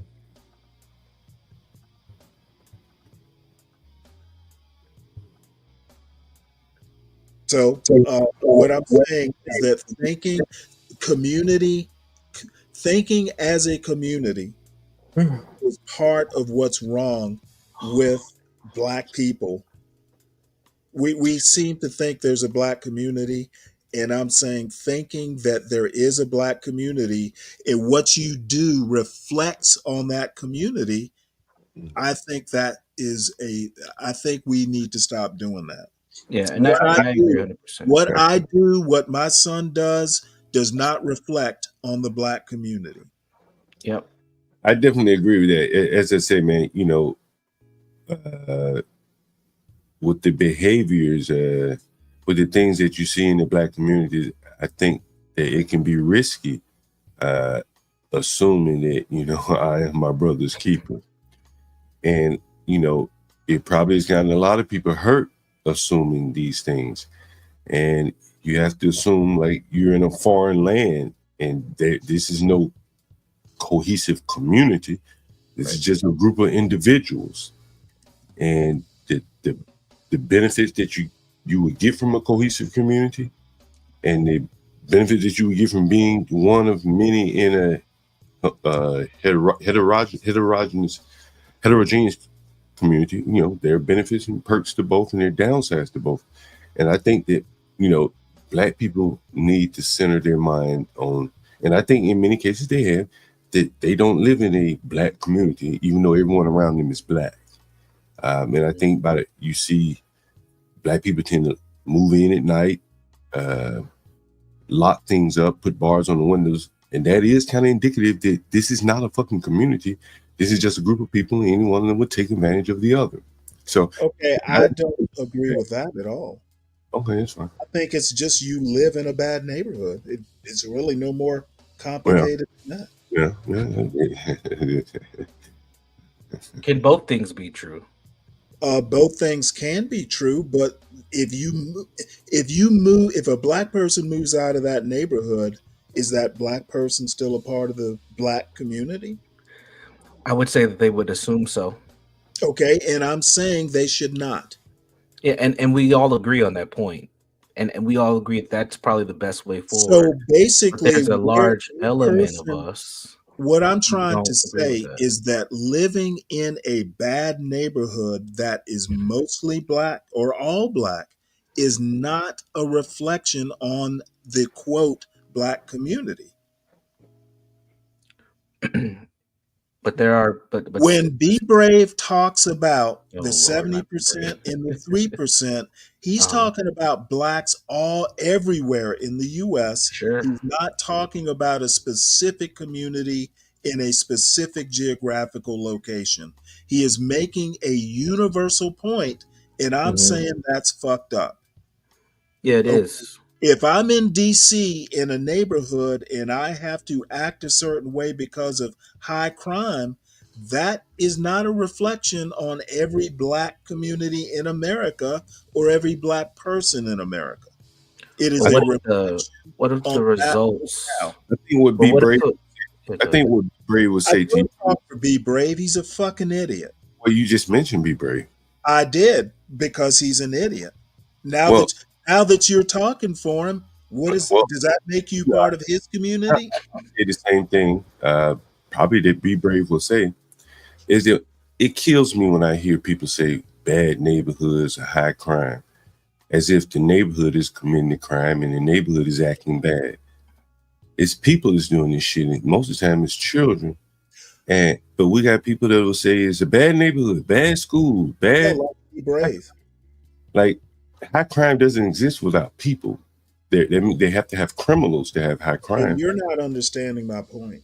Right, but when you say high crime, it's almost as if you obscure away who's committing the my point. You make light, but you said earlier you said I'm talking about people being assessed. You're pretty much echoing my point. It is people. But yeah, And that's people are not necessarily responsible at the individual level for the whole community.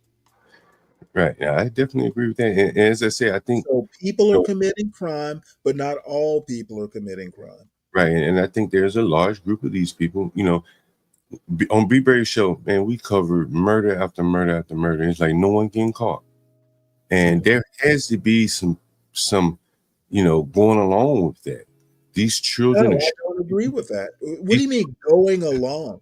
The children are shooting people, and the mama said he was a good boy. He ain't shooting nobody. Okay, well, that's being a parent. That's not going along. And then she had, just because you say your kid was a good boy, does that mean tacit approval? Well, but after he shot someone, these people are still screaming he was a good boy. Okay, he was a good boy in the past. Are they saying he is a good boy? Are they saying what he did it was a good thing? Well, but I mean, there's an element of these. Be Brave does it. But there's an element of these children being criminals, being harbored in their communities, and I don't agree with that. Okay. Again, is the community a person? Are all people in the community harboring?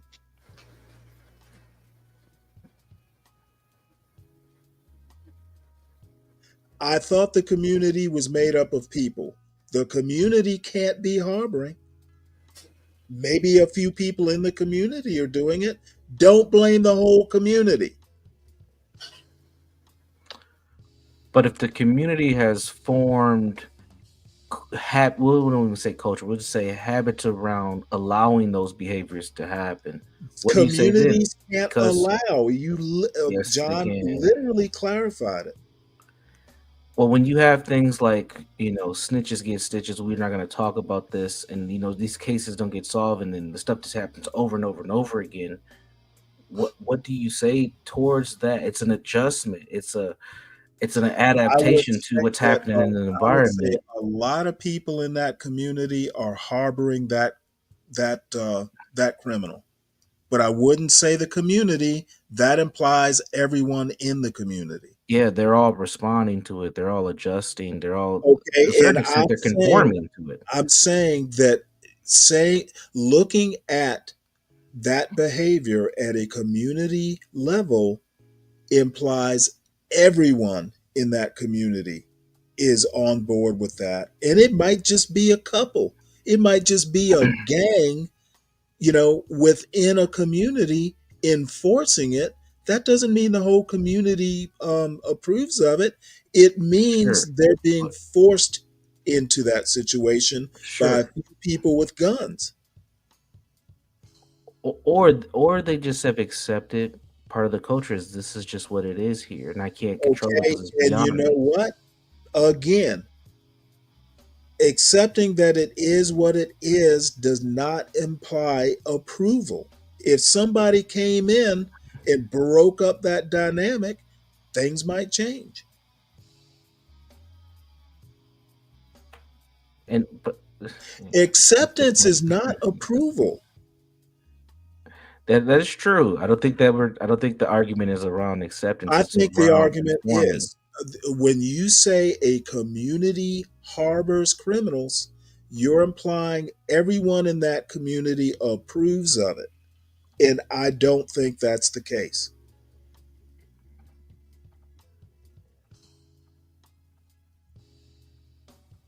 And judging people by their community, which is what Be Brave does, is bullshit.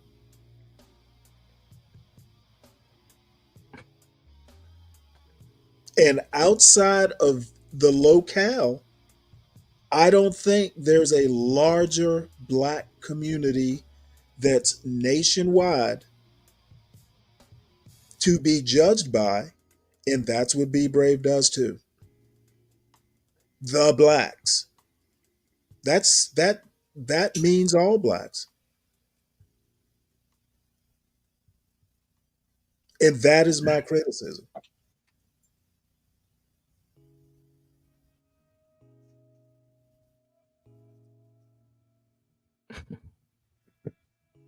Sorry, but that stepped away for a minute. And Zephyr right here saying blacks tolerate it is bullshit. Well, I And do even think tolerate doesn't mean approve. Well, again, I think that's part of the thing. Is like if you can concede the argument that they tolerate it. Ryan, come up here quoting numbers, and I'm going to shit all over you like Be Brave does. This isn't a numbers argument. As I said, man,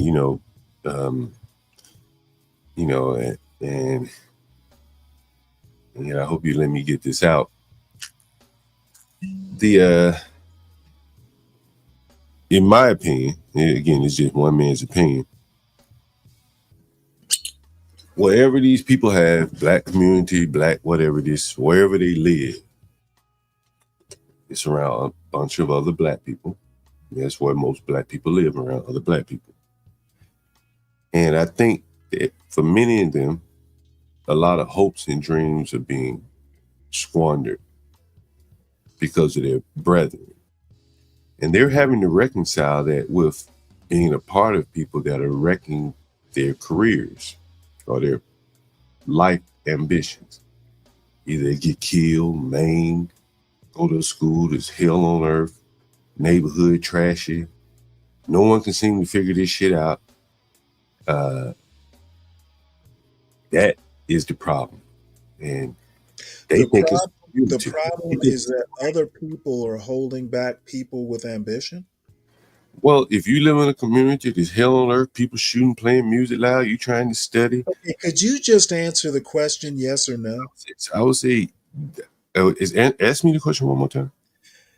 You think the problem is individuals being held back by other individuals in their community? I think that's a large part of it. Large part, yeah. Okay, yeah. Do you think that, hey, I'm not going to be successful because everyone in my community is going to say I talk white or, act this way, act another way? People are basically being held back by the others' attitudes. And maybe, the physical, maybe, but I think most people are being held back by other people's attitudes. Well, so it's that too. It's attitudes, Okay. All attitudes. I'm saying is people need to realize that what your community or a bunch of individuals in your community think, we need to stop being held down by that. They're not holding a gun to your head and telling you you're not going to be successful. We need to ignore what other people are thinking.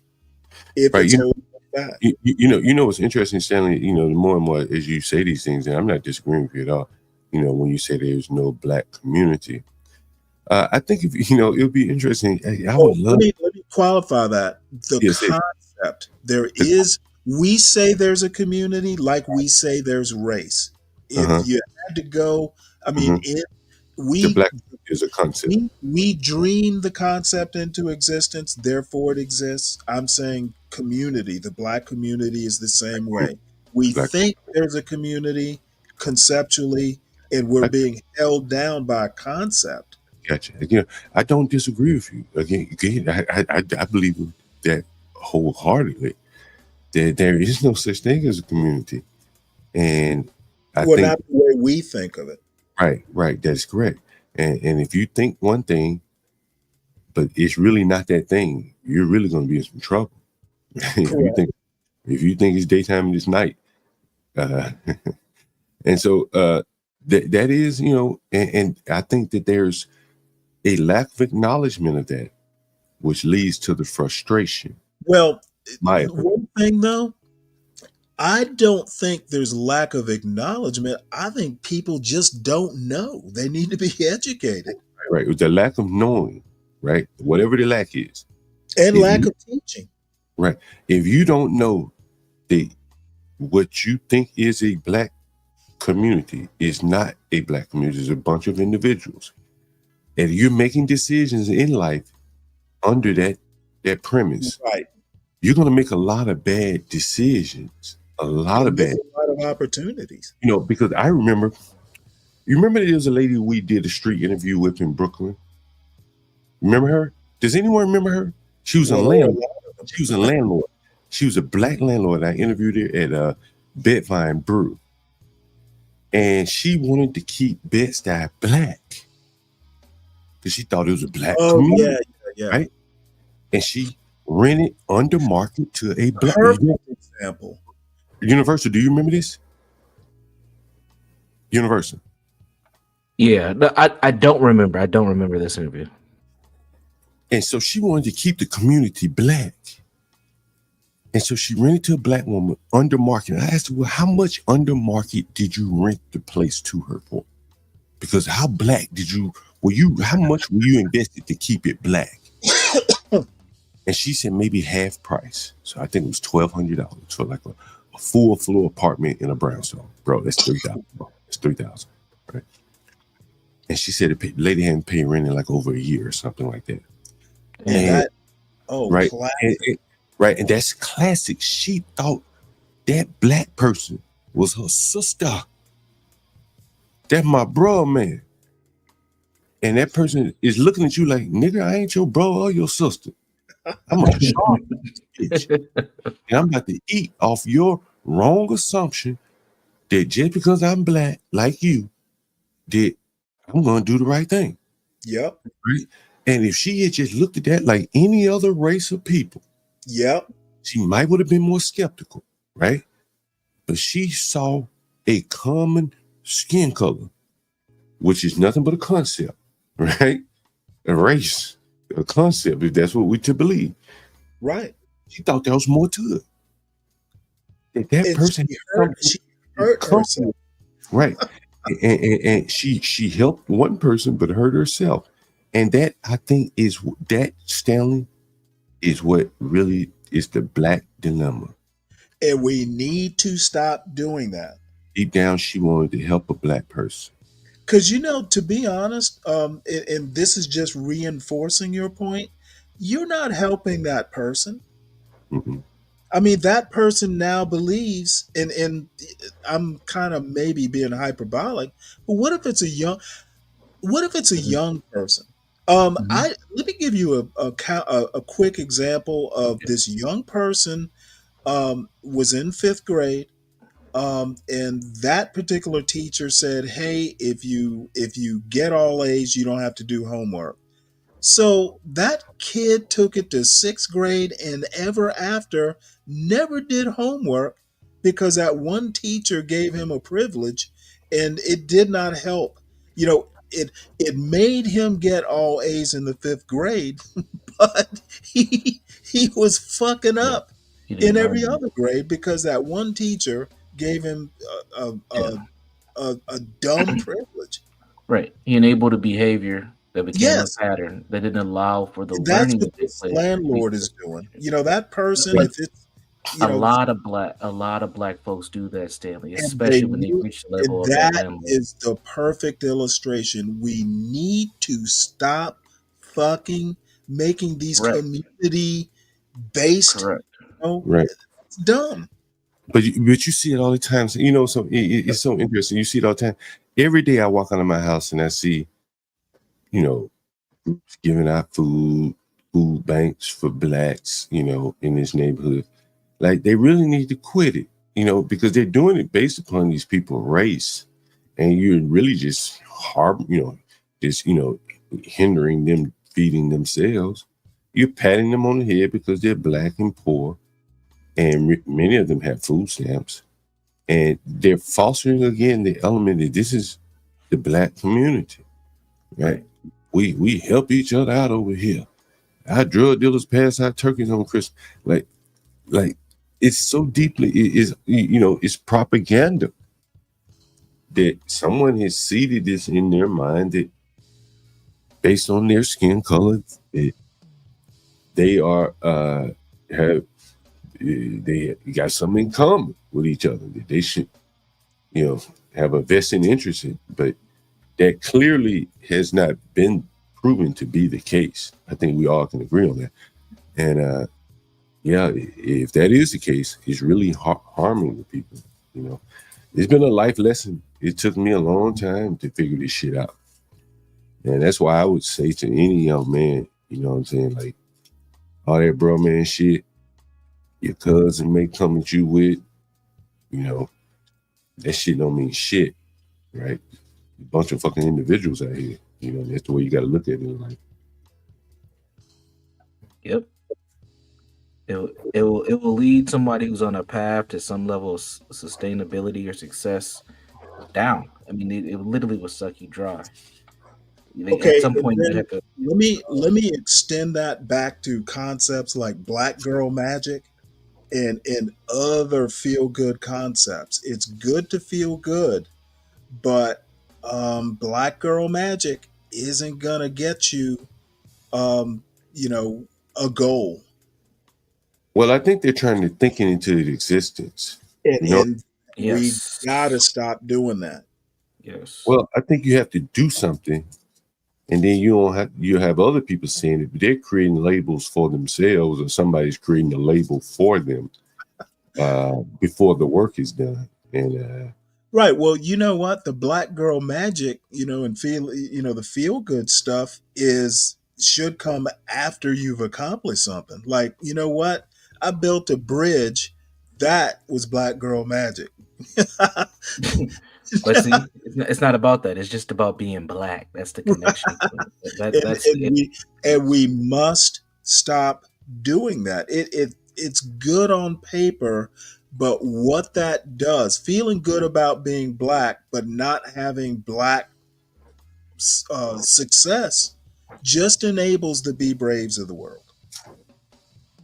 yeah, and that's why I say, very rarely do people say something as provocative as this. Like, hey, you don't have a community. What the fuck are you talking about? Stop saying that. You're hindering your progress by even thinking. The thing is, and Fred, if he's still listening, has me eating crow, because for quite some time I insisted that there was, and you should stop criticizing it. And it was Be Brave. Be Brave did a good thing in making me think harder to defend arguments, and I suddenly came to the realization that I'd been wrong all the time. Wait a minute, what? You've been wrong about what? I missed it. Wait, what? I pretty much insisted that there was the conceptual black community. And I had people like Fred and others basically, shit on the point, and I insisted I was right. And it took a racist white guy to bring me to the light that Fred and those guys were right all along. Now, I don't think they were totally right. I think there are localities, communities can be localities, but the large, I'm black and I'm proud, we're all black and we should all worship, that there is a community that can have one black leader. That type of concept, I actually thought that could be. Let me ask you a question, Stanley. I no longer think that. I think it was. That's possible. All right, it might have been possible during Jim Crow. All right. Let me ask you a question. You're giving us a speech here. Let me ask you. Do you think that black people are desirous of having a black community? I think many are, but I'm desirous of going to heaven too. Now, I understand you, but so you think many of them are? I think many of them are, and I think many of them are going to be disappointed because I think it's utopian to want that. When blacks talk about the Black Beverly Hills, when they're Now, which talking blacks are you talking about? Not all blacks do. when the black people in California, when what is colloquially referred to as the Black Beverly Hills, and they're talking about that area in California. I forget the name of it. You know what? Atlanta, Baldwin Hills. Baldwin Black Hills. Hollywood. Baldwin Hills, right? Where they call it the Black Beverly Hills. I think in that. Do they still? It doesn't matter, but it used to be called Black Beverly Hills at least. I think that shows their desire to build something like a white Beverly Hills, right? Mm-hmm. And again, there is that desire to do something black in name or something like that. And again, I definitely agree. The irony, though, they should be looking to build black city, whatever the hell they want to name it. That exactly what I was going to say. They want to build something black, but it's mimicking white. Right, it's mimicking white. And again, Stanley, that is, I think, the biggest problem. You could roll out every problem, probably many of the problems that black people have, and partly is they're doing something because, well, the white people do it. White people told us to do it. We're following what they just the path that, I'm not gonna I'm not gonna really beat black people up for. I'm not beating anyone up now. I'm not beating anyone. Because it's an easy way out. Okay, we see the Eurocentric, concept of Hollywood or beauty or what have you as something good, and we should mimic that good without actually thinking, well, you know what? This Hollywood concept is fucking up white people too.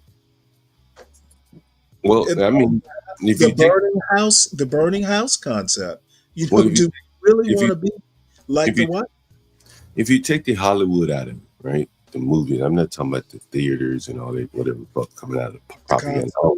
I don't watch movies, but Baldwin Hills versus Beverly Hills. If you're black and you from LA, you say, okay, this is our Beverly Hills. And you look at it even, this is Beverly Hills compared to Black Beverly. Do you feel you're once again, and I understand why you do it. No, but I'm saying I'm thinking conceptually, and you're thinking economically or real estate wise. I don't really care about it. I'm not talking about real estate. What I'm saying is, if you're comparing yourself to whites, and that's your life, a lot of black people do that, not all. And you see that, okay, we built a Black Beverly Hills. We mimic what they could do, and it looked like Black Beverly Hills. And then you look at the real Beverly Hills, and it's real fucking nice. If you're modeling after somebody else, you can't measure up. Then don't you feel bad at the end of the day? Okay, well, see that what you're saying is true, but I think slightly different. I don't, I'm thinking Hollywood is bad for whites. Why would I want to mimic it? See, I'm talking about just what the neighborhood. I don't want to compare Baldwin Hills to the actual Beverly Hills and say whether it's good or bad. I'm saying the concept is bad. Okay, fair enough. You can't get beyond that. All right, what do you think, Universe? You need to step down. Probably fell back to sleep. I don't, going back to the argument we had months ago about property, Baldwin Hills being the black version of Beverly Hills. Mm-hmm. I'm not saying, well, hey, in Hollywood they have 30 room houses, and in Baldwin Hills they're only 20 room houses. They have Mexican gardeners, and in Baldwin Hills you have to do the yard work yourself. I'm just saying, hey, we should have never wanted to even think that Hollywood was a good thing to mimic. Hollywood has fucked up white people in different ways. Well, I'm just Black talking people about. wanting to emulate something that's so harmful in the first place. I think that is the problem. Not that the real estate isn't equal. All right. You know, when I first moved here to DC, people would tell me like, and it was a black lady. Yeah, I remember she told me I worked with her at Howard Hughes. And she lived in PG County herself. And she lived in Bowie. You know what Bowie is? Yeah, Maryland. Northern part of PG County. I've never been there, but yeah. And so she said to me, she said, young man, she said, you need to get the hell. I was living in Oxon Hill at the time. She said, you need to get the hell out of Oxon Hill. I said, why? She said, no one gonna want to hire you once you send your resume and their address is on your resume. I said, what? Yeah, what? She said, yeah, no one's gonna. I said, what? I said, well, why not? And I didn't know anything about the area. I was fairly new here. And I didn't know anything about the dynamics of where people live and shit like that. And she like, yeah. And I moved eventually, you know what I'm saying? But is that kind of, view of your own neighborhood? Okay, well, let me ask you a question before you go farther. She shouldn't be viewing her neighborhood that way, but you know what? The bigger problem is that the hiring people, presumably white people, or whoever's hiring, let's not even say white people, the bigger problem isn't what she's telling you, because she may not have that impression. She's just telling you what other people think. You know, she lived there, and that was her impression. I don't know if it was true or not. I didn't give it a chance to sink in. I mean, I was working, so somebody gave me a job. It was a temp job. But the bigger part is that wouldn't be an issue if there, were blacks that were employers in those areres. Then it wouldn't be, you know what I'm saying? So that's really the bigger issue, or if blacks were employers in general. Well, they were employers there and they didn't have a bad, sometimes the people living in that neighborhood might not hire you because they, and that's what I'm saying. Good concept, good idea, a good opinion. And that's what I think, a lot of the opportunities for these young people are squandered, by what they think of their own people, It's very interesting. Yeah, interesting. University, interesting conversation. Yeah, Universal has to get more sleep. You said that. You called it. Yeah, well, I mean, unfortunately, I have the time to do all this thinking, which, by the way, one of these days we'll have to have a conversation about how America was built. Watch that TV show. White people like Thomas Jefferson didn't have to plow their own fields, so they had time to think, about beautiful thoughts and concepts and stuff. Yeah, that's true. Yeah, if a different group of people wrote the Constitution, it probably would look different. Yep. As a matter of fact, if non-elites had written it. Yeah, it look different. It doesn't matter who's different. It just matters that the people are different. How many was it? 13? However many people it was. 53 something. 56. Right, I've already spiked my coffee with a little 4 roses. It's 5:52 a.m.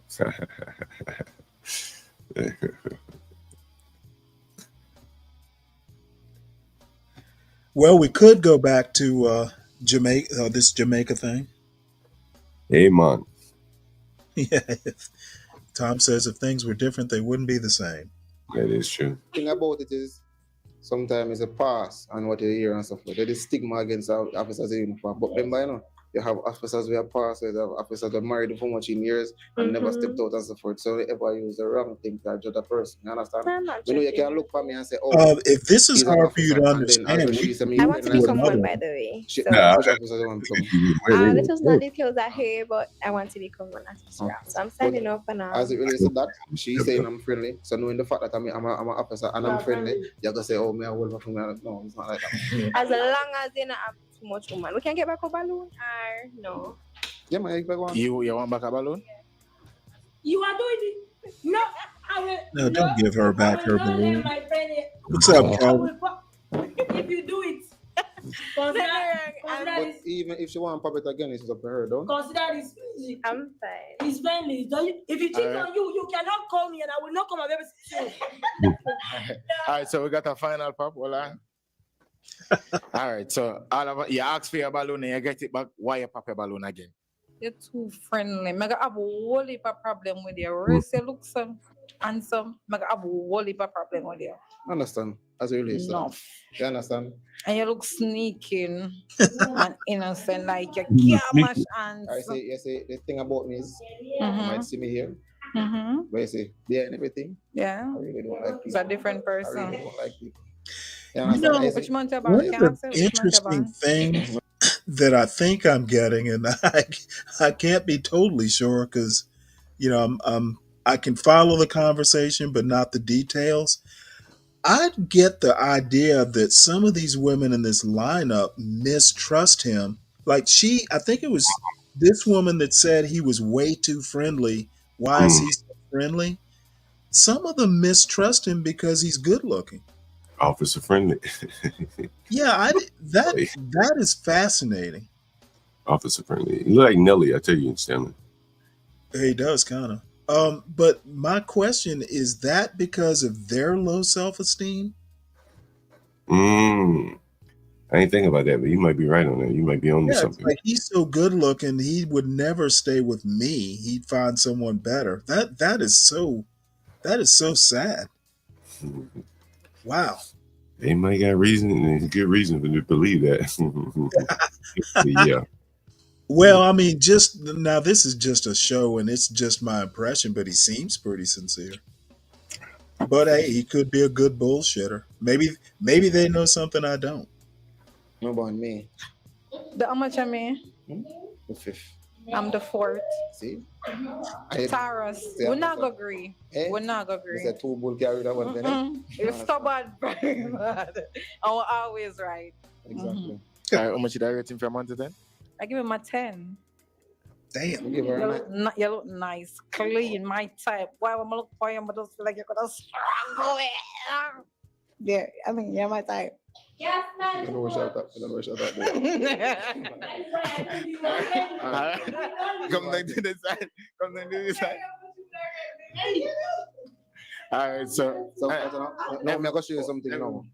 This is interaction. I say, my Alright. smile, then over me just now. all right, so hold on. Everybody without a balloon, walk with grace from now. Rolly, I have something to say, and I will not let it go. No, she have a choice right now. Don't turn. She have her own opinion. Yes, she has a home. She will give you bond. She will give you bond. Make sure you can manage. Walk with grace. Walk with grace. Come to this side. Come on. All right, so you keep your balloon, right? All right, so you can ask him any question for kind of get to know him and think because you have a balloon. What's the question for him? You beat woman? Hmm? You beat, yeah. No, you beat I am not woman? a woman beater. I am not. I believe as a Man man, is only as good. It's only the child, even if the child are your own, you're supposed to be the child. You understand? Same. Because you're your own adult. You get them to make your own opinion. You understand? Me can't be, oh, me have a beat and this and that. I get that. No, I'm not that type of person. Furthermore, I walk out because I was raised with my grandmother, my mother, and three beautiful sisters, and I'm the only son. You understand? Yeah. So never go them with it. All right, any question for she?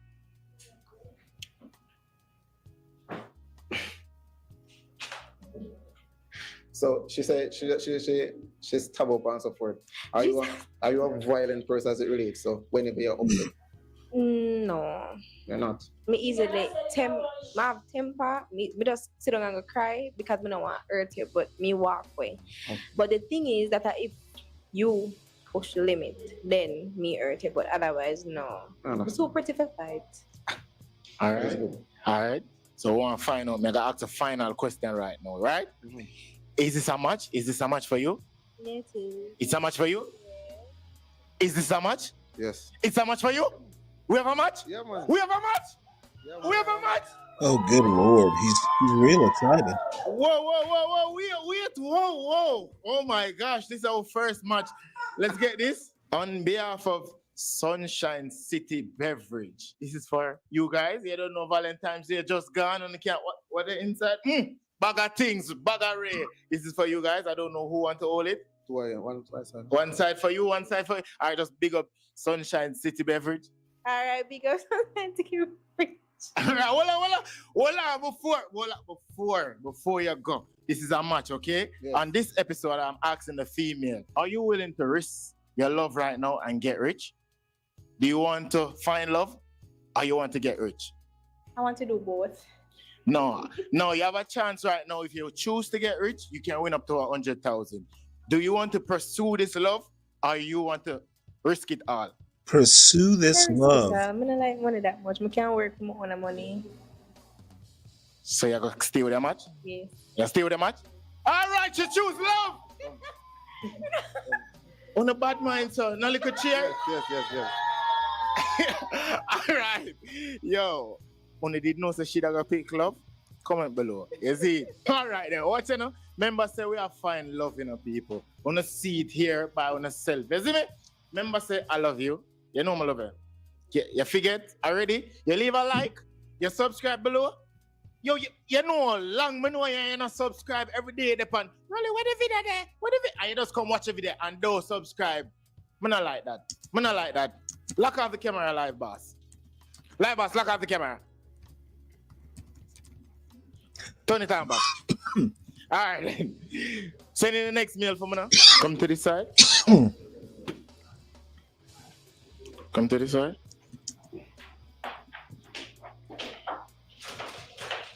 Come to this side, Maji. Introduce yourself.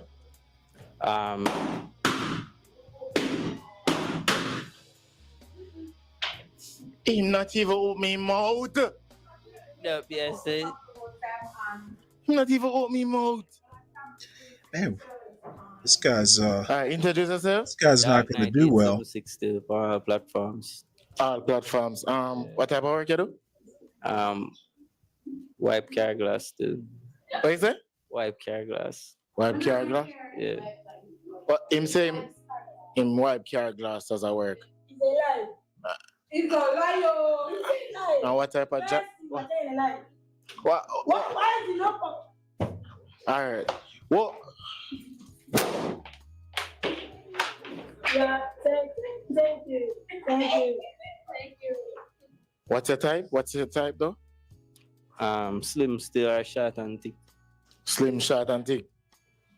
I'm not bad. All right, so we got some pops.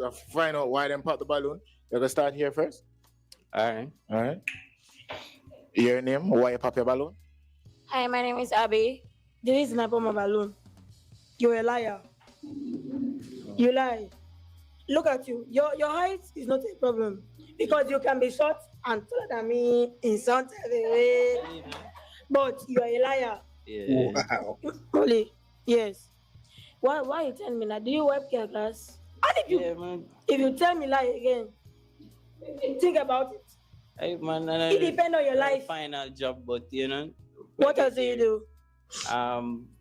Online social media marketing. Okay, what do you market? Like parties, my friends' businesses, stuff. Oh, you are always on the road. Not really, but Not yeah. really. Okay. How long? Can I ask him now? How good are you in bed? But you pop the balloon, I can't tell you that. If I ask you a question, you answer me. You get the next balloon? Probably. You forgot fee You are balloon. going to answer me there. You forgot fee balloon first. Okay. Oh, shit. All right, so where you ask him? You get a balloon. Where you ask him? How good are you in bed? Oh, one. One. What do you mean by one? One, I'm not good. Sir, wait. What do you mean by one? What do you mean by one? Rolly, leave the mic alone. Yeah. Somebody hold this thing for me now. What do you mean by one? One, I'm not good. So somebody pop this balloon. I don't understand. Like, Yeah. you are short already, and you are telling me you are shorter You are shorter than something. You are short. What is going on there?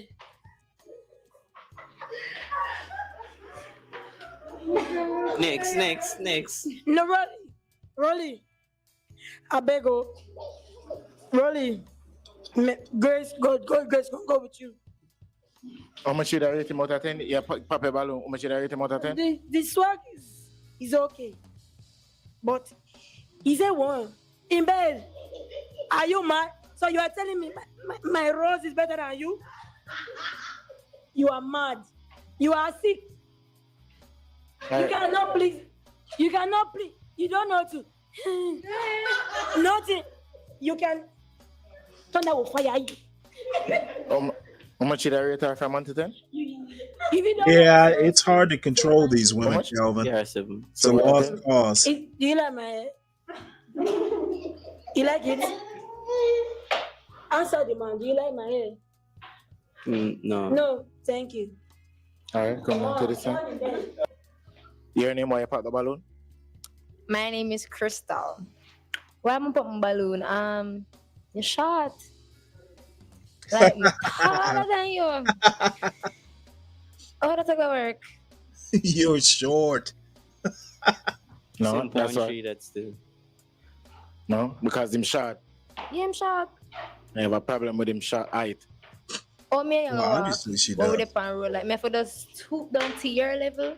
No, man, you know what? Now I'm gonna see him. That just feel weird. Alright, so how much should I rate him from 1 to 10 though? That give me a 7. 7 out of 10. Just him height and I like. Yeah. Okay. What do you think about her based on her appearance?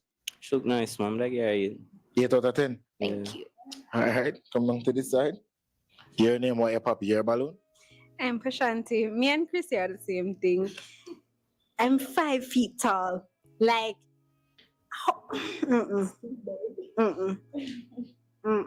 never have I ever, and never will I. But besides that, you're okay. Calm 7, 6.5, 7, somewhere there about. They say 200 upon it, same height and him still. Not even this. How am I taller than you? How? No. No? No, sir. So it's because of the height? Mm-hmm. Because you're taller than him? Yeah. Or what do you think about her based on her appearance? Yeah, man, she look nice, man. She cute. I like her outfit. Thank you. How much should I rate Her her? smile. Thank you. Should I rate her? That girl like a 9. Thank you. Man, out of either approach her on the road? Yeah, man. Are you type? She and my friend here sister. Okay, alright. Your name, why you pop your balloon? So my name is Ashoy. When but balloon, you're shorter than me. Huh? You're shorter than me. Do you think I'm short in about you beat me? I just start. But that takes it by every day. I trouble you every day. We do. Rolly, leave you I'm alone. gonna look at trouble, man. No, but I trouble you every day for you. But apart from that, you're good. You can get a 9. 9 out of 10? Yeah. No, but what you rate her? How much? Yeah, man, she cute and she look nice. I like the braces, I like the smile, I like her lips. Thank you. What should I rate her? Oh, from that girl like 8 still. Thank you very much. Alright, come on to this side. Your name, why you pop your balloon? My name is Nahela. The reason why I pop my balloon is too short. I don't like short guys. That's the only thing. Him can dress and am I right? I'm gonna give my 7. 7 out of 10? Yeah. Oh, impolite. Alright. What do you think about her based on her appearance? She look nice. Come out, you know. At Tambir things, you know. Thanks. Alright, how much did I rate her? That girl 7. Alright, thanks. 7. Alright, so if him approach you, you'd have said no to him? I'm too short. I like short guys. Oh, taller than you? Mm-hmm. Alright then. Alright, your name, why you pop your balloon? Come to this side. Hi, I'm Marva. You're too lie.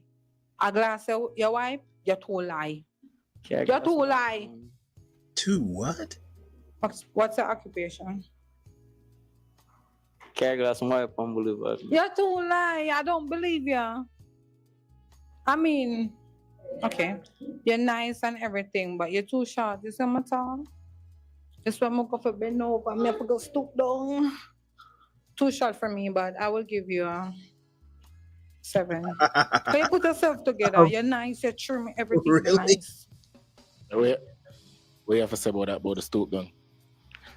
I mean, can make her flexible still, but I You don't can manage me? You don't pop a balloon still, You so can I'm not manage really me? understand none of that still. Is with me, but you look nice though, you know? Come Thank out, you. Really? kind of sexy still, so I just say. Now he is How lying. much did I rate her from 1 to 10?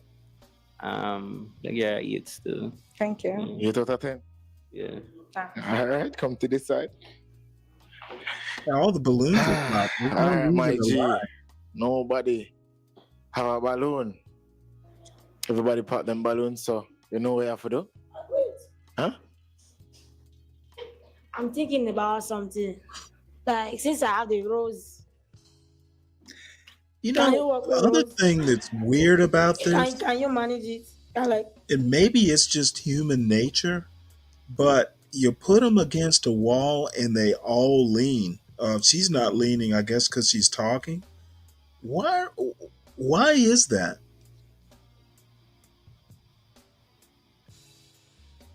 Put a wall there and they all lean on it.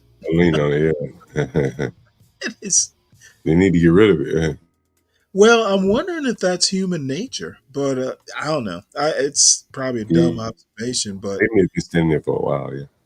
yeah, I guess. can you work around it? Since you are one in bed, you don't have any say. So talk. Anything, man. We can make it up, man. You can have a No, don't fall hard. Are you telling me what to do? Yo, you want back your balloon? You want back a balloon? That is it, like me same way the way I am. I take off a week just to see if you will like me. Don't you like me same way? Natural. Yeah, natural, Okay. yeah. All right, so you have your balloon? I'm having it. All right, so everybody without a balloon, walk with grace. This, come to this side. These are the first me ever do that. Yes. Like, I break the rule a while ago. Yes. Because you take the balloon 2 times now. No, 3. Have it, pop it, 3. New, something new. Something new. Yes. All right, then. So, what is going to happen right now? You're allowed to ask him a question. You ask him one question already. I'm going to make him ask you a question and then vice versa, okay? What's her question? What you do for a living? I'm an actress. I do hair. I'm self-employed. I do hair. I do makeup. I'm a hustler. We hustler. However, professionally, I want to be a neurosurgeon. So I'm currently going to school on the side, doing my thing on the side the same way. Okay, that's dope. Oh, she seems like All right, neurosurgeon material. Now, You have a John, question for him? this is going to be a perfect example. Do you think her community's gonna come down and kind of like say you can't do it? Because I know I'm gonna.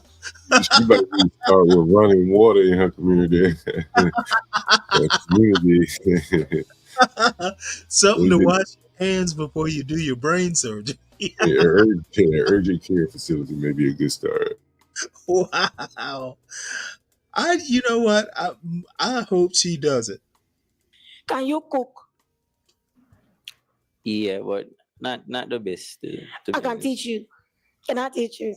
She's gonna teach him how to cook. One in bed.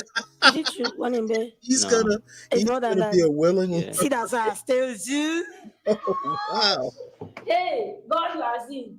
All right. So, is there any more question you want to ask her? No, man, that's it. That's it? No question for you? No question? No. All right, some more ask. Is this how much for you? Is that much? Is that much for you? Yeah. It's how much for you? Yes. It's how much for you? Yes. We have a match? We have a match? We have a match? Yeah, we have a match. Yeah, he is so excited. Can we go now? Eh? Can we go? We are rush. I want to see the percentage in bed. All right, hold on. What? Come on. Oh, wow. See ya. Lucky him. All right, so the sponsor for today is Sunshine City Beverage, okay? Reasonable liquor store, anything beverage. You want to hear beverage? Sunshine, you are seeing. The sun is shining. Sunshine. We are seeing. Yeah. All right, so this is for anybody who want, this is for you both. Yes. Huh? Hold it, baby. Yeah, fine boy. All right. So that is it. But I'm gonna ask you a final question, okay? Yes. All right. So in this season, we're asking if you want to go with your love or risk it all to get rich. Baby, I already have money. I will take care of me and you. I'm a hustler. If I lose it, I'll start over again. We will build from scratch. Also, you want to pursue this match. Yeah. You don't want to get rich. We are loving. No, I'm already getting rich. All right. we are in it. So, we're in it. So this is a match. It is a match. All right, walk with grace together now. Wait. All this food. Eh? All this food. Baby, come. No, baby. Oh my God. No, baby, come. So you don't need to leave you up in the bedroom. Hey, Kelvin, I think her game is she's gonna kidnap him and sell him into the human trafficking market. she's already trying to pick him up.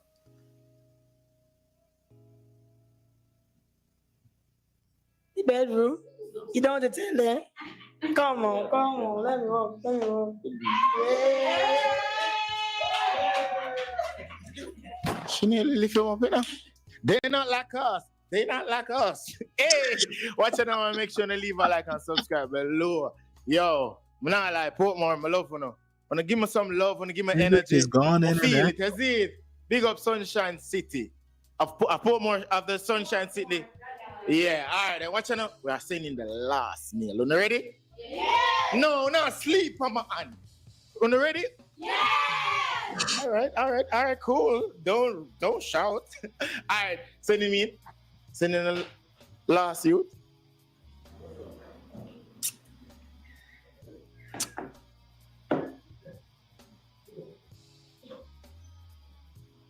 Come to the side. Come to this side. Damn, he's having a hard time getting there. How G? Active, man, active. Introduce yourself. Eskadan, you know? Eskadan, all right. Social? Eskadan on all platforms. All right, so what type of work you do? Artist.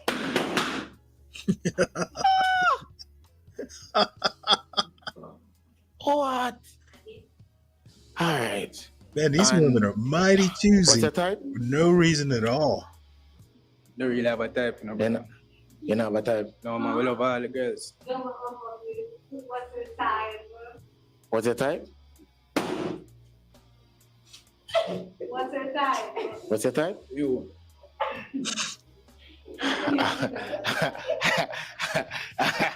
Believe, man. All right. What's one of your pet peeves, like where you hate about a female? When she too friendly, you know. Friendly. You know, like a friendly girl. All right, so we got some pops, so we're gonna find out why them pop the balloon. All right, we'll start with here. Your name, why you pop a balloon? My name is Crystal. All right, the reason I'm popping balloon, number one, you're artist. So what that's it? Yeah, for everybody. Number two, your Tom throw me off. Like your outfit, alright, but the gray, But me, I give you How much you rate him out of 10? 6.5. 6.5? Yeah. Based on her appearance, how much you rate her? Yeah, I see him on 6.5. 6.5? Okay. All right, come down to this side. Your name, why you pop your balloon? Ashanti, and I'm a dog by association. Are you a friend? Something like that. Something like that. Friend zone. What is? Your friend zone him? No, he never approached me like Just that. me, I just, Diamond. yeah. Oh, okay. All right, then. How much did I rate him from 1 to 10? 6.5. 6.5. What do you think, Boshi? But I get 1 8, man. Thank you. Yeah, so like a friend zone. Just me, so. Just me, Diamond. Okay. Okay, my G. Your name, why you pop your balloon? My name is Ashay. Why yeah, artist? Oh, artist. Everybody, man. Can't do that. But jealous sometimes and I'm not a sense when I'm ready. Can't come on out the thing, you know. Well, yeah, artist, that's some for my balloon. All right. How much did I rate him from 1 to 10? Can get a 7 from me. 7 out of 10. What do you think, Boshi?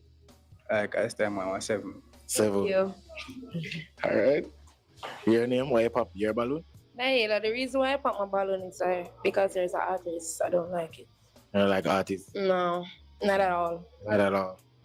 And how much you rate him based on his appearance? I give him a 5. 5 out of 10? Yeah. What you think about that? Active man, about that. Alright, what you think about fair appearance? I get 1.5 to man. Alright, thanks. 5 out of 10. Yeah, fair. Fair? Come down to this side. Alright, so the females without a balloon, walk with grace for me, please. Come down to this side, mama. Alright, so you have a balloon. So what we're gonna do right now, you have a chance to ask him a question to get to know each other because you have a balloon and thing. What's the question for him? What you do for fun? Depend. Otherwise, from being an artist. Depend on the mood, you know. Sorry? Depend on the mood. If feel the vibes in the party, but I'm not sure you go like that. Unless I'm my dog, them like river party and them freedom. Okay. Well, I'm a chill person. I don't party. But you say you're an artist, right?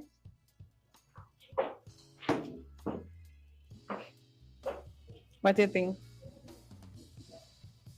The way all your pussy fat, it cannot hide behind the vacancy. Some sink it deep. She hug me up and I beg me please. Say she want to taste me kids, so I'm fling her up on her knees.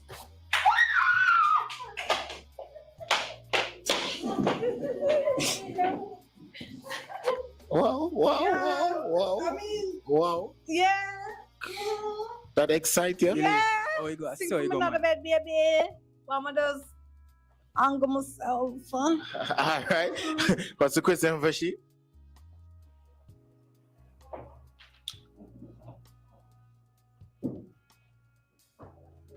So what time to pick you up? Right now. Don't. All right. So wait. Is this a match for you? Yeah, man. It's a match for you? Of course. It's a match? Now for us. We have a match?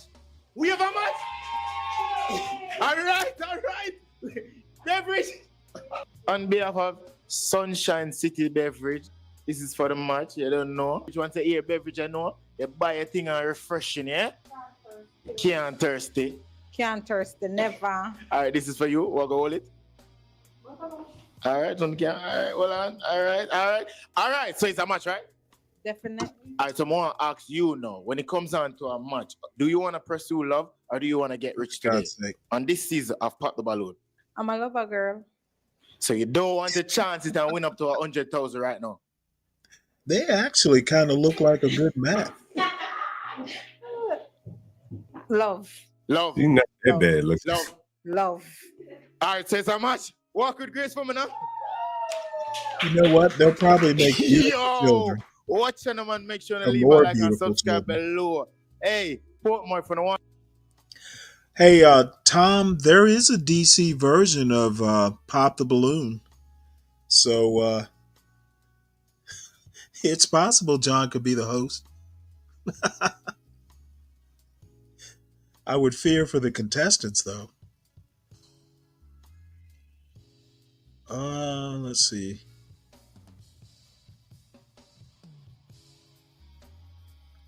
There is this game that I've never seen before, but this particular YouTube site produces at least one other dating game. And this is a game where you guess the African country based on the Nyash. You know what a Nyash is? Is that an African word? I guess I could look it up. So we'll take this for a test run. When I see from your waist up and down, it looks like a roundabout could be. I can rotate and it's just an inch. Okay. I'll date Otto Brand.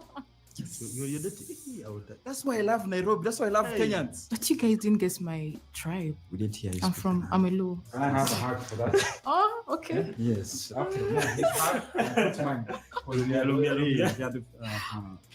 Hey, reminds me of Nice to meet you. there's another show. Thank you. All right.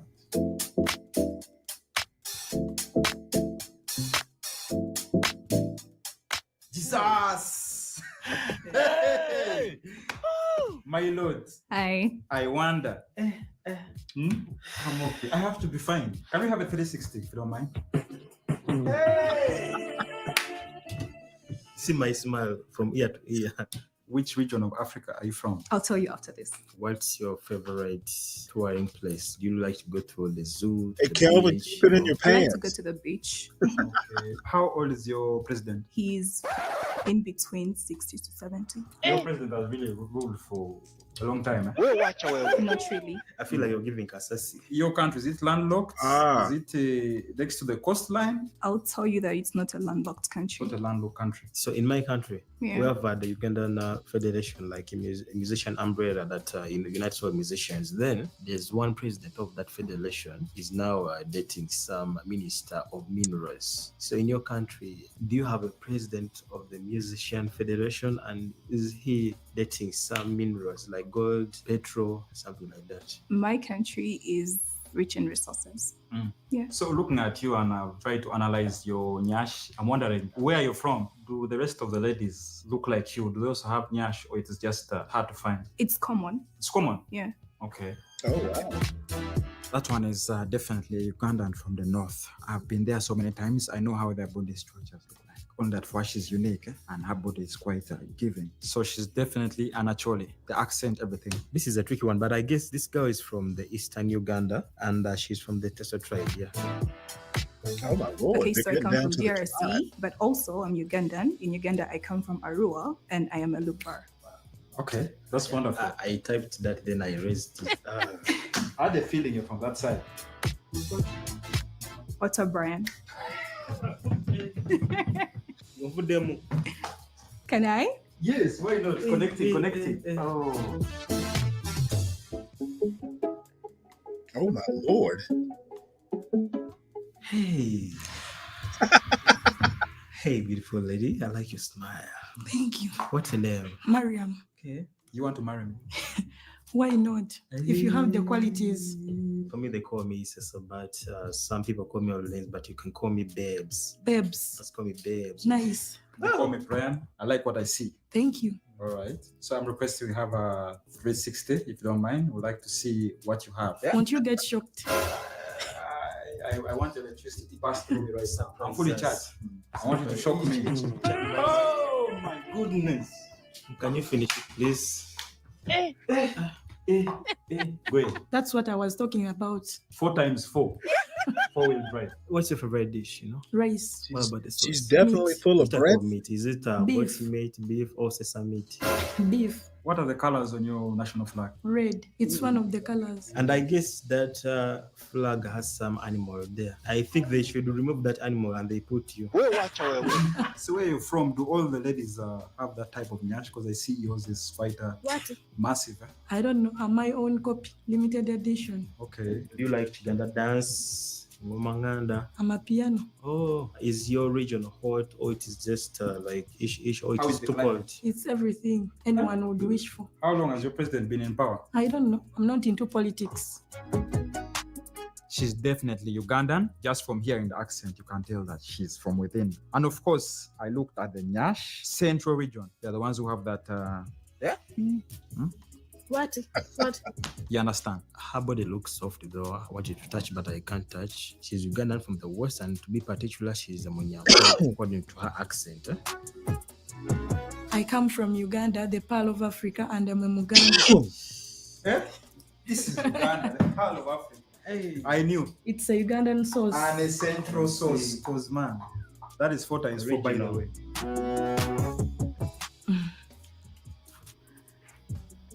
I think Otter Brand. Me, I always need a hug. Don't know Hey. why wouldn't I hang?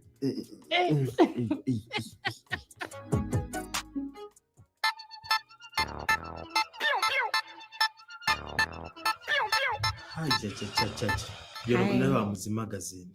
We're out. I feel even I can no longer sit here. The seat is becoming too hot. Your seat is warm, man. I think I need the binoculars to zoom because this beauty. First turn around a little bit. Snap. I want you to yeah, she's the one. She's not, I know where she's coming from. Can we know your name? My name is Sharon. I'm Brian. I'm very happy to see you. Very happy seeing you too. Are you a filter in real life or this is you? Because you look This like is the a natural real. me. I think girls should use you as a filter on TikTok to look good. You can guess where I come Damn.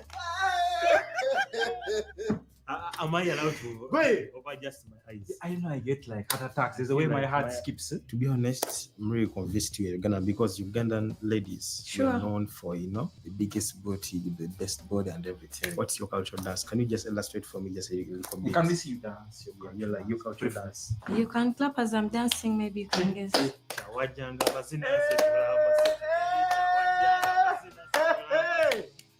This is what they call a Chitiwachi Uganda. What we're interested with now is her voice. Where are you from? How do the men look like? Do they have Biggie Kukumba. the long pack? They have real big things. So they are fully packed. Yeah, they are fully packed. I think I know where you're from. Should I call you Mister? Definitely, this one has to be from Uganda. She's a Muganda. According to her body, here in Uganda, we have such ladies. Big nyash, big hips. Her eyes are sort of piercing, and also that body shape is for a Ugandan, combined with the accent, obviously. Yeah, she was giving Muganda vibes, so I knew she was even from the center. I come from Uganda, the central region, and I'm a Muganda. I knew it 100%. Yes. I guessed it right. Even me, I did so. I'm going with none. They have no packs. I haven't shown you what is inside. No, unlike me. I've seen my heart. I have a good heart. No, they're talking about packs. This guy, You can stand up in your shirts. You can see his spot. Once one has packs, then I'll go with one. My inner person is good. He just packs my inner person, No. my personality. Apart from the packs, which else do you look What at? else? Like Height. Yeah, I What can't go with height the are you short looking man. you can go. It is okay. I can. No, what height are you looking for? Hey. I can't go with a short man. I think No, it's time to leave. by the, I'm not sure. It's just Wait, the leave, ceiling. leave. No, for me, I'm not sure. Why am I short? You're short enough. I left for him, he's short both ways. No. Should I call you Mister? But my dear, let me tell you, when you clock 30, She hit the wall. these goals will change. I'm telling you.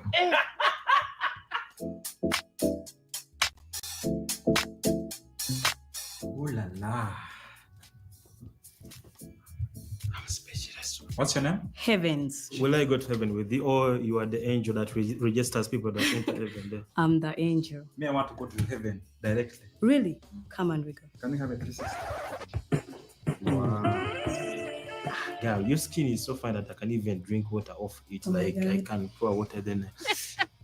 Thank you. What is the current value of the dollar currently? Just gays. I need you guys to Uganda guess. shillings. Now I'm asking you because you love dollars now. You have to be informed. First, guess where I'm coming from. Zimbabwe. Oh my God. What is your country's population? Just guess. Heaven is the name on your passport, right? Of course. What's the color of your passport cover? I can't answer that. Come on, that's just a simple First, answer. guess my nationality. Because I'm trying to use these questions, to help me Really? guess the answer. Yeah. It's black. So just give me a hand. It's black. Yeah. Okay. So even me, I wanted to ask you, my darling, Hmm. what secret do you have in those Nyash ladies? Nyash ladies are sweet. What kind of a In sweetness? terms of a good heart. Really? And a good heart. Yeah, Are they you meaning always. that or you meaning the other sweetness? Between the two legs here, What? there is a lot of sugar. What's the name of your vice president? I can't answer that. First, guess my nationality. You have opposition. We don't have it. What's the best radio station in your country? I can't For answer you. that. Okay. Okay, this is simple. The last one, please. What's your country code? +2? Just give me 2 digits, please. Say, sir. Plus I 2? can't answer that. Just guess my nationality. You're from Zimbabwe. You look like someone from Zimbabwe. Oh my God. Really? Yes. I have something inside me that tells me that she's from Zimbabwe by her looks. This girl is giving me Western vibes. You can even hear her accent. I'm sure she's a Westerner. Say, sir and Otter. Yes. I'm coming from Uganda. Jesus. I'm from western part, the land of milk and beauty. You see, Yeah. You are there in Mozambique. Oh, you guys, you both look cute. Oh my God. You guys, you're killing me. I think I would go with Caesar. Oh, darling, let me give you a hug. Really? Waiting for it, yearning for it. Hurry up, darling. He's killing you even. He's killing you. We are just on set. Now imagine behind closed. I love you. Can I carry you? Of course. Let me carry you. Oh my God. Jesus. You see?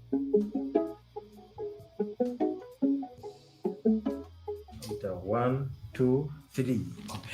Hey.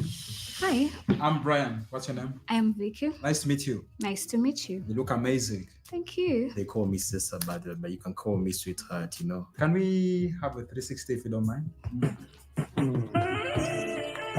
This is my type.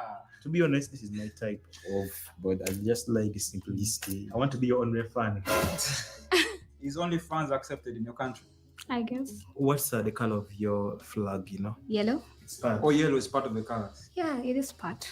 Do you eat Rolex in your country or you wear it? We do both. Or in your country, what is the staple food? I like Irish. I'll speak for myself. Am I allowed to just, give you a handshake just to... A handshake? Yeah.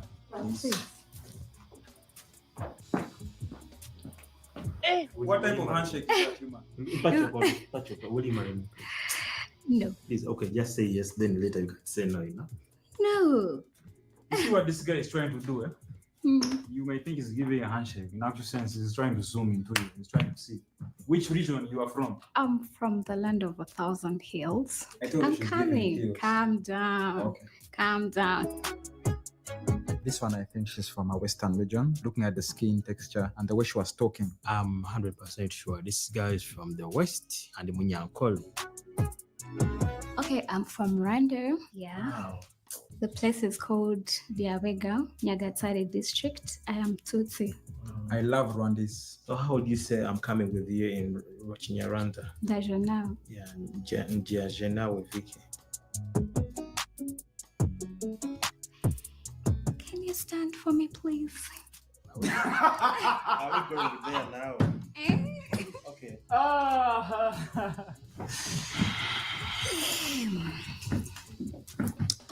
Okay, I'll take Brian. Hey. Rwanda Connect. Kawe Demuda. Mama, let me have my hug. Hey. Uganda, Rwanda Connect.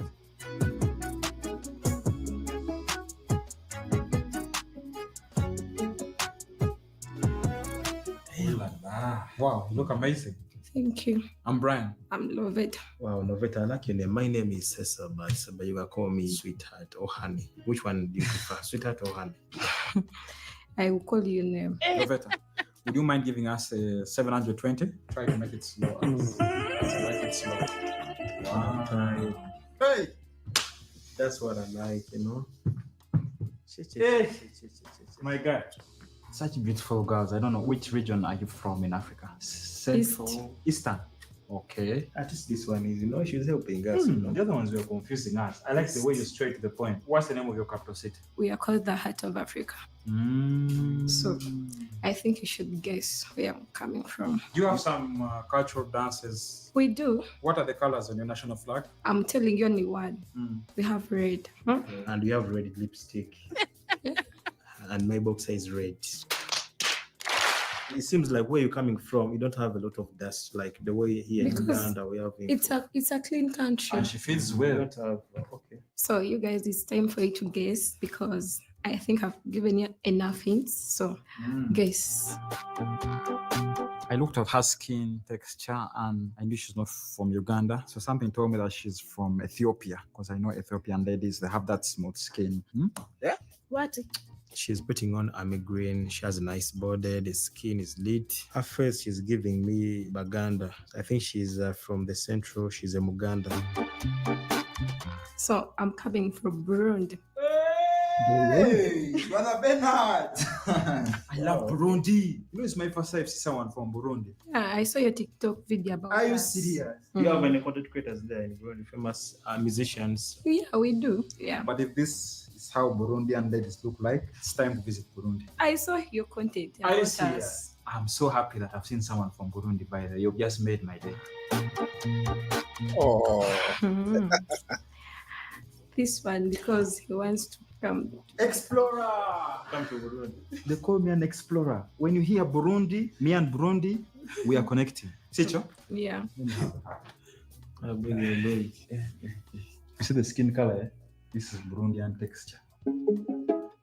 So guys, earlier today, I sent you out to guess country by Nyash. How do you think you did, Ota Brian? I think I did quite fine. Out of 100, I think I did well, about 80%. What about you, Sesabat? I think I put my eyes to good use. You know, I'm a good inspector. The only problem I didn't use my hands because when I use my hands, my soul agrees with my body. But I guess I did well, yeah. All right. What's going to happen to the guy with the less points? Outer Brian has to come second. Where I come from, ladies love my beard, you know, but we're good. We are still good friends, right? So what happens in case you find out that you have the least points? Yeah, of course, now you have to go back home. Pack your bags, you take the route that brought you here.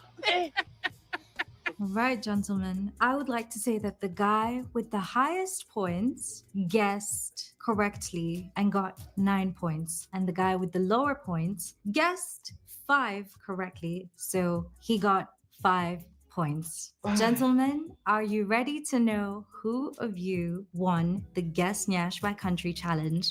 Yes, I'm ready. Ota Brian, you did not guess the Nyash correctly. Unfortunately, you have the lower points, making Sesabat our champion for this game. However, Yeah, if we could gentlemen, only have a keep show in like mind that that in Ota the Brian United was States. able to attract the most ladies and get the most ladies to say they would go out on another date with him. Yeah, of course, the girls liked him because of the cape, nothing else. Nothing. Yeah, the cape. They're like I didn't take off my shirt. I think we're lucky that you kept it on. But that being said, Sesabat, we are going to give you the opportunity to ask out any of the ladies from the entire show out on another date. Which lady will you be asking out on another date? Of course, the girl in a green top and a black bottom, she really caught my eye, you know. I want to have her Really? by my side. So outer, Vanessa. Yeah, used to say. My God. I don't think she was the best looking one. Because my soul and my body agreed on one person, that is you. And I'm not saying this to impress you because you're beautiful naturally, you know. So Vanessa Sessa. You know, our names now, you know, kind of match. Eh? Vanessa Sessa, will you go on another date with me, sweetheart? Okay. Before I was 50-50, but I want to know another side of Cesar.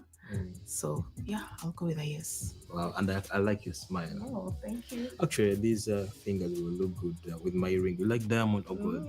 Gold. Gold, huh? Okay. I'll get the gold from Dubai. Oh! Aw, ladies and gentlemen, don't we all love a good love story? Well, there you have it. That's this episode of the Pan-African Dating Show. Please remember to like, subscribe, and share, and come back because we've got a lot more coming your way. Stay dating. I don't know. I actually like this show. You're on mute. Yeah, it's not bad. They've got several of these. This is a Pan-African dating show or something like that. There's another one where they have the girls behind like a curtain and they lift it to reveal ankles, then knees, then hips, then breasts, and then they bring the three with the lowest points out. Oh, really? It's actually pretty amusing. I watched it the other day. They haven't come out with a new one, but I'll add this to the rotation. It was pretty. Tom was right. It was pretty fast paced, which a lot of these shows aren't. So let's see here. Now I've got some news stories, and our executive producer, Solid Snake, suggests that don't do all of one or the other, just mix them in. Yeah, what you got for news here this morning? Well, it's actually stories that I picked out last night, but this one right here kind of caught me because my father was in Vietnam, and this thing is there's stories about the foreign aid that is going to some places like Vietnam. The foreign aid actually goes to help people like this lady who was I'm assuming this is a birth defect from being exposed to Agent Orange. So I'm going to play this. It's kind of longish, and if it gets repetitive, I'll stop it and move on. But this is what happens when foreign aid. Some of the problems that holding off foreign aid will not address. Agent Orange twisted her limbs. The U.S. is abandoning a vow to help. This article is by Damien Cave and read by an automated voice. Nearly 40 years after she was born with a malformed spine and misshapen limbs, most likely because her father was exposed to Agent Orange, the toxic chemical that the American military used during the Vietnam War, Nguyen Thi Ngoc Diem finally got some help from the United States. A project funded by USAID gave her graphic design training in 2022 and helped her land a job. Even when the company closed a few months ago, she stayed hopeful. The same program for Agent Orange victims was due to deliver a new computer or a small loan. I was the first to tell her that the support may never come, that President Trump had frozen USAID funding and planned to fire nearly everyone associated with the humanitarian agency. It makes no sense, Ms. Diem told me, her tiny body curled into a wheelchair below a crucifix on the wall. Agent Orange came from the U.S. It was used here. And that makes us victims, she said. A little support for people like us means a lot, but at the same time, it's the U.S.'s responsibility. As Mr. Trump and Elon Musk gut USAID, this can now be added to the list of effects. 2 months before the 50th anniversary of the Vietnam War's end, with ceremonies already planned, they have demolished the main American outlet for making amends, shaking the foundation of a partnership meant to be a bulwark against China.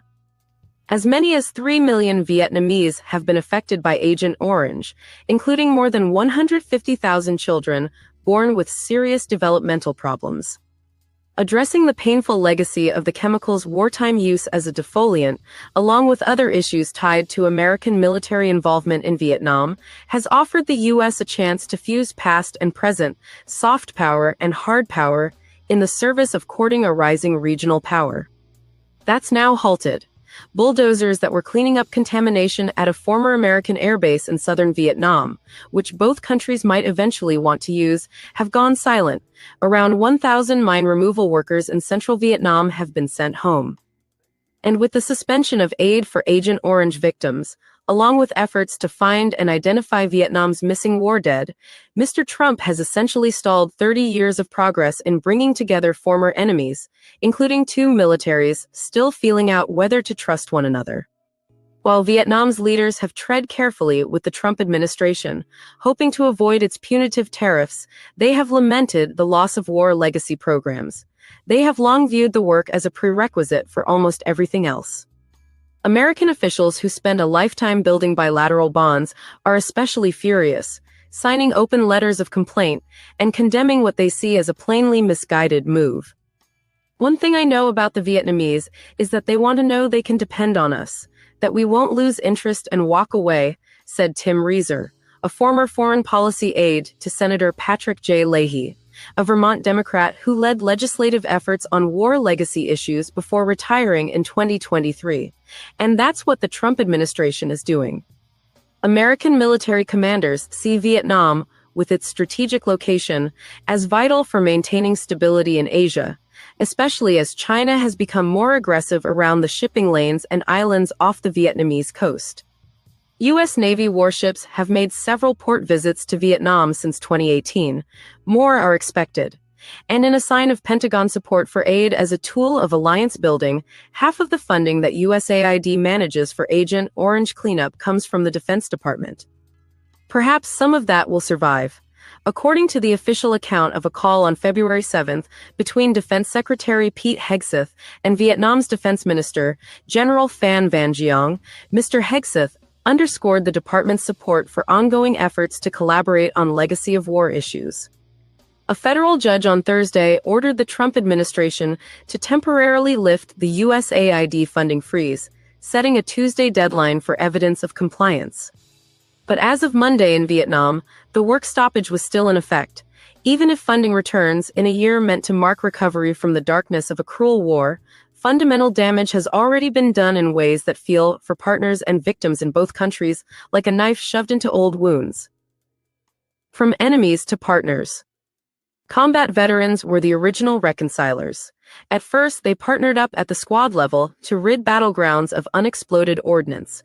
But once Washington and Hanoi got on board, bigger problems were tackled, starting with Da Nang Airport, a former American military base near the old dividing line between North and South Vietnam. It had been a centerpiece of the campaign to clear vegetation with Agent Orange, named for the colored stripe on its barrels and notorious for containing 2378 tetrachlorodibenzo p-dioxin, one of the most noxious substances ever created. At the start, no one knew if the airport's poisoned land could be made safe. The projected cost of remediation tripled. But after 7 years and more than $115 million in U.S. assistance, it was clean. So clean that Mr. Trump landed there with Air Force One in 2018. Bien Hoa Air Base, about 20 miles outside Ho Chi Minh City, formerly Saigon, is a tougher challenge. A 10-year, $450 million project involving the treatment of enough contaminated earth to fill 200 Olympic-sized swimming pools. The United States has contributed more than $160 million so far, out of a pledge of $300 million under USAID management. Tetra Tech, an American engineering firm hired by USAID for part of the project, did not respond to emails asking about its status. When I visited the busy neighborhood around the base last week, a Vietnamese military officer confirmed that the cleanup had been halted, creating anxiety in the city. Many of the homes nearby had been inside the base's perimeter until its footprint was condensed. Din Thi Lan, 56, told me that in 1991, she was one of the first to move onto a street that abutted the base and a contaminated lake. During seasonal floods, she said, fish would sometimes flop out. I ate the fish, she said. I'm worried. Behind her, in a back room, I could see a photo of a bright-eyed man with thick hair, above candles on a dark wood table. My husband, she told me, he died of stomach cancer in 2009. He was 39. Searching for impact. During the war, Dong Nai province, with Bien Hoa at its southeastern edge, became a logistics hub for North Vietnamese soldiers as they prepared to take Saigon. Before that, the U.S. military had tried to strip the verdant landscape of food and cover. Pilots usually flew 150 feet from the ground. They sprayed 56% of Dong Nai with nearly 1.8 million gallons of Agent Orange, more than in any other province in Vietnam. Trong Thi Huê, 75, joined the guerrilla ranks in Dong Nai at 16. After the war, she founded one of Vietnam's first rehabilitation centers for people with disabilities caused by Agent Orange, which the United States banned in 1971. In remote villages, she found dozens of boys and girls with missing or malformed limbs, deafness, cerebral palsy, cognitive impairment, and sometimes all of the above. One morning, she discovered a poor family so overwhelmed that they had put their severely disabled daughter in a cage outside. I never thought I would tell anyone this story, Ms. Wei said when I visited her home in Din Quan Township. It was so painful, and I was so angry. I tried to raise some money and convince the family to build a small room in the house, she added. After a while, with some financial support, they did. Most of the funding for the rehab center comes from the Vietnamese government, but a sign over the door declares that USAID provided equipment in 2020, a few desks and a metal bed, a playroom with a climbing wall, and a pool of candy-colored plastic balls. Since 1991, according to the State Department, the U.S. government has contributed about $155 million to improve the lives of people with disabilities in areas affected by Agent Orange and leftover explosives. The USAID program that benefited Ms. Diem, the graphic designer, is limited in scope. Last year, just 45 Agent Orange victims in Dong Nai, out of 9,000, received no-interest loans of a little under $800. Some bought scooters, and others invested in goats, said Nguyen Van Tin, 47, the leader of a club that has 260 members with disabilities. Ms. Diem was among 11 women who were approved for smaller loans this year under a social inclusion program. Her commitment and grit are undeniable. After high school, she went to college away from home, persuading friends and strangers to carry her to class or the bathroom. She earned a degree in information technology. Now, all she wants is a computer for doing her design work. Support she was promised by the United States, which contaminated her country and gnarled her body. I want to feel connected with the world, she told me. I want to be less of a burden. Any thoughts? No, not really. Man, that USAID money, it just seems to be going everywhere, doesn't it? Well, some of where it's going is obviously doing some good. Yeah, I think it does. It's kind of the thing. You want to get hold of it.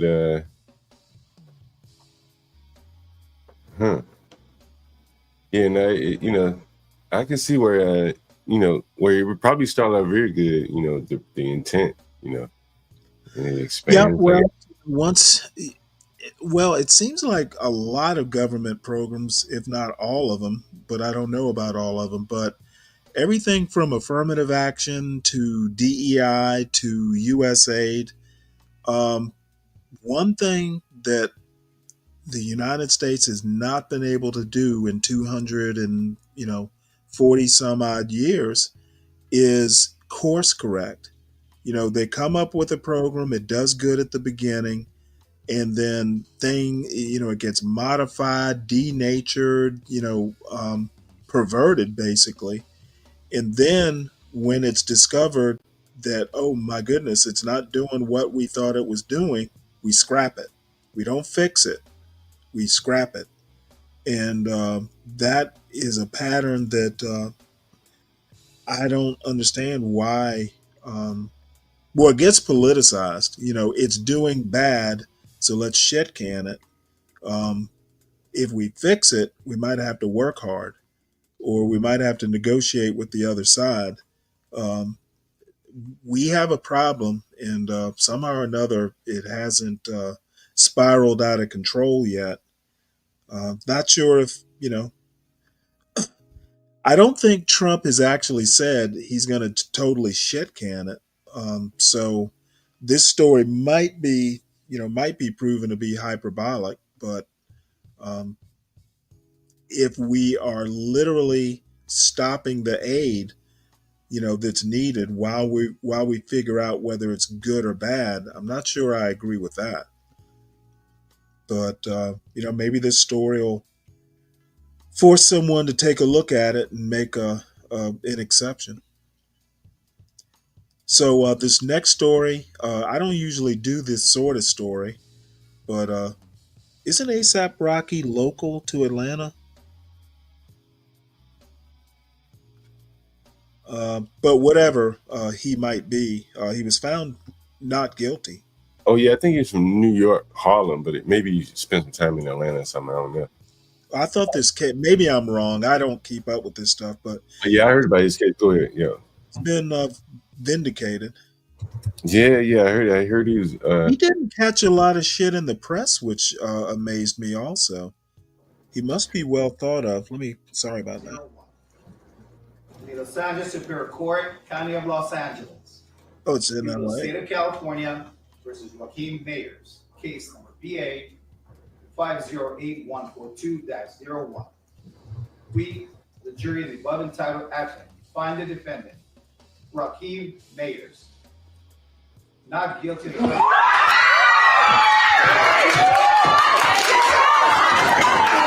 Whoa.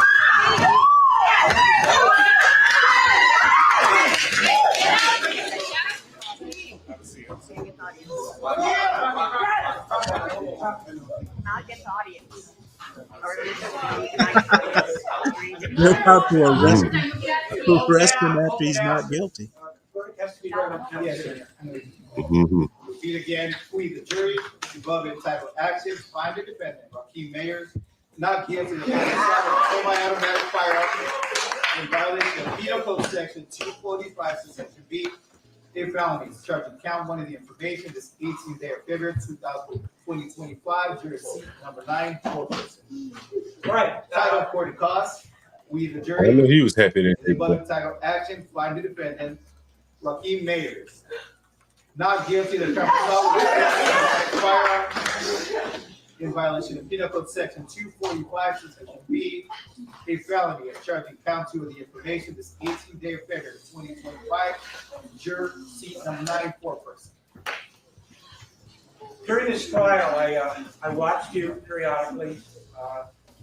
You did what we asked of you at the very beginning, which is to give both sides a fair trial, pay attention, use your common sense, apply the law, base your verdict on the evidence.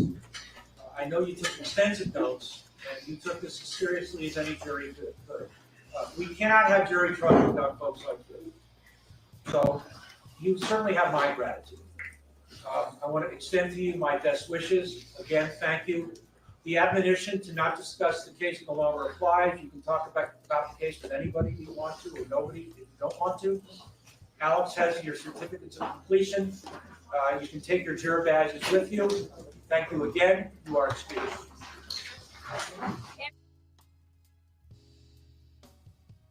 Any thoughts on that? Side other than no, you know, I'm actually surprised he other than got the off. name, I don't know. I don't even know his music. Yeah, I don't know his music either. I'm actually surprised he got off though. You know, there I mean, there was some kind of allegation of a gun, but you know, kudos to him. Lucky for him, boy. You know, he's facing a lot of time or something, so he did the right thing by standing trial. Because they offered him a plea deal there. Yeah. Is that right? Good for him. Mhm. Yeah. This is, let's see. I had a story, companion story. Oh. Damn it. I had an immigration story to go with this. This is a border patrol agent, and again, it just happened to wander in to I subscribe or subscribe, I guess it is, to Google News, and you know, I've said before, it's the best news aggregator I use or have used, and this particular story. Well, I'll go ahead and just. I'm not even sure it's got a reader. Oh, it does. This is about a border patrol agent that was killed on the Canada border, and it was kind of under weird circumstances. The killing of U.S. Border Patrol agent David Malland near the Canadian border last month, and 5 other homicides in Vermont, Pennsylvania, and California have been tied to a cult-like group. Interviews and online postings reveal how young computer scientists, described by those who know them as highly intelligent, appear to have become increasingly violent. Related. Washington woman charged in Border Patrol agent's death ordered held without bail. Border agent killed in Vermont. Malland, 44, was killed in a January 20th shootout following a traffic stop in Coventry, Vermont, a small town about 20 miles from the Canadian border. Washington state resident Teresa Youngblood, 21, faces 2 weapons charges in connection with the killing. She was traveling with German citizen Felix Bockholt, who is also listed in court documents as Ophelia. Both had connections to a cult-like group known in online communities as Zizians because of their affinity for a blogger who calls herself Ziz.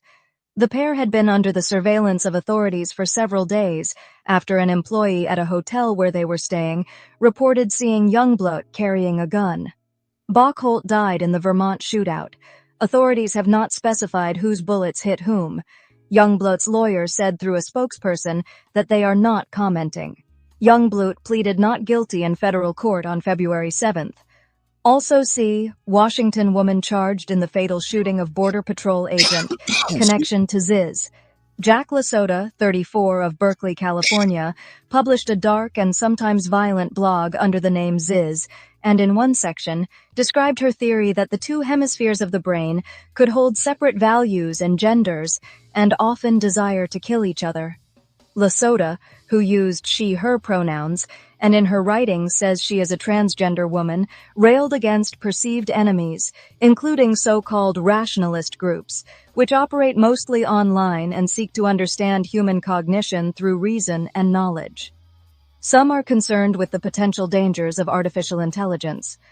When Lesota left the rationalists behind, she took with her a group of extremely vulnerable and isolated followers. Anna Salomon, executive director of the Center for Applied Rationality, told the San Francisco Chronicle. In North Carolina, a landlord told the Associated Press that he had been renting 2 condos to Bockholt and Youngbloot. Lesota also had been living with Bockholt as recently as this winter, said the landlord, who spoke on the condition of anonymity because of concerns for his safety. First arrests. In November 2019, Lesota, Emma Borhanian, 31, Gwen Danielson, and Alexander Leatham, 29, were arrested at a protest outside a Northern California retreat center where a rationalist group was holding an event. The group said they were protesting sexual misconduct inside the group. Deaths in California. In 2022, landlord Curtis Lind went to court to evict Borhanian, Lesota, Leatham, and other tenants who had stopped paying rent at a Vallejo, California property. 2 days before the November 15th eviction deadline, prosecutors say Leatham, Borhanian, and Suri Dow attacked him. Lind shot his attackers, killing Borhanian and wounding Leatham. He survived being impaled with a sword but lost an eye.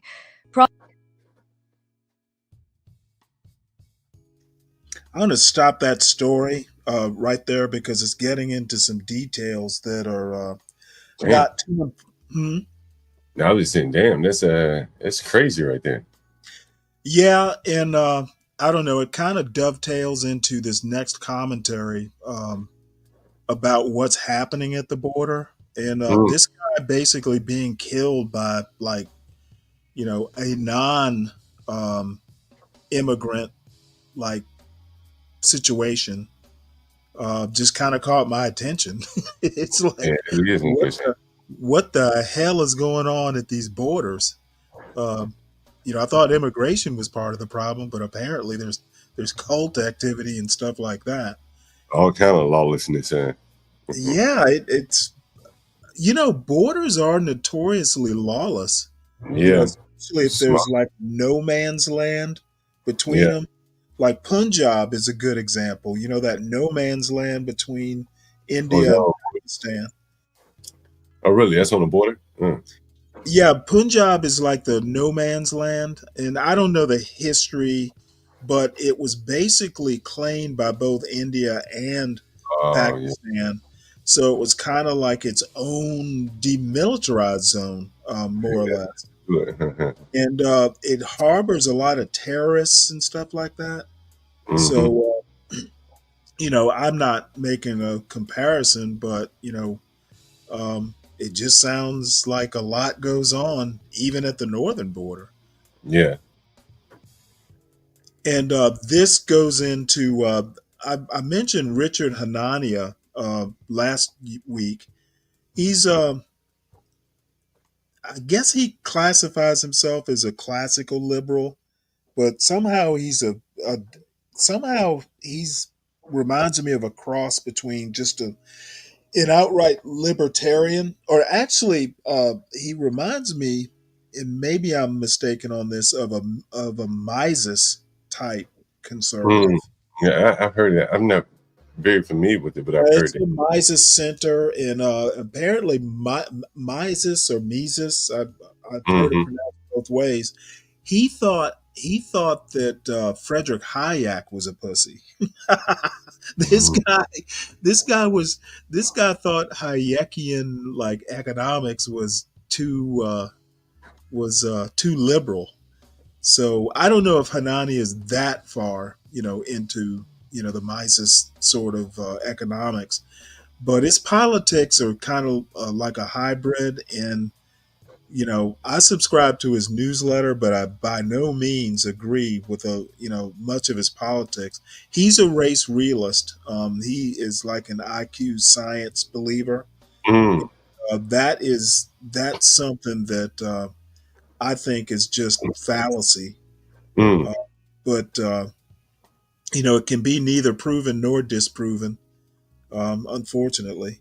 Mhm. So his this caught my attention because his essay basically is concerning conservatives lying about immigrant crime, Mm. which for someone on the right is heresy. So it's a longish essay. I don't think we should probably listen to the whole thing. But my point is that someone on the right is basically saying MAGA's full of shit. And he's not anti-Trump necessarily.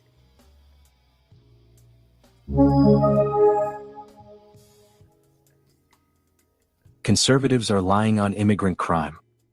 The false rightist narrative on new arrivals and public safety. By Richard Hanania.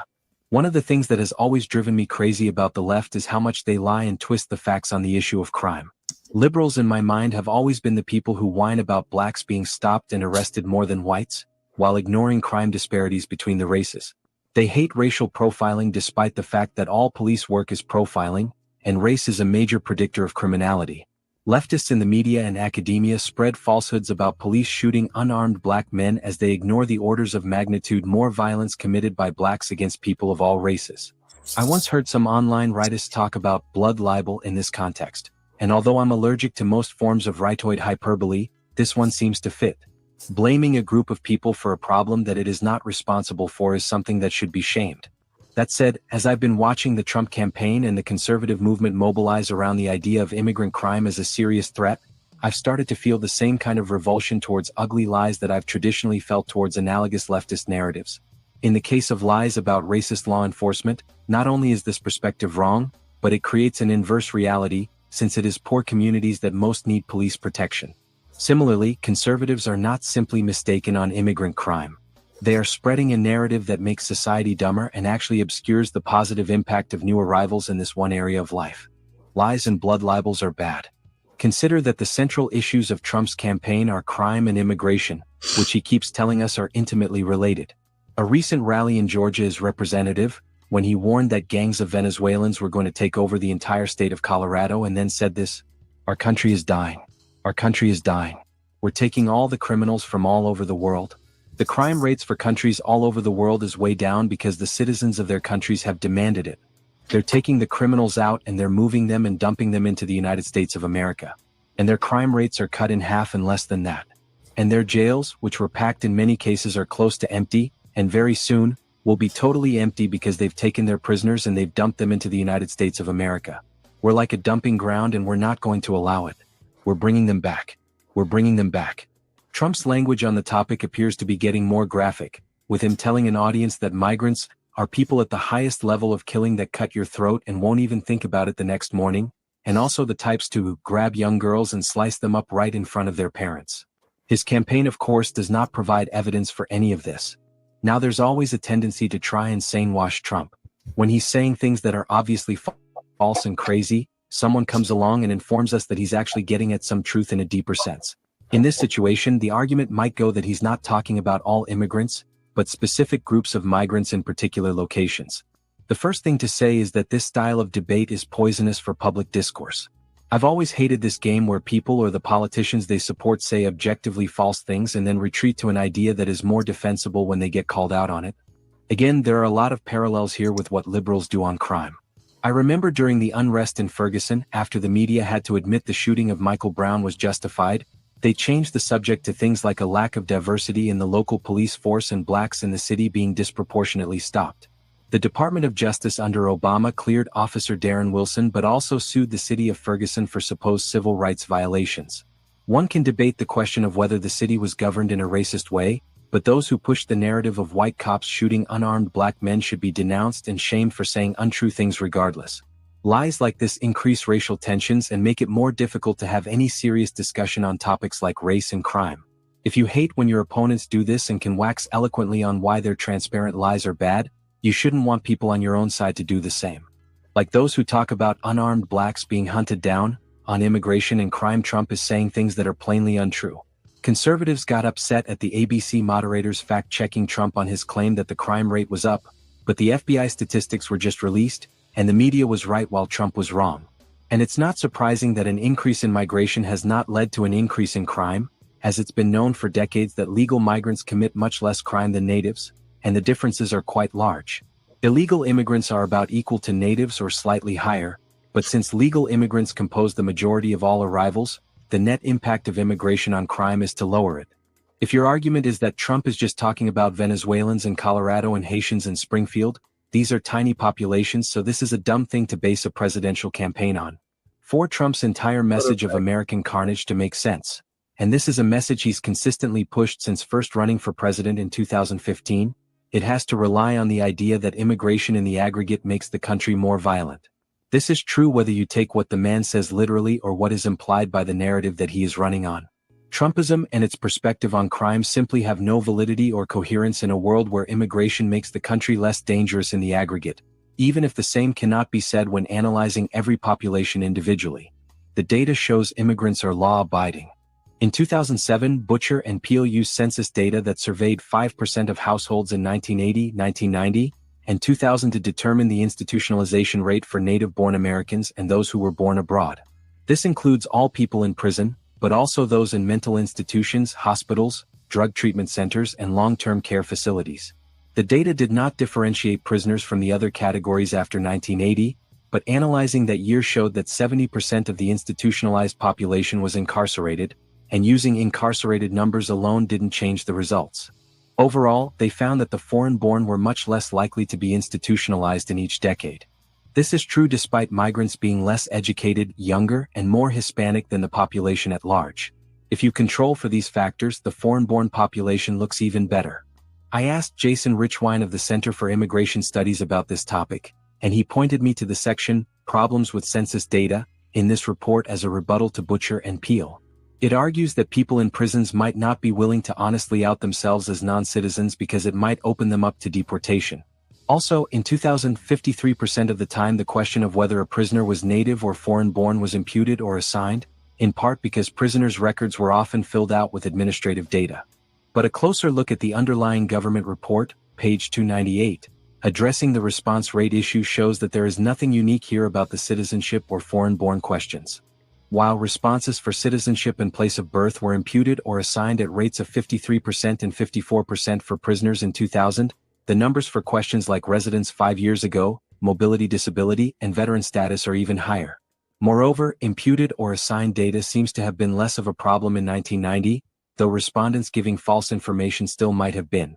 We can't even be sure that the Census Bureau and prisons do a poor job of guessing whether a person was born abroad. False positive and false negatives might be equally likely, balancing things out. One could imagine the census data even overestimating the foreign-born population in prison, as recorders assume that everyone who looks or talks like someone outside the mainstream falls into that category, say a native Hispanic who grew up in a barrio and speaks heavily accented English. It's more difficult for me to imagine many foreigners being mistaken for someone who is native-born, since everyone who arrives in a new country after a young critical period tends to spend their whole life speaking with an accent. Alternatively, administrators or the Census Bureau might just classify prisoners as native-born citizens as a default when they don't have solid information. All of this is just speculation, and the CIS critique of the census data in 2000 is strong enough that it indicates that perhaps we shouldn't count Butcher and Peel as conclusive. Luckily, a more recent paper from Abramitsky et al. Helps settle the issue. It finds that immigrant men, meaning all those born abroad, have been more law-abiding than natives for 150 years. This paper uses full-count census data from 1870 to 1940, and then Census/American Community Survey samples for 1950 to 2020. The following chart shows incarceration rates for men among native-born Americans and first-generation immigrants from different regions of the world, all the way from 1870 to 2019. There are two reasons that I think the results of this paper can be trusted, despite arguably having many of the same problems one might point to in Butcher and Peel. First of all, the longer time period makes it unlikely that the data has always been wrong in the exact same way every year. In recent years, you would need to be underestimating the number of foreign-born prisoners by a factor of 2 to 3 to make immigrants even equally as criminal as the native-born, and you would need to be doing this consistently all the time. The American Community Survey might have the same problem as the census, but it may not, and they both have to be wrong in a similar way for immigrant crime to be a major issue. Another piece of evidence presented by Abramitsky et al. That cuts strongly in the direction that immigrants are a low-crime population is the fact that they have much higher rates of employment, marriage, and good health than natives of similar levels of educational attainment. For U.S.-born males who are high school dropouts, for example, the labor force participation rate is slightly over 60%, compared to about 90% for the foreign-born. Crime is mostly committed by the poor and uneducated, and we have a great deal of evidence showing that among that population, immigrants are simply better across the board. Everything we know about the way the world works suggests that a group that is more likely to be married, healthy, and working is probably going to have a low propensity towards crime. Just for fun, here are some charts from the Abramitsky et al. Appendix showing incarceration rates for the top 20 sending countries compared to natives in the years 1980, 1990, 2010, and 2019. The data is about what you would expect. What's up, Bobby? If anybody wants the rest of this essay, I'll drop it into the chat for you.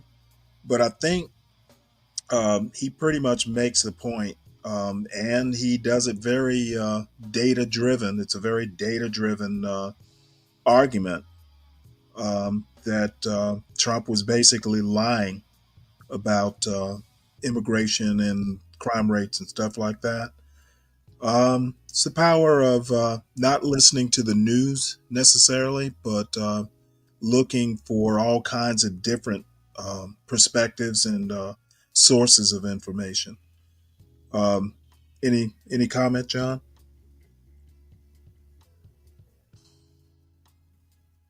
I think to the people that are concerned about immigration, the fact that the numbers show them committing less crime or more crime, they don't really care. Well, that's obvious. I mean, Americans are not a data-driven people. You know, I think about when that LeVar Ball boy went over to China, got caught stealing, a couple other cases. Americans were pretty hard on them. Black people were even hard on them, right? They were like, yo, you go to another country breaking the law, shit, what you expect? And I mean, in some ways, black people had a very high... I'm lost how this is relevant. Well, Americans had a high deference to China and international law when you go over in those countries. This isn't about China. Well, and so the immigrants that are coming here committing crime, it seemed to be that we hold them to a lower standard than we do when we go to other countries and commit crime. I have no clue how that argument is relevant to anything that I'm talking about. Well, it seemed like this article is talking about.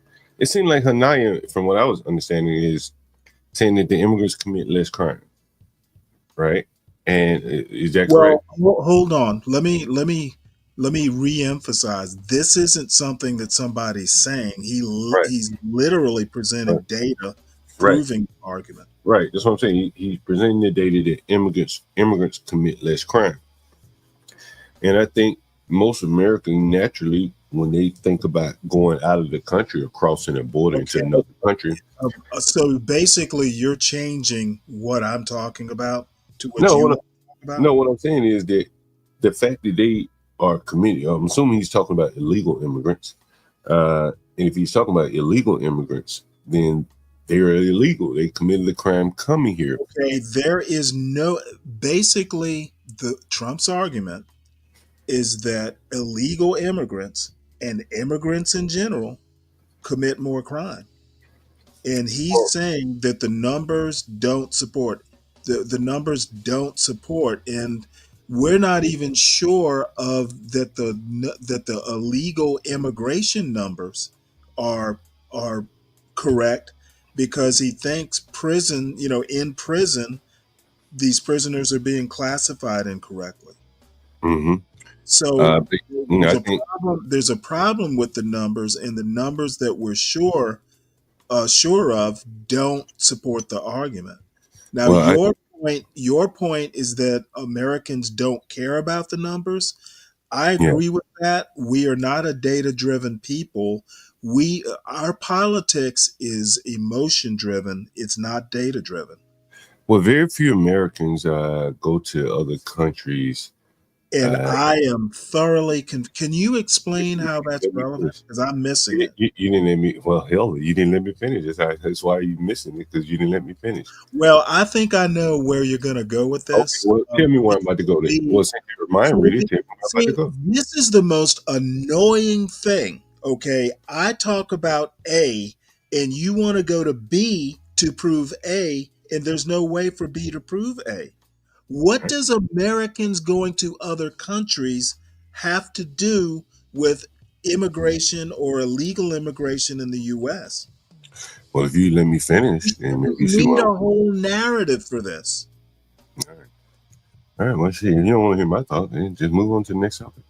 I guess we'll move on because you don't have a point in what you're doing is prevaricating and going around trying to get away from the point.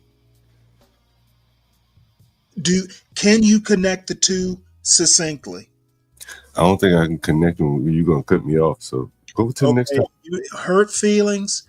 No, it's not. My feelings aren't hurt. I'm just saying go to the next topic. Okay, because you don't have a point, and just say you can't. All right. Next story is going to be McKinsey, and this is totally unrelated to anything I've been talking about. Apparently that Mackenzie Scott is having, and she changed her name apparently, is having a major impact on the nonprofits she's contributing to. I didn't read the story, so I don't know if HBCUs come up in it. And I'm not sure there's a reader here. Guess I'll have to read it myself. A 3-year study finds Mackenzie Scott's $19 billion in charitable giving has been transformational for nonprofits. Big gifting. Over the past 5 years, Mackenzie Scott has given over $19 billion in unrestricted gifts to more than 2,000 organizations in her quest to spend down the billions she received as part of her divorce settlement from Amazon founder Jeff Bezos. As I wrote in January, her philanthropy is unique in that the gifts she makes are large, unrestricted, and don't have a specified time frame in which they need to be spent. Her strategies have become a topic of fascination in the philanthropic world. Of course, where large amounts of money are involved, there is bound to be plenty of exaggerated cheerleading and plenty of skepticism and criticism. Some have feared that organizations, particularly smaller ones, wouldn't be able to effectively manage the money. Others thought it would lead to a decrease in donations from other patrons. And then there's the ongoing concern about a funding cliff in which orgs spend down the money and are left with a large gap in revenue. And that's before we wade into the murky morality of billionaire philanthropy to begin with. Now we have... I'm sorry. Who is she spending the money with? Because I'm sure she. The ones that I know of are HBCUs. It seems like I want to say she gave money to Morris Brown. I'd have to look it up, but it says 2,000. And I know some of those organizations, which are colleges nonprofits. I guess they are. Some of them are. Hey, Stanley, Google. Well, don't Google it, but it was either her or Bezos. Is this Bezos' wife or Bill Gates' wife? Yeah, she's his ex-wife. One of those two women, the mayor of DC, left his wife for her. For Mackenzie Scott? One of them. I can't remember. It's either Mackenzie Scott or the Bezos woman. You can Google it. He left his wife. The mayor of DC? Yeah. Nigga left his wife for that woman. Sorry, nigga left his wife and children. You mean Muriel Bowser? A man. It was our last male mayor. He left that motherfucking wife and I don't think it was for Mackenzie Scott. Well, it must have been for Bezos' ex-wife. She did marry like a white male school teacher. No, it was well, maybe it was the Bezos' wife. It was one of them. Well, she was Bezos' wife. Okay, well, maybe it's Bill Gates' ex-wife. One of the two. Hold on, let me look her up. Yeah, Adrian Fenty was his name. Oh no, yeah, okay, I remember Fenty. I don't think he got with Mackenzie Scott. Well, he got with the other lady then. Because if he did, he's a fool for ever having left her.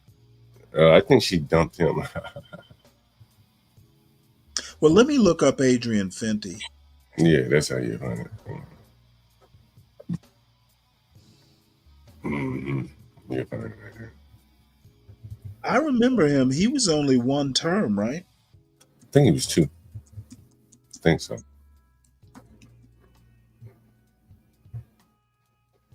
We'll look up here.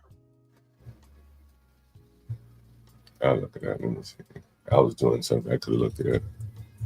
Oh, that's all right. Let's see. Born Adrian Malik Fenty. Michelle Cross. They're separated. Sorry, it was Steve Jobs. It was his wife, ex-wife. Oh, yeah. Okay. Sorry about that. Yeah. He left her for. He went. Really? Because they don't. Hold one sec. Laureen Powell.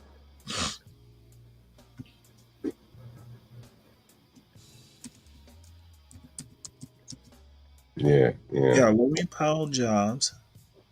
Mm-hmm.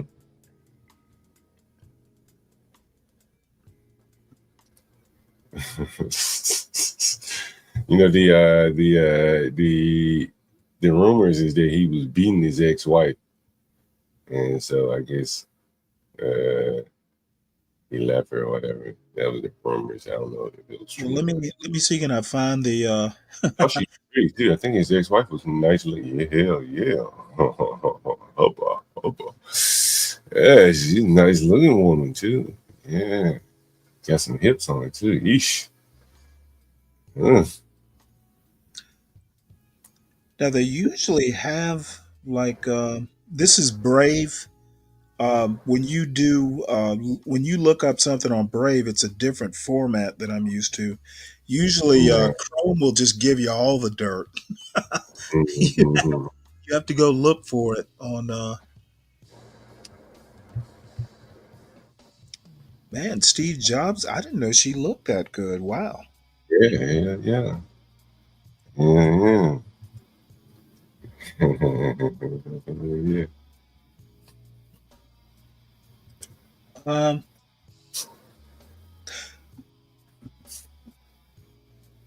Yeah, I'm gonna have to go. I'm gonna have to go looking for it. It's the dirt isn't readily apparent. She doesn't. She doesn't look like the sort of woman who would go for Adrian Fenty, though. Yeah, I think she was all in those charities and shit like that. Oh, here it is. She and Fenty split then. Mm-hmm. Yeah.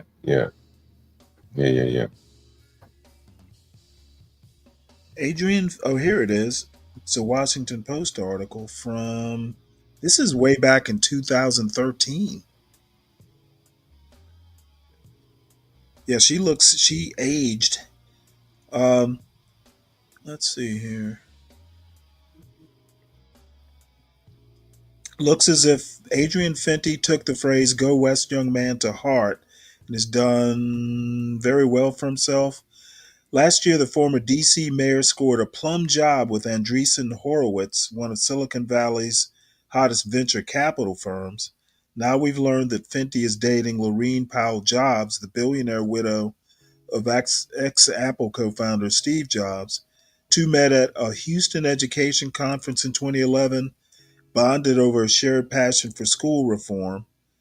February 2012, Fenty joined the board of College Track, a nonprofit college prep program for underserved students co-founded by Powell Jobs. Adrian Fenty is one of our, let's see, let's get to the dirt, like who he left. Sources tell us relationship began as a friendship and blossomed into a budding romance around the time Fenty and his wife, Michelle, formally announced their separation in January. The Fenty marriage has been rumored to be on the rocks for months. There's no indication that Powell Jobs had any role in the split. So they're saying that they can't say for sure whether he left his wife for her. So What do you think about that? They're unwilling to say he left her for His wife was nice looking, and I think that let's go back and have a look at her. Let's see. yeah, oh, she is. She's nice looking, and I think that yeah, hell yeah. And there's another picture of her in a black dress, bro. The hips don't lie. And but there were allegations that he beat her, and I think more or less. And I'm gonna tell you a funny story about this nigga. Years ago, I used to loan a nigga some money, and he would frat buddies with this guy. So he was down and out, fucked up, trying to run a cleaners on Georgia Avenue.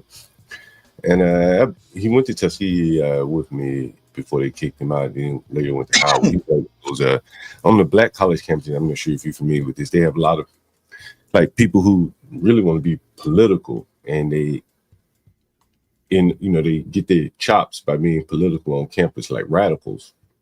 So this is the guy basically. And so when he was a Kappa, so when Fenty became president, they solved all his money woes. He didn't have to borrow money from me anymore. But anyway, well, according to this, she was a lawyer or is a lawyer, and she got promoted at the Inter-American Development Bank into a job that has her working at least part-time in the Caribbean nation of Trinidad and Tobago. Yeah, she's from Caribbean. Yeah. Right. So whatever happened, she wound up not, away for part of the time. Yeah, I think she was I think she was doing pretty well for herself professionally. But yeah, I'm sorry, I'm a little distracted. So whatever happened, this article here is 12 years old. Wow. Yeah. Let's see, somebody else is gone. GSA engineering lead resigns over Doge allies request for access. Let's see what this is about.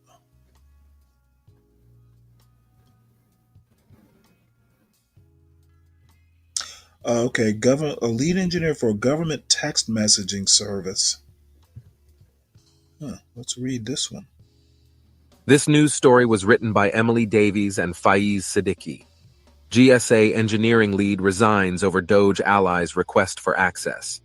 Stephen Riley announced he was departing after Thomas Shedd sought access to government data. The lead engineer for a government text messaging service resigned Tuesday over a U.S. Doge service ally's request for access to sensitive data, including personal identifying information, according to two people familiar with the matter. Stephen Riley, the engineering lead for Notify.gov, left the Technology Transformation Services arm of the General Services Administration after the branch's new director, Thomas Shedd, sought administrative access to all components of the Notify.gov site, the people said, speaking on the condition of anonymity to discuss personnel issues. Shedd worked at Tesla for 8 years and now runs the part of the GSA that hosts technologists who are deployed to provide access to a wide variety of government services, a unit he has called Swiss Army Knives. He sought access last week to more than 20 government systems, according to a screenshot obtained by the Washington Post. Notify.gov, one such system, says that it aims to provide secure and personalized messaging to facilitate public outreach from government agencies, and that all federal agencies and programs are eligible to use it. Riley had been in charge of that system until Tuesday.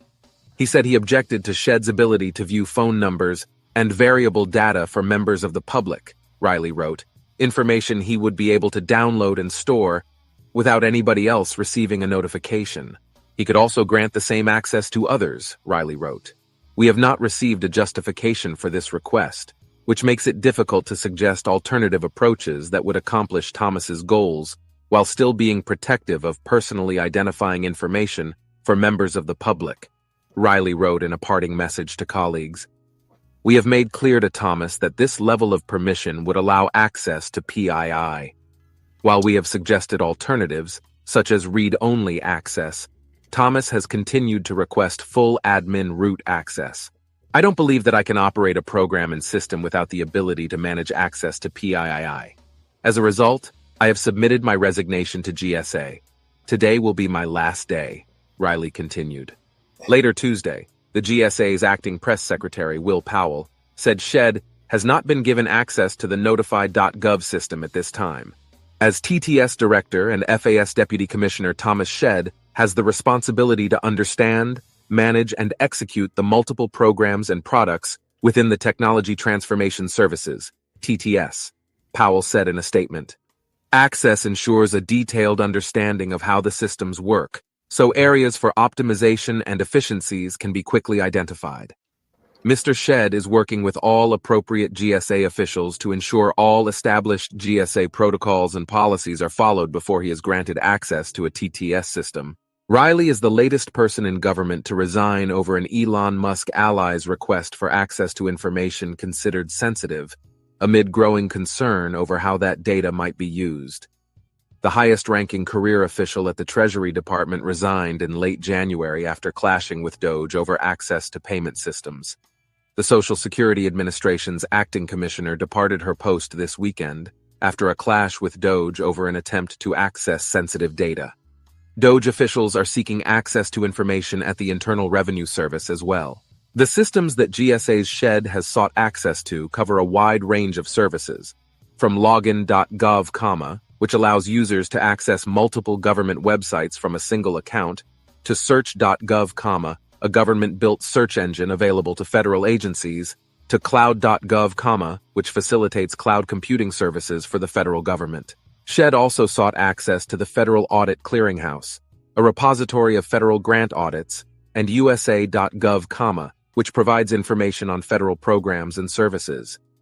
His requests for access to cloud.gov and login.gov were labeled read-only.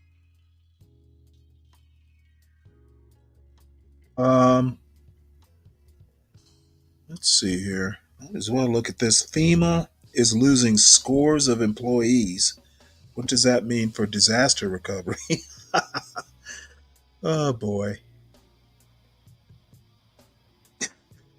Let's see. Cuts at the Federal Emergency Management Agency could affect people across the country who are struggling to rebuild and prepare for disasters.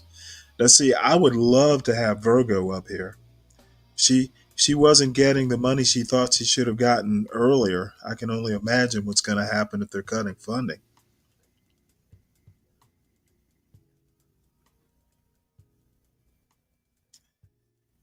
Are you interested in this story?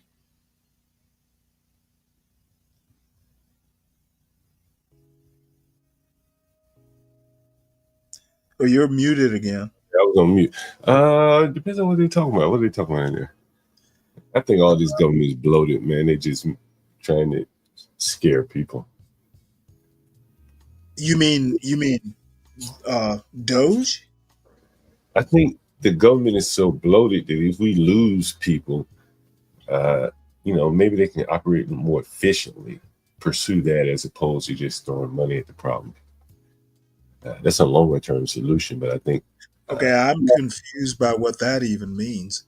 I mean, FEMA has thousands of employees, but shit, they can't seem to get it right in terms of handling disasters. Okay, so you're saying getting rid of employees and cutting the money will make it more efficient and work better.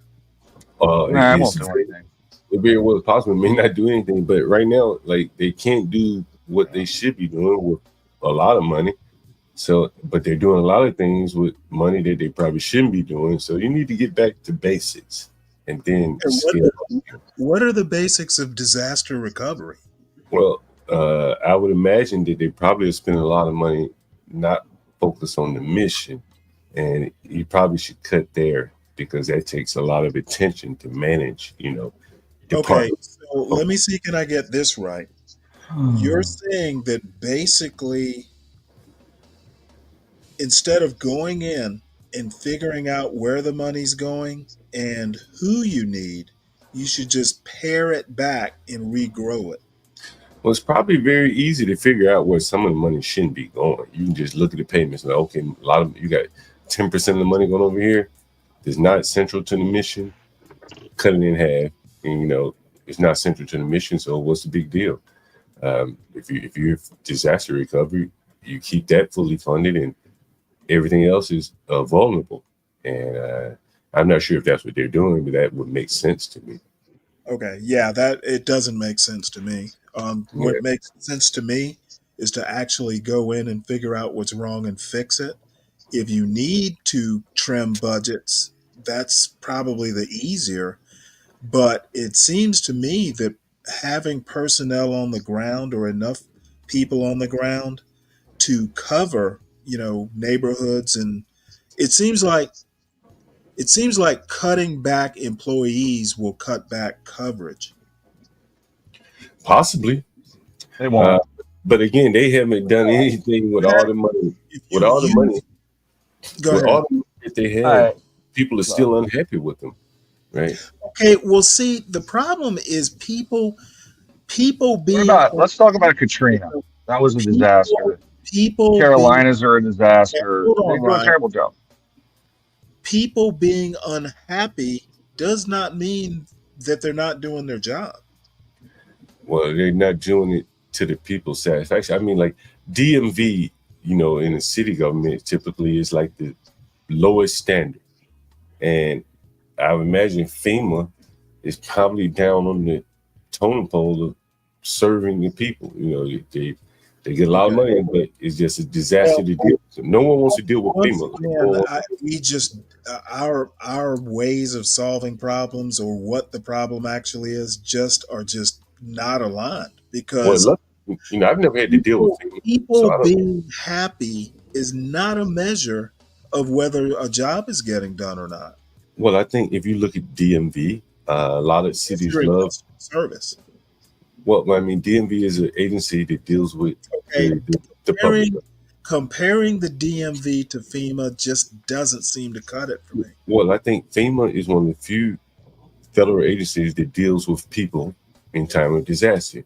And I think when people deal with DMV do in times of disaster, but they deal with they're one of the few city government agencies, well, one of the many that deal with people, and people often gripe about DMV, and it seems that people often gripe about FEMA. And the comparisons. I understand. DMV people don't ever go out into the field. Okay, right. FEMA goes out into the field, totally different missions. Okay, and what I'm saying is that if you're just basing it on customer service and making people happy, yeah, that's one way to make the comparison. What I'm doing is actually comparing the missions, which are totally different. Well, the mission is, to serve the people during disaster. And it seems that in North Carolina, from my understanding, Virgo's understanding too, that they didn't do a very good job of it. So, and what my understanding is? That we don't actually know what happened. We do know that a lot of people were unhappy. Right. And so I think, as being... Remember that one girl? Nobody has gone to jail. Nobody has gotten in trouble. I can only assume that whatever the job was, it was done. And maybe whatever she did was illegal. And those are some of the things they probably need to tighten up. Apparently, she was not held accountable. And I'm going to assume there was nothing to be held accountable that she did wrong. And that's what I'm saying. Maybe she didn't do anything wrong. Right? Or maybe they just chose I don't know, right? Maybe she was protecting someone else to prosecute her. Maybe put someone else in vulnerability so they don't prosecute her. They're not prosecute people higher up. You never know. But my position is that if the knee-jerk reaction is to cut and lay off, that's just a knee-jerk reaction. It is make busy work, and that's what Trump is doing, in my opinion.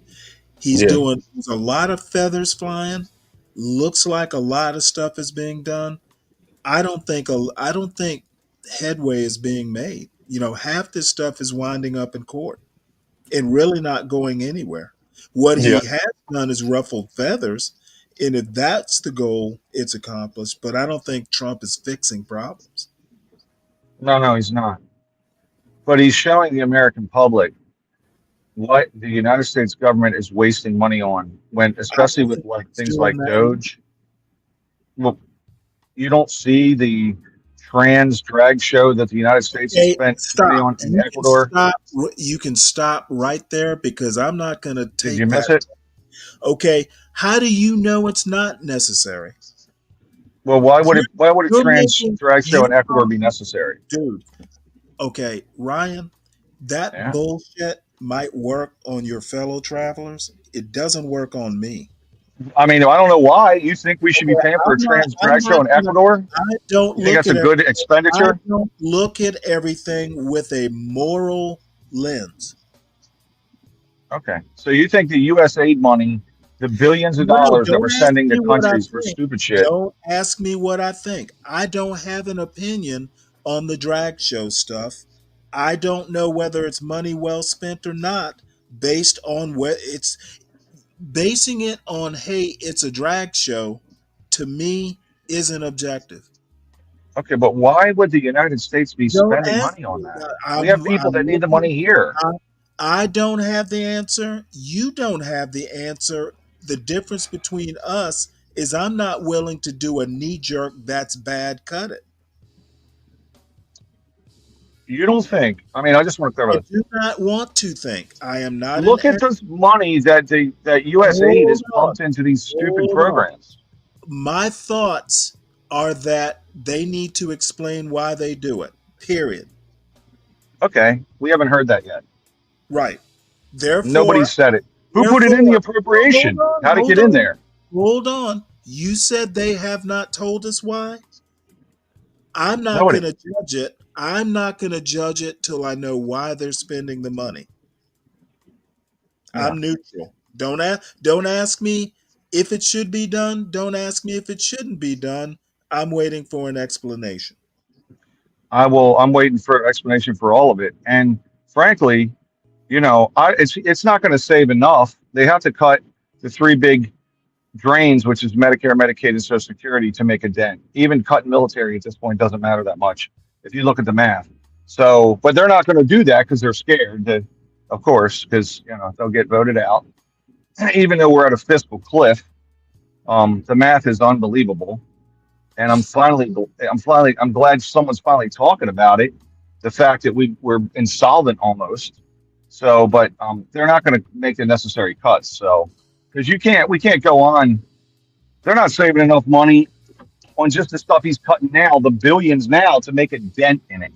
So it is all political fodder. Trump is it's bullshit. He's got to cut Social Security, Medicare, and Medicaid, period. And I'm sure there's a lot of waste there and fraud there. But we're talking about 60% of the whole budget is those things. I mean, that's where all the money is. Actually, you're incorrect. Well, how much? I've heard 56% of the budget is defense. Okay, so feel free to look it up. That's not correct. No, I don't. I'm not. I'd have to look up the source. It came from a credible source in a news story yesterday, and I was actually shocked. It's not defense. They said 56% of the budget is defense. That is, they took in $5 trillion last year, or some $5 trillion I don't roughly. care about any of that. Well, I'm telling you what they spent on defense. They spent less than $1 trillion. You're not a credible source.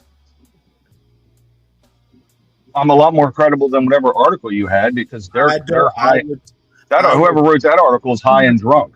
That's not true. Did you just say you're more reliable than the Washington Post? Absolutely, because they're lying to you. Well, I don't share your self-confidence. Listen, it's just basic mathematics. If you look at what they took in and what they spent, it's not defense. You don't know the basic mathematics of the federal budget. You can look it up on their website, the federal government's website.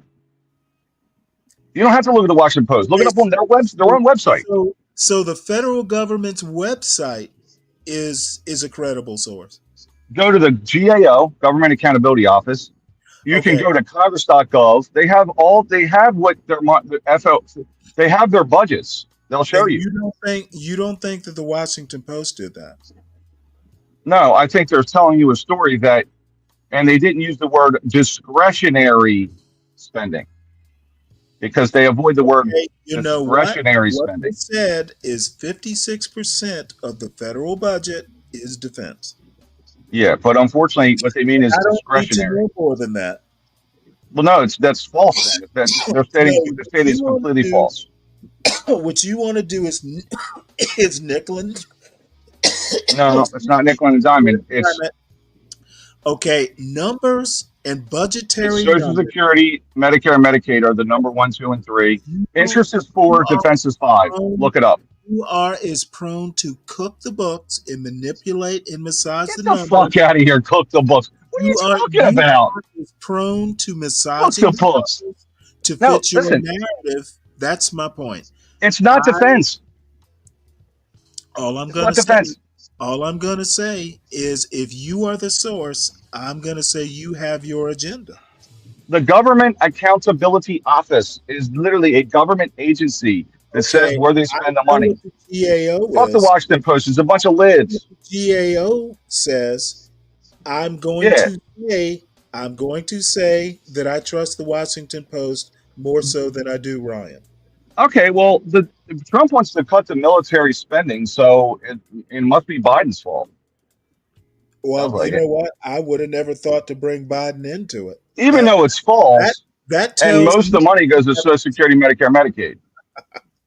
They spend the money on Social Security, Medicare, Medicaid. Defense is about $1 trillion, and they spent $7 trillion. So you do the math. How's that 56%? I'm not going to do the math. Well, I mean, anyone can. That's 18%. You said about. You're running from the math, Stanley. Listen to I'm you. not running from anything. I'm running. No, from you are. I gave you an order. running I gave you an from order. you Social as a Security, credible Medicare, source. Medicaid, Ryan, and then number 4 is interest, and then it's Ryan, defense. you are in a car driving, telling me that you're a credible source. What I'm saying is your source is trash and Are you wrong. going to trust your 50-year-old memory? Fuck yeah, I know it. I looked it up. You expect me to trust your 50-year-old memory? Stanley, listen, man, I don't. I'm good at math and statistics, as you know. I'm sorry. I trust the newspaper of rhetoric. Do you know what I'm actually excited for? I'm excited for you to find out later and go, damn, the Washington Post is a bunch of bullshitters. Hey, because you're going to find that out. I trust the Washington Post implicitly. Okay, well, look it up and prove they're wrong. More so than Ryan. So you're saying you'd rather just believe the liberal lie? Newspaper of record. No, look it up. Look it up. I'm not going to bother. You'll stop reading the Washington Post once you find out the truth. I am going to say I a priori trust the Washington Post more so than Ryan on his way to work. 56% of the budget. Listen. It's actually great that you're telling me this because I'm confident that you will look it up and you're going to go, damn, why would they lie to me? Then your confidence is misplaced. Why would these liberals lie to me? Why does liberal publication lie to me? Hey, why are we talking liberals all of a sudden? Because whoever wrote that article is lying. They're a liar. It's not 56% of the budget. That's bullshit. Okay. The word they failed to use was discretionary spending, which it is a percentage of discretionary spending, maybe 56. If you want to get deep in the weeds, I'm looking top down. Well, if you look top down, it is 18% at most of the budget. 18%. Defense spending is 18%. Of the total government budget at $7 trillion last year, which is what Biden the idiot spent. Defense was $1 trillion. Do the math. That ain't 56%. It'd be $3.5 trillion. I'm going to let the Washington Post go. You should. I'm going You're to losing this argument. And then the next thing I'm going to do is put up Richard's comment. Richard finds you a credible source. I know statistics very well. Okay, we're not talking statistics. We're talking budget. Well, okay. Okay, well, feel free to look it up. Hold on. I can't see it right now because I don't have my glasses on. Oh, no. Don't be dangerous on the road there. No, I already pulled over so I could just smoke this argument real quick. Yeah, okay. All right, look, in all seriousness, what they can choose and not choose, the Social Security, Medicare, Medicaid is mandatory spending, and that's why they're trying to hide it with that bullshit. But most of the money goes into that. That's what has to be reformed in order to really make change in our trajectory of a country. You have to change them. They got to make cuts. Sadly, they've overspent. I have no doubt that they need to make cuts. They have to. What I'm saying is their method is just like Elon did at Twitter. He went in, everything that looked like waste, Yep. he got rid of it, and then when he, basically he threw out the baby with the bathwater, and when he found out he needed the baby, he brought back in the baby. That's what I they're agree with that. I agree with what you're saying. And I find that reckless when people's actual livelihoods are involved. I think it's reckless. And what's worse is Trump is losing political capital as he does it, which is, I'm like, if you're trying to actually fix things and get the budget in order, you're going in with a hatchet when you should be using a scalpel. Well, and he's going in with, and it's stupid because he's losing political steam by doing it. He's losing the momentum by doing it. He's dumb. I don't know why he's doing it.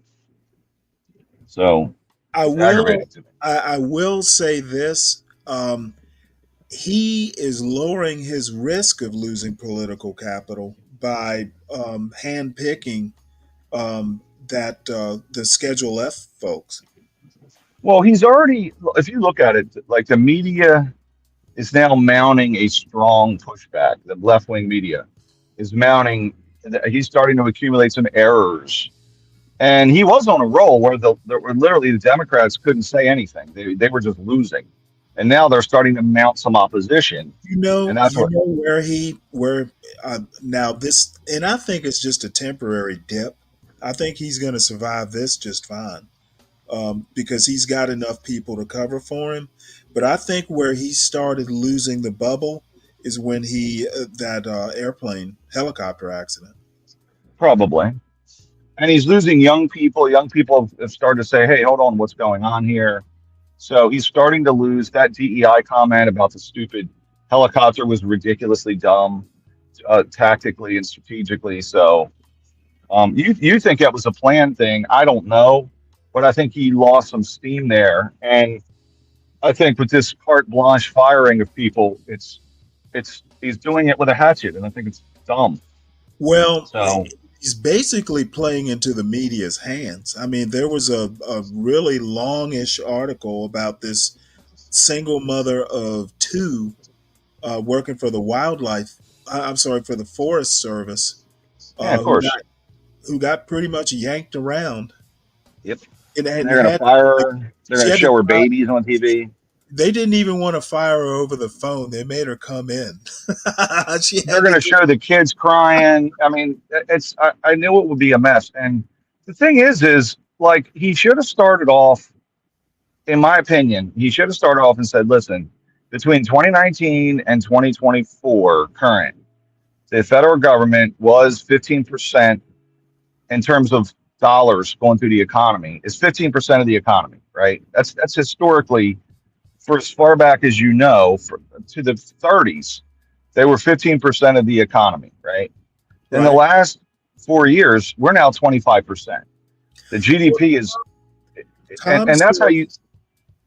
Tom says political capital ? There's an argument to be made that Trump is, if not the most powerful lame duck presidents of all time, both houses of Congress and pretty much the Supreme Court.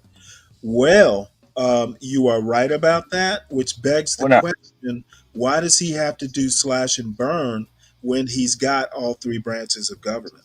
That is actually my major question. I understand he's in a hurry. I don't know why he's doing that either. It's kind of dumb. He wants to strike while the iron's hot, but he's pissing off there are people in Congress who are like concerned. This is what happened last time, Stanley. People were scared Trump came in so hot people were like, "Whoa, what's going on?" You know, they didn't really move with him in the beginning, and so same kind of thing happened. He just came in even hotter this time. So you know, Yeah, but you but know what? I'd say up until COVID, he was on a roll. I thought so. Prior to COVID, I think he could have won. In fact, even with COVID, he could have won that Well, he election. didn't lose by that much. No, and the thing he did that was typical of Trump is he opened up the one thing that literally cost him the election again and was an idiot about it, which was he became the face of COVID stupidly because he's not smart enough to figure out that he's not good politically. Politician wise, he's just not good at that, man. Like the smart politician puts Fauci and Mike Yeah, Pence out in front. Fauci would have been the face of it. Well, listen, that's what you do, man. You put them out there. You put Pence out there. If it goes well, you take the credit for it. If it goes bad, you blame Fauci and Pence. I'm going to get rid of them, right? That's what a good politician does. But instead, he answered medical questions. I'm like, Trump, are you that dumb? Like, you don't know anything about medicine? You talking about drinking bleach? Just go hide like Biden's doing, you idiot. But he was too dumb to do that, and that's when I knew he's not going to win this election. He's mishandled it terribly. Back to Tom's point, I think two things. These people that are being manhandled, because essentially Trump is making Elon the bad guy. You know, he's doing like you just said. You know, Elon is the face of these Doge actions. And Well, I I think think, there's two things there. I agree, but also I think the press is going after Elon because it's effective, and they're well, going to try to split the he's a two. jerk. I wish they'd go after him more. But what I was about to say is that all these people that Elon is manhandling, tossing them out. You know, I'm hearing horror stories. Um, you know, about how people are being informed, and you know, it's just kind of a mess right now. These people are voters, and No, I get that. you you can't not think that they will have a voice. I can imagine the Democrats, you know, just calling in scores of people who got manhandled in this firing process. Oh, that's what they're going to do. I mean, they're going to show babies and mommies getting separated, and all the shit. I mean, that's what they'll do. But if they were smart, Trump, which I said it a lot of times, Biden's messaging was terrible during his presidency because he actually did do good things. That he wouldn't message what he was doing politically. I'm like, why are you not telling people that? That makes sense, Joe, but you don't tell anyone that. Well, Trump is what they should have done before these layoffs and hammer this Doge thing was said, listen, the government's expanded from 15% of the economy to 25. We're going to have to make cuts. It is abnormally large. One in every $4 in our economy is the government, literally. That is way out of whack. Historically, we've got to fix it. So we're going to have to make some cuts and then move to make cuts. They didn't do that. I mean, the narrative now is, oh yeah, they're just slashing and burning the government. Well, the thing is it's expanded massively in the last 4 years. It's exploded in size, right? Well, you go out and you own the narrative prior and say we have to make cuts and this is what we're going to do. Instead, they just make the cuts. He kind of did. I mean, he did have Project 2025, which he lied about not knowing about. That wasn't his thing, though. That wasn't his thing. I mean, some of that shit in 2025 is not his. So many of his former advisors were in on it. You know, he had plausible deniability. I'll give him that. Let's put it this way. Trump said, before we get into 2025, my point is that I think I forgot my point now. I think that Trump. Well, you might as well go ahead with your point because I think you were trying to say that he.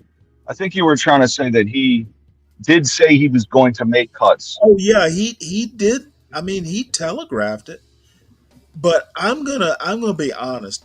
Nobody can deny that government is just redundant and this probably should have been done a while ago. I would just appreciate someone who at least appears more measured and deliberate in how they're going to pare down the government.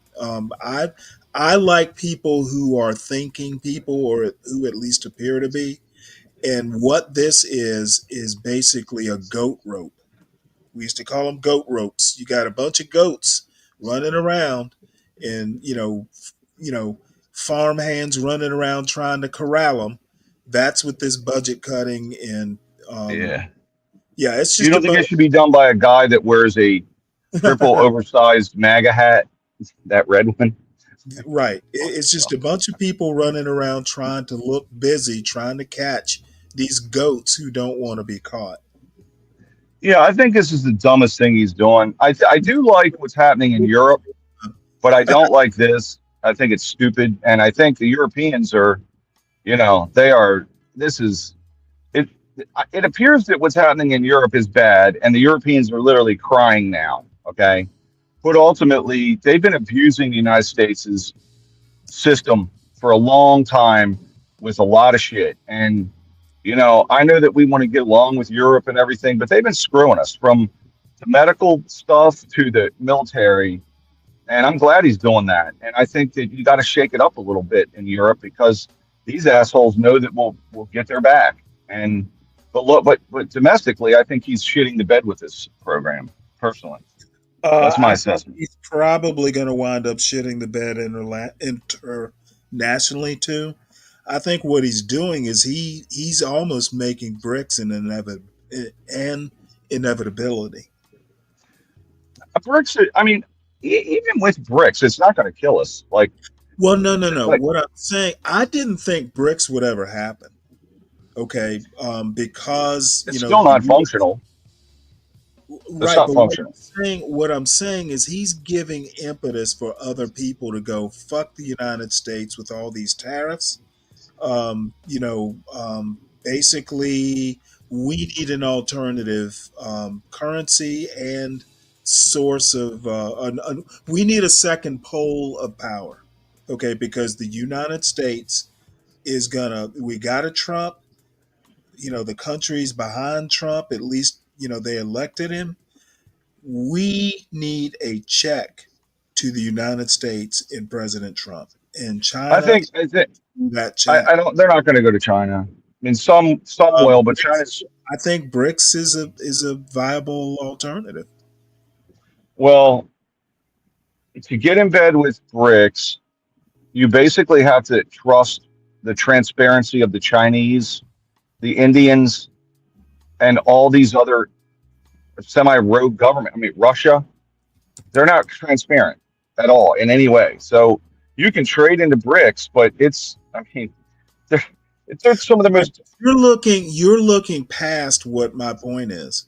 People are going to get pissed off at Trump, and they're going to be as knee jerk as he is in trying to counter it.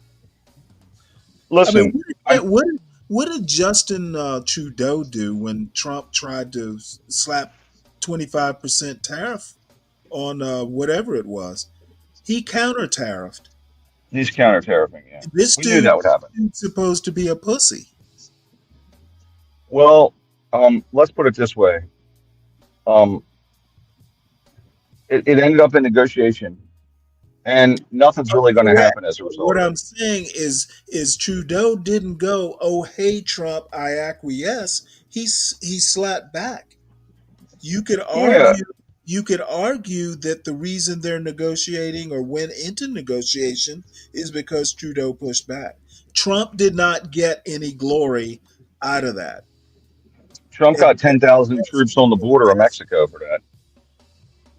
At best, Trump is at a stalemate in negotiations, and they come back to it after a certain amount of time. Well, he wanted troops on the border of Mexico. He got that. And I don't like his tactics personally, right? Trudeau's Canada. Well, no, I know that, but he did it to both at the same time. And again, he did get. You have gone past my point, which was Trump is going to encourage people to clap back, slap back, or whatever, he isn't going to be the thug he thinks he is, where he flexes and everybody else cowers. Well, let me tell you this, okay? Greenland comment. He made the Greenland comment. And look, I think his style is too obtuse, which is to come in and start swinging at everybody, and then they're going to start swinging, and then you talk after that. I don't like that myself.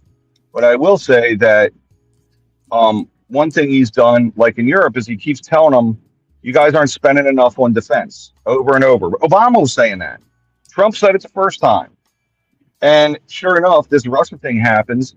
We spent more money in Ukraine than any of these European shitheads. Okay, I frankly, Canada doesn't spend any money, and so the whole thing is, the Ukraine stuff. I think we did the right thing. Russia was the aggressor, and we did. No question, we did. We shouldn't even be pulling out. We should be defending Ukraine to the end. I'm showing my age because I'm, back when I was in the Navy, every time we had a war game, the opposition or the enemy was always Russia. So, No, I agree with Biden on Ukraine. We should be defending Ukraine. But the thing is, the Europeans are cheering us and not paying any money. These fucking people have been avoiding paying, and then they talk about our healthcare system. You motherfuckers been living off us for 100 years. Number one, we got to go break up all your conflicts. Number two, the Germans, these fucks, want to spend 0.5% of their GDP on defense for the last 30, 40 years. Fuck you guys. Russia's 2 states over. We're over here. They're not going to attack us. So what Trump's doing, Obama first started doing it, Stanley. We needed to do it. These motherfuckers should be defending themselves. Wait, do you think just because Obama did it, I'm going to... Well, he's a liberal Democrat, so I figured you would. No. No, you don't know me very well, do you? Here's my point is, they should for 15 years, right? These assholes have been not spending money on defense that we've been spending, and I mean they're living off of. They know we'll defend them. So Trump's like, "Fuck you guys, we're not going to defend you," and that's why Europe starts crying and going, "Oh, we got to defend ourselves." Well, you do, you fucking losers.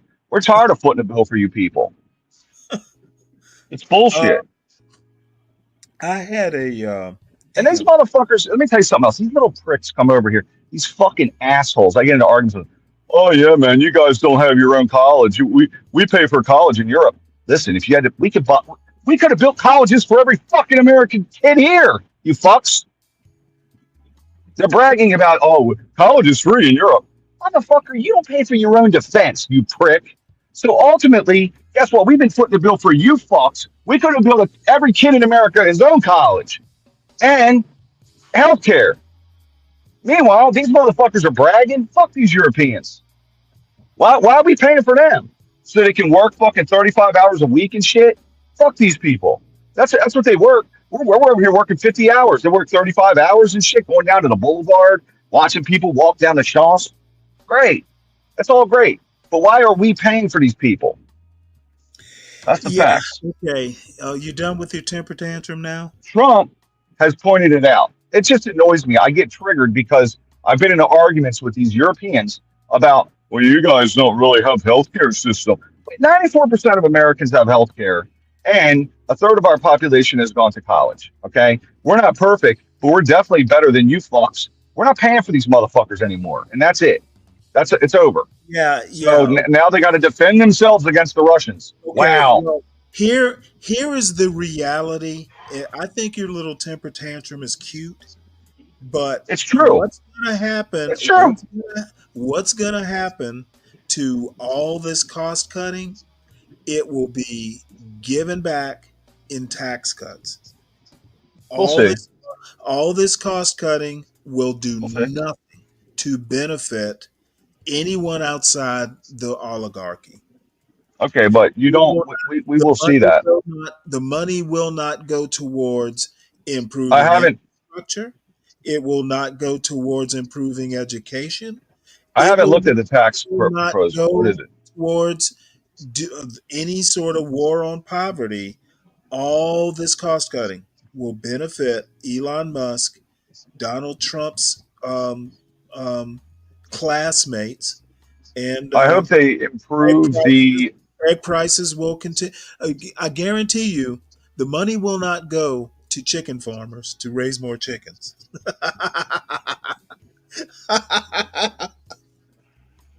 I would, Well, I would hope I would hope some of these billions would go towards cheaper eggs, but it will not.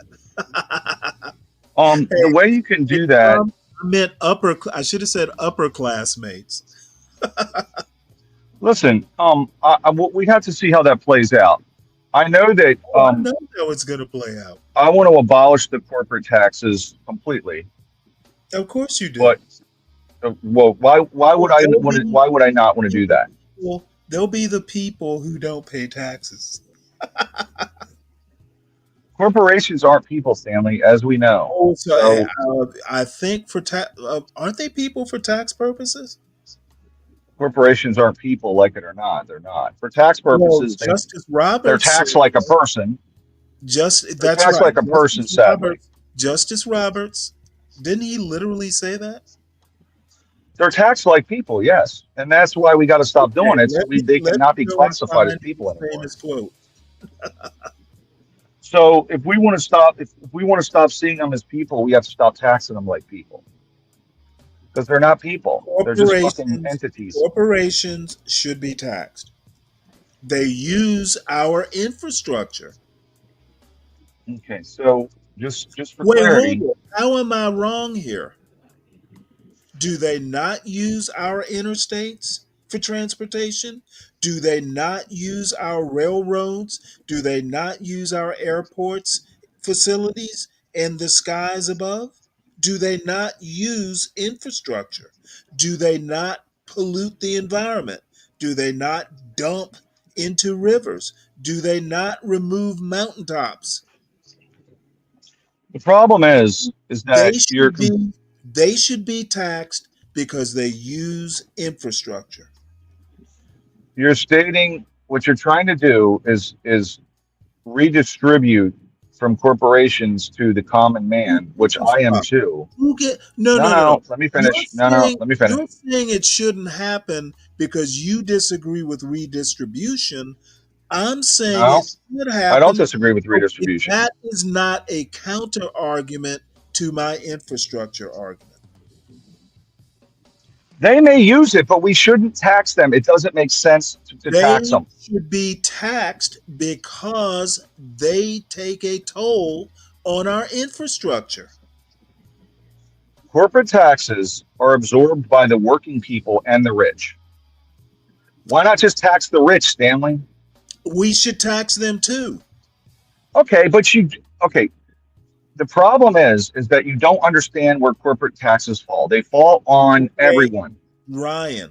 They fall on the poor. What you don't understand is that I don't care. They should be taxed because they are a burden on the infrastructure. People should not. So it's just dogs are a burden on the infrastructure. You want to tax dogs and fucking kittens and shit? Taxpayer pays for the roads that these corporations will be using for free. Stanley, listen, I think you don't understand why I view it this way, which actually is a lot more egalitarian than what you're describing. So I don't agree with taxing corporations. I think you tax people directly that, like Elon Musk, should not be paying 37% tax rates. He should be paying 80% tax rates. But you can't get to that if you're going to tax Tesla, which when you tax Tesla. You know what? Socialize the motherfuckers and take it all off the table. Why socialize it? If we're not going to tax them, the people should own the corporations. Okay, so again, now, how do you like them apples if they're not going to? That's stupid. These companies operate for profit. They are making money off of the use of our infrastructure. I'm saying if we're not going to make them accountable for paying for some of this infrastructure, we should just socialize them. Why do you want to tax a corporation that's going to write off? Because they use infrastructure and take a toll on it. Okay. Well, that's a silly viewpoint to have. You I know don't. what? It's just another tax. I will just have to endure your scorn. So I want you to think about this. Okay. This is why, and again, my approach is a lot more.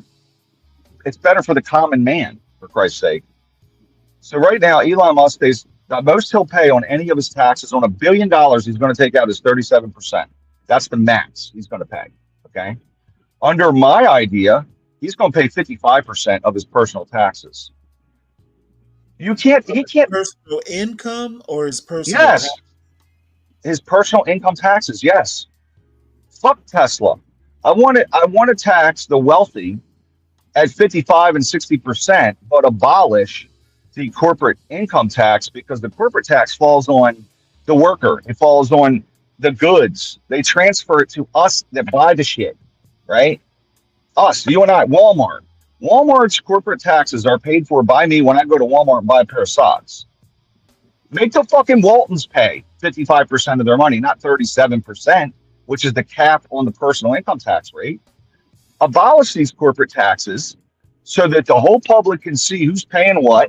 Don't they pay don't corporations pay into Social Security?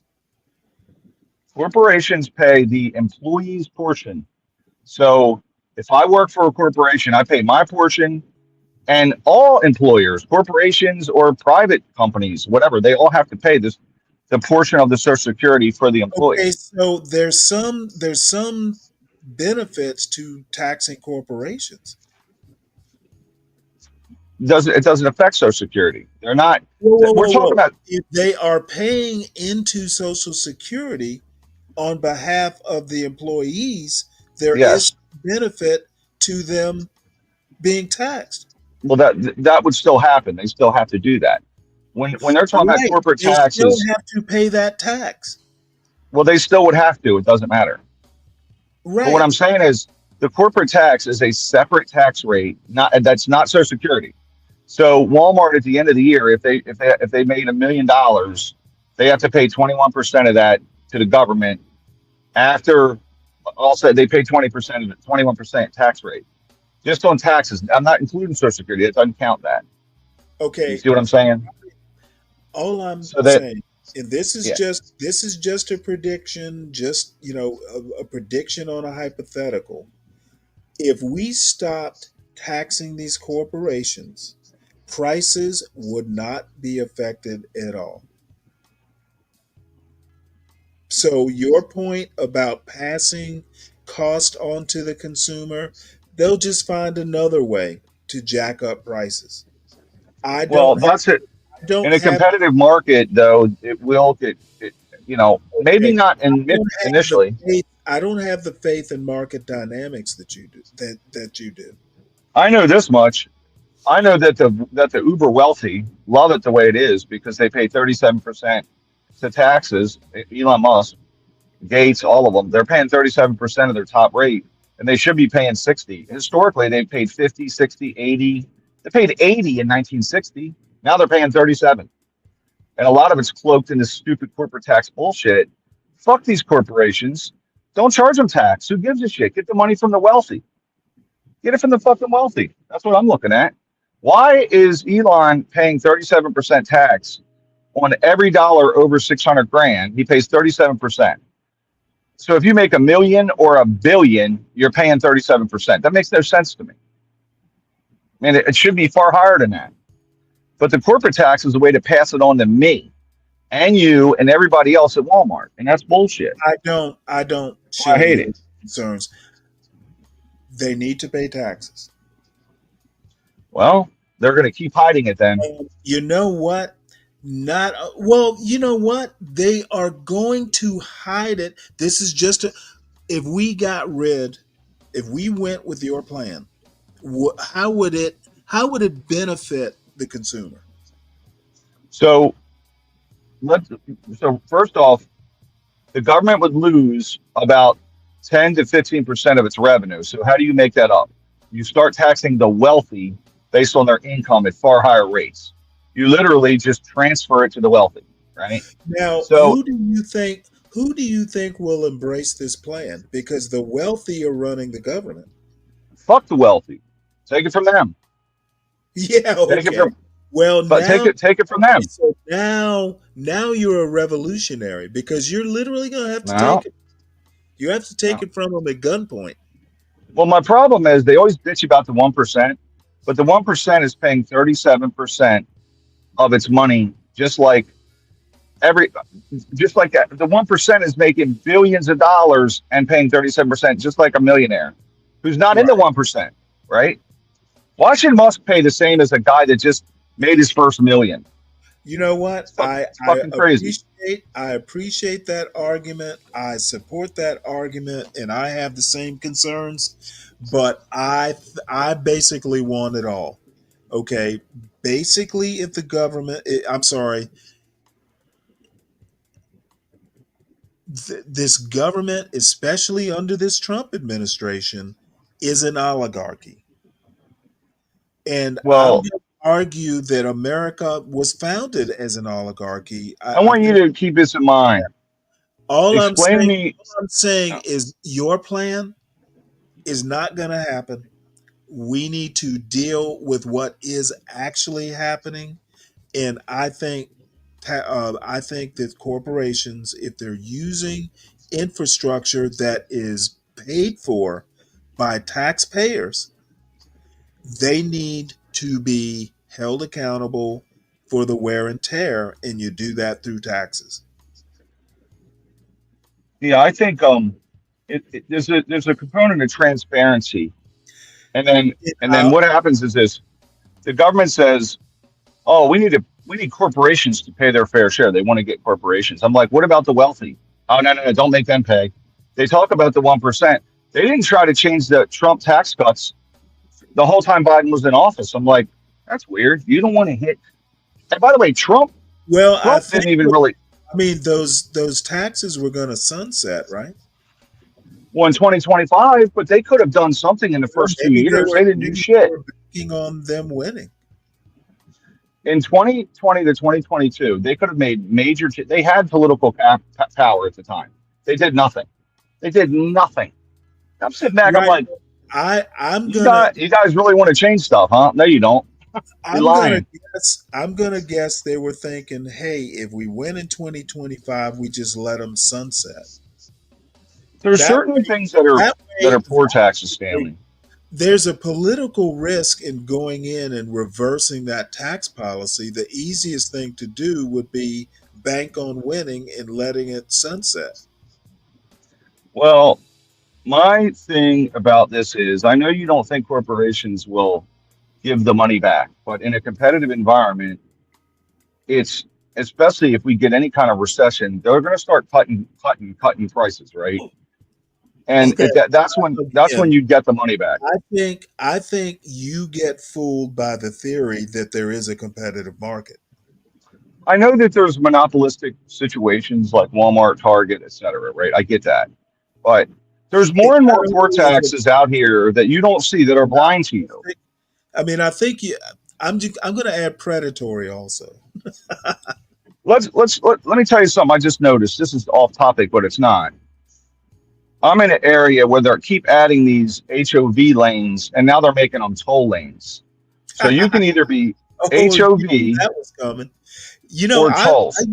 I used to travel 65 66 66 every weekday. Yeah. Well, now it's from Warren County into Fairfax. Well, HOV is one thing. That's, it's environment. I get it. But now it's toll. I can be by myself, pull in. I got an easy pass.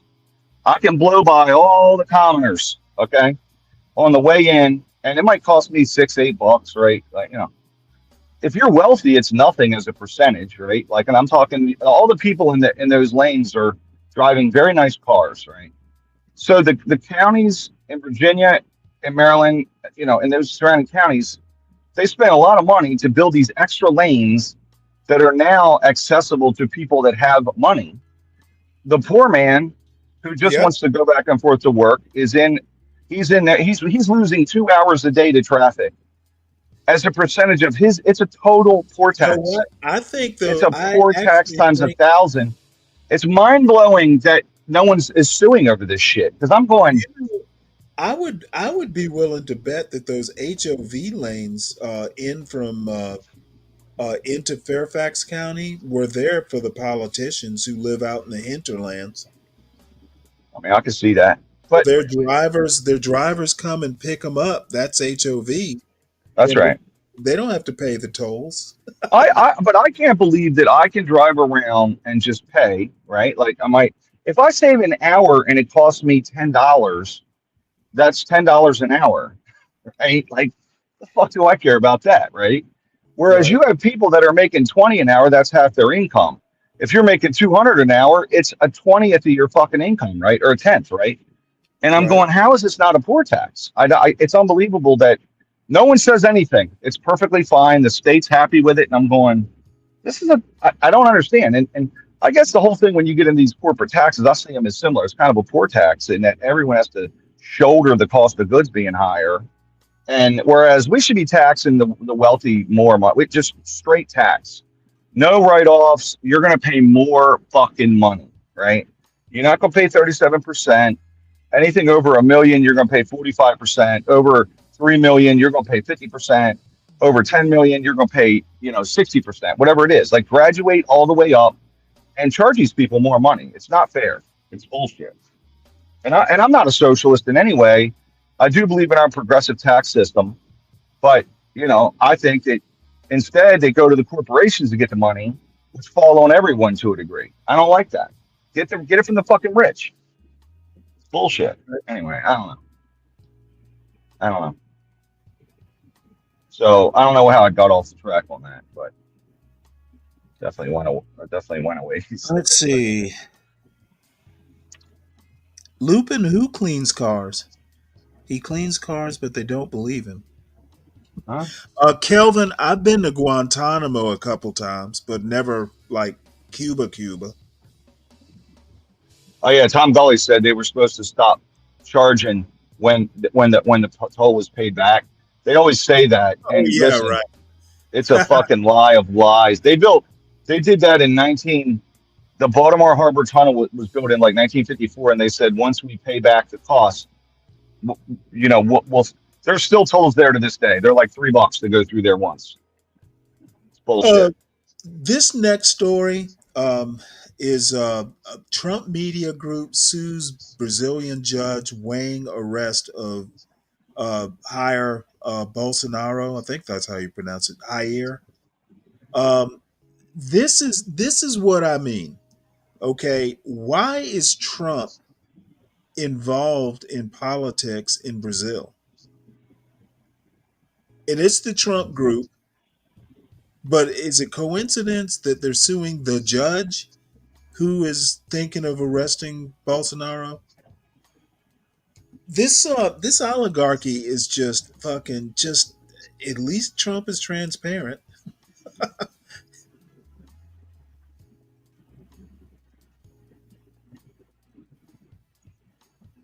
He's got a lot of irons in the fire, and I doubt his talent to bring all this stuff back, down to earth and in order.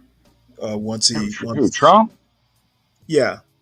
Oh, dude, come on, get real. You think he can bring anything into the fucking chaos games? It's all chaos. Yeah, it's like chaos, and it's from Brazil to Manhattan. I mean, this thing in Europe that he's doing, I don't mind it because these fuckers haven't paid anything. So like he's stirring up a hornet's nest, but he needs somebody to come in afterwards and clean it up. It ain't him. He's not very good at doing that, clean up his mess. Apparently, Vance went over to Europe and pissed a bunch of people off. Oh, he did too. I heard the speech; it was great. I don't like Vance at all, but I like what he did. So yeah, you know what? All I have to say is, what did he actually do? Someone's finally calling them out, man. It's just like calling out China for their bullshit. Okay, but he's calling them out. Do you really think calling them out is one thing, making them do something is another? Well, they're crying over there. Now, some dude started crying. If you're gonna tariff them all, he's basically saying we ain't gonna defend you losers if you don't want to pay no money. Look, he actually said Poland is the example because they were spending money on defense. I was like, I agree. Hey, J-Dub, you gonna vote for Vance in 2028? I would never vote for him. It's so weird. Vance is pro-union, man. It's very odd what's happening with these parties. Big time pro-union. I mean, literally, he's talks about the union. Listen, he had the guy from the union, the head of the union. He's big time pro-union. Oh well, hold on. Just because you're supporting the head of the union, that doesn't mean you're pro-union. I'm telling you, I think they're going to make a run at the unions in the next several years. They already are kind of. Right, but so my point is, it's hard for me to believe Peter Thiel is pro-union. Well, I get that, but I'm talking J.D. Vance, which I found it to be odd. Who isn't J.D. Vance is Thiel's puppet? I mean, he's not his puppet, but he is his. They were compadres. Well, they're making a run at the unions. You do realize if Peter Thiel hadn't sponsored him, he would not even be senator. I don't disagree with you. Look, I'm telling you, just mark my words. They're making a play for the union. You watch. It's happening. Trust me. They're going to try to bring the union over. I'm surprised you saying he's pro-union. And Trump is pro-union, believe it or not. I don't believe that either. Well, New York construction, my friend. He was friends with the unions there, and they're very pro-union, which I'm not pro-union myself, but you know, he's always had a bone with the union. The Trump building in D.C., that was a union job also. Dude, if he was pro-union, he would be relocating jobs back here by the dozens. He's claiming he wants to. And you know what? We'll see if he does. Once again, wanting to do something is not meeting the problem where it is. Yeah, we'll see what he does. Okay. I mean, look, it's hard to say. In the next 4 years, do you know how long it takes to get a business like repatriate a manufacturing process? I'm going to guess 10 years. So he can say he wants to do something, but I don't think he does. Number one, he's not going to be able to in a lot of industries because our labor's too much money. It's just he put tariffs on washing machines, and I'm like, Trump, are you a moron? Is he has talked a good game. He has ridden the backs of American Man and others like him all the way to the White House. Why are you going to go? What's American Man have to do with this, man? American Man is going, thank you, sir. Can I fix your plumbing? Dude, why are you bringing in American Man to this? Is he in the chat? Where the fuck is he coming from? Out of the blue? American Man just shows up in the conversation. Just off the top of my head. He popped. What the fuck? He popped into my head. He popped into my head when you were talking union and Just American Man showed up there.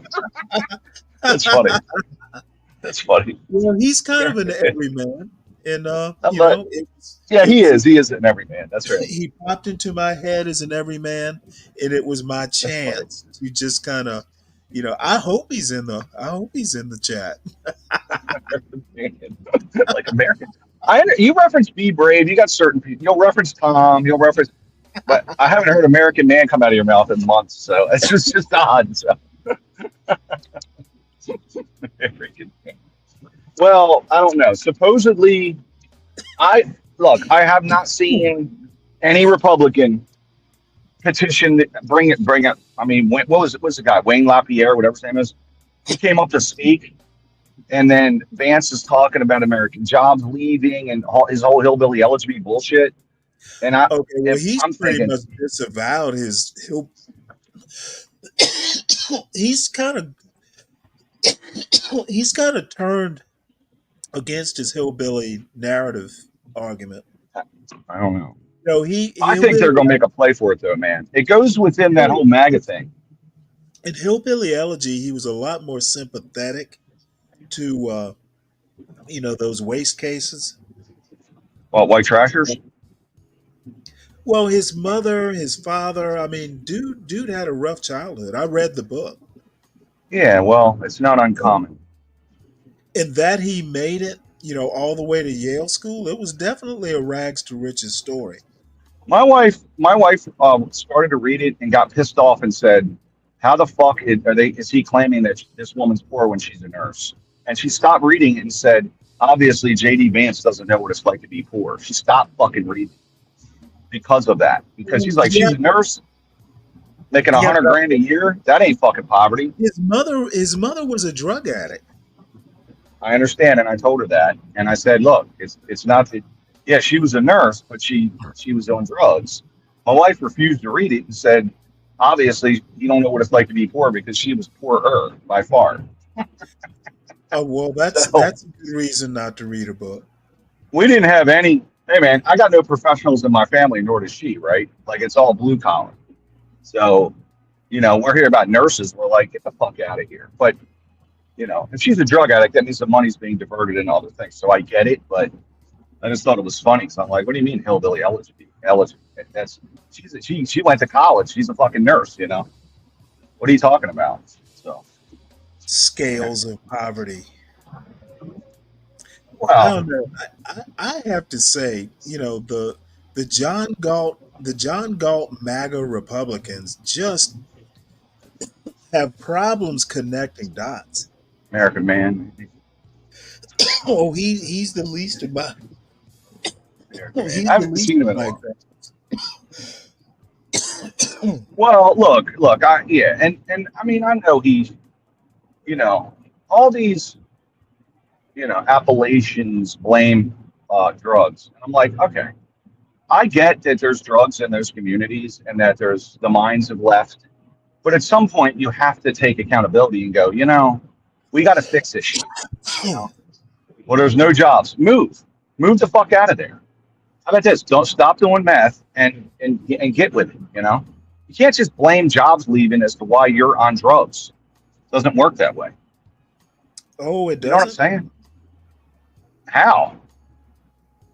I don't understand the argument. Get sober. There's an idea. If everyone else around you is high and drunk and you're sober, you got a damn good advantage against these people. Yeah. Okay. Thank you, Mr. Front Pew on Sunday morning. I'm just saying. Get sober. Get sober, and then stop doing drugs. You can. All your competitors are on drugs. You're going to easily win out against them. So I don't know. I always hear it. The mind's left. The mind's left in the fucking 50s. What are you talking about? Everybody, please, we're a little light on the likes. Please make sure you hit the like button, and if you're new, share and subscribe. Also, please subscribe to my channel, Stanley Cross 6000, all one word. I've been remiss, but I have like 2 or 3, short videos on. Well, let's just be fancy and call them video essays. I have 2 or 3 video essays that'll be coming out at some point. What is it? What is that? Can you describe what it is for us, Sally? The channel?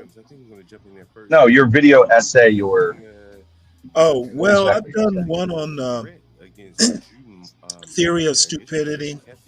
Okay.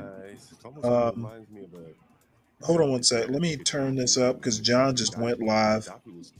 Oh, okay. Pull a clip up from Eric Adams here. A lot of interesting news here.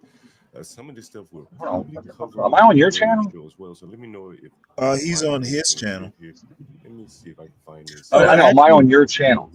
No. You might be. I don't think you are. No, I don't think you are.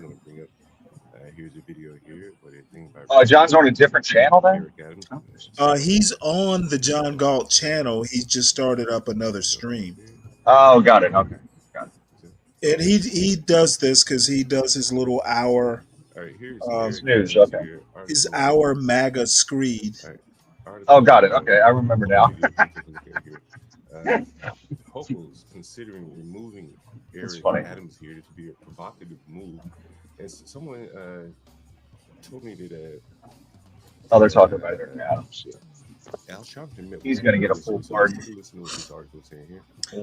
He better get a pardon. Well, they want to drop the charges. But Kathy, what are the charges? Well, corruption of some sort. He was basically. Yeah, but you think he was guilty? You think he was guilty? Probably. Well, I did too. I don't doubt the Merrick Garland. It doesn't really matter. The bottom line is that Trump is dropping the charges, but Kathy Hochul has the power to remove him from office, and she's keeping that option on the table. So if he's going to work with Trump on deportations, and then Hochul's going to squeeze him and say, "No, you're not." You think? Right.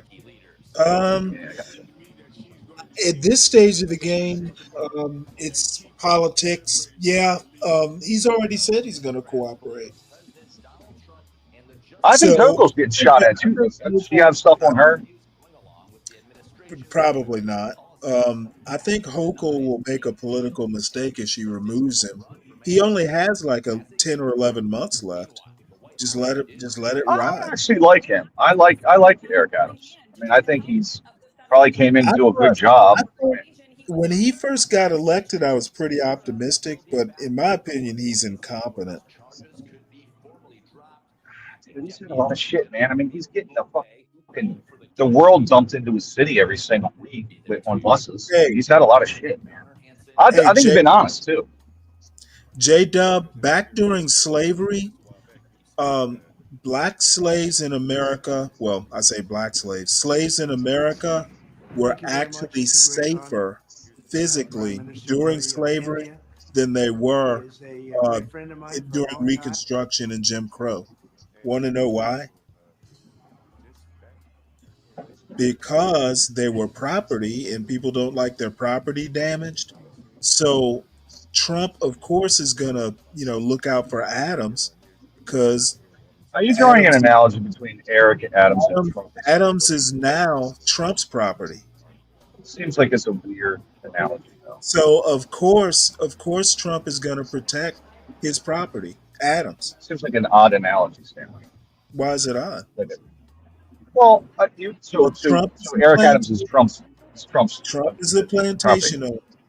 Eric Adams is his new slave that he just bought for a pardon. And the NFL is a plantation also, right? It's all. Oh, no. There's a direct parallel. And what is that? And what is it? Trump has a mission for Mr. Adams, and he bought that slave with the pardon. With dropping the charges. I guess then I'm on a plantation, and the company that I happen to be employed by is I'm a slave to my company. That's a different type of plantation. How? I mean, what? Well, they pay you.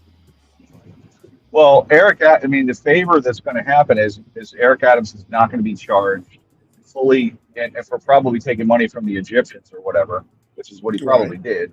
Right. And so there's a transactional nature to this. Voluntary, by the way.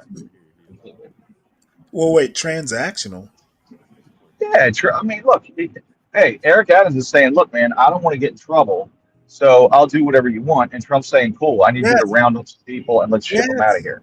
Yes. All right, so that sounds like a quid pro quo. Well, okay, maybe not slavery. Let's just say sharecropping. However, the point that J-Dub said Trump saved a black man, imagine that. And I'm saying J-Dub, he was saved like a plantation owner would save a slave because he's valuable. Stanley, I got a question for you. Is he a house in or is he a field in? I'm just joking You though. know what? I'm gonna say house. He wears a He's a house.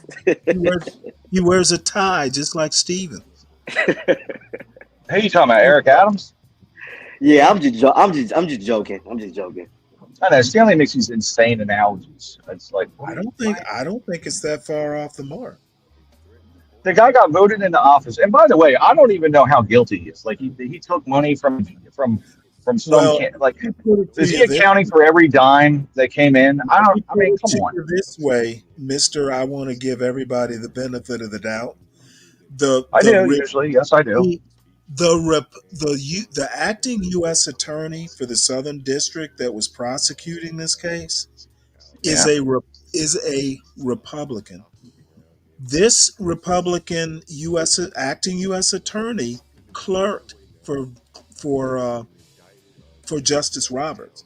That So she is a you're saying the guy that went after hold Adams is the hold on, Republican. let me finish. She is a member of the Federalist Society. Her Republican credentials are better than Donald Trump's. But wasn't he She, charged by Merrick Garland? she felt no. She felt. Oh wait, hold it. Yeah, I guess so. But the Yeah. federal attorney, the U.S. attorney, is so sure of the facts that she quit when she was asked to drop the charges. So to me, that said So he's guilty. that's telling me, well, that's telling me that not that he's guilty, but there was a strong case. So he likely took the money. I'm just saying that a very Republican U.S. attorney, Yeah. a Judge Roberts clerkship level Republican, Well, and I don't know. I don't know as much quit, about these inner workings as you. quit because she was asked to drop the case. So she was pretty strong. Well, so let me ask you this, right? So, because I don't know a lot about campaign finance, but if money came to Adams from some entity that was in another country, then that's illegal, from what I understand. But is Adams going through the fucking receipts and going, "Oh, looks like this one came in from I another have, country. We can't." it's Like, how involved is he? It's way above my pay grade. All I Yeah, like, know but is that think about it. How all I involved know is you that don't know. this woman was not willing to stay at a very nice U.S. attorney job, which would be definitely good for her career. Yeah. Was willing to quit. And I'm not saying he didn't. Oh, sorry. Go ahead. I was gonna say, I mean, someone with that kind of pedigree would wind up in some nice federal judgeship, I would imagine, or And solicitor the thing is, I'm not general, saying or the law wasn't broken.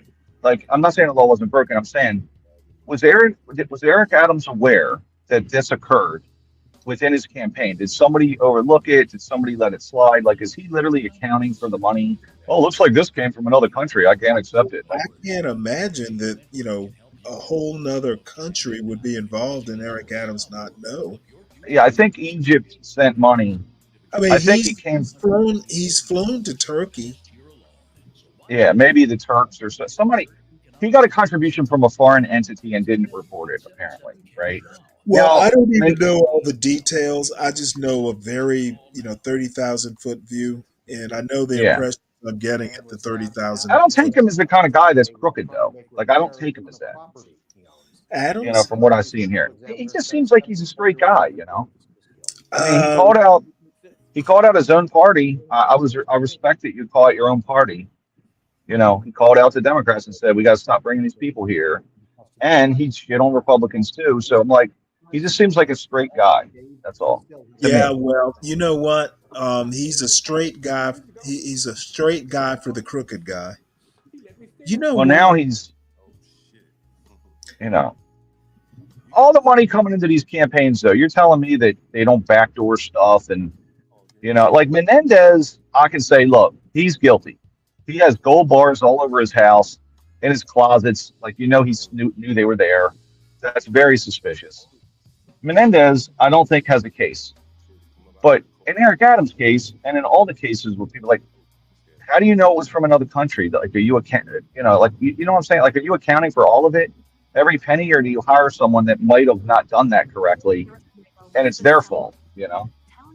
So Yeah, I don't know. J Dub says that Eric Adams, is playing ball. Well, I actually think that it was more than just the pardon. I think I saw a news conference. I think it was before he got charged. It was becoming really cumbersome for New York City to afford to deal with all those immigrants. Yeah. So I think the pardon sweetened the deal. I think Eric Adams was wavering anyway.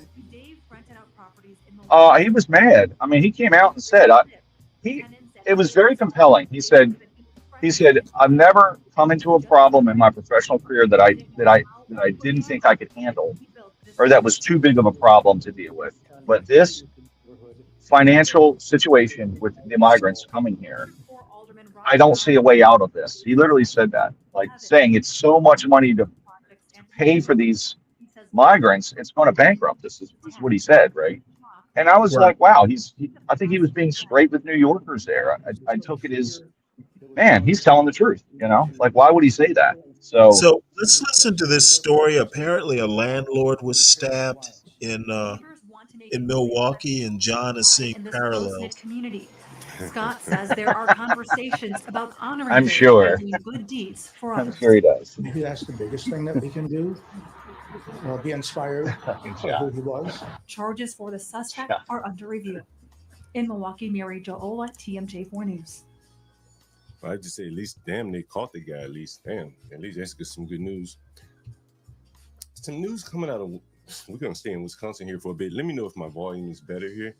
Take a look at this. Also coming out of Wisconsin, kind of on the other side of life here. The other side of life? Always look on the bright side of life. Oh, let me cut the volume up. And here's a black man that's just walking around Milwaukee with a gun here, and you can probably see the video here. He's walking around with a gun, a rifle. Emphasis on it was a black snowy man. streets here, and then there's an update to the story. Let me see if I can pull up the update here. I bet he's already Here's the sent guy. the Give me link one to Be second. Brave. So the Milwaukee guy, he was a woke black gunman apparently, and he's not awake anymore. Let me play that link for you. And then Yep, there's some of course. commentary about the guy. Again, very interesting, sad story in a way here. During the lunch hour Thursday, surveillance video reported 24-year-old Isaiah Stott walking at least 3 blocks on Wisconsin Avenue with a rifle. Cell phone video shows him shooting it randomly up into the air. So you thought that he shot the Methodist church? I didn't know what happened. We heard the noise. It sounded like someone hit the building, and I saw him with a gun. Bullets raining down. Police say Stott shot an officer before police shot and killed him. Multiple sources tell 12 News the officer shot in the chest and leg and is expected to survive. 12 News has also learned Stott was a U.S. Marine Corps veteran. He was discharged before the end of his contract. Military saying his service was, quote, incongruent with the Marine Corps expectations and standards. Online court records show he has no criminal record in Wisconsin, and video from what appears to be his Facebook account shows him wearing what looks to be the same sweatshirt as yesterday. I'll go ahead and make this now. Now, see, I was hoping The difficulty to John decipher would say similarity he's the posted Black on that Kyle Facebook page Rittenhouse. recently. 12 News spoke to his brother off camera, shocked that it happened, saying this is not like that and something changed all in the last week. Sometimes the crazy people ain't that crazy. Sometimes they just see a different kind of truth. It takes some time for people to work up to it. Yeah, it takes it. But you learn in your own time. And that's the thing. Some people learn before their time. They learn before they're ready. And it's like almost no sympathy for the guy.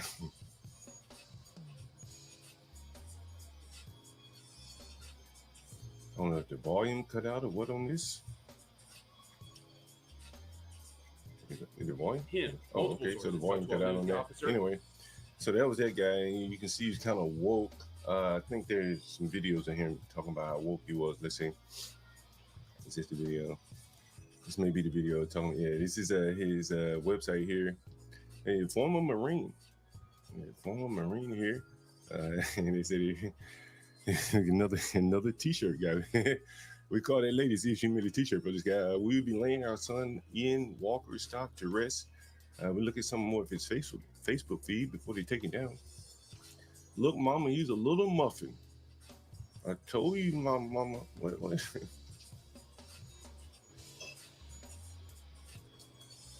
Lord have mercy. We love you so much, cousin. Get your red muffin. Hold your family tight. Mental health is a real thing. Yeah, it is. Yeah, it is. Long live Isaiah Walker Stop. I know Oh there's a lot of boy. negativity going around regarding what has occurred, but I know you a good stop. Ever since you landed in the Unknown three, caller. you were always respectful. That's what they say here. Another one, Isaiah, one of the most kind and thoughtful people I've met in middle school. I ain't in middle school no more. And, something went wrong. I'm sorry your mental health wasn't taken more seriously. And on it went there. Apparently he was mental. Man, yeah, I'm jumping all over the place. There's so many good things in the news here. Some people say he was a trans. Was he tranny? Was the boy tranny? Couldn't be a tranny. Couldn't be a tranny. They said they blamed the VA for what happened. All right. VA it is. There he is again. The nigga didn't have a coat on. It looks cold out there too. He was injured. Damn, I'm surprised the officer lived with a shot to the chest with a rifle there. But anyway, enough about him. Staying in the All right, I'll be back, Stanley. Interesting story. Got a call. Okay. All right. See you soon. Yeah, let's see. We'll start up here. So TK.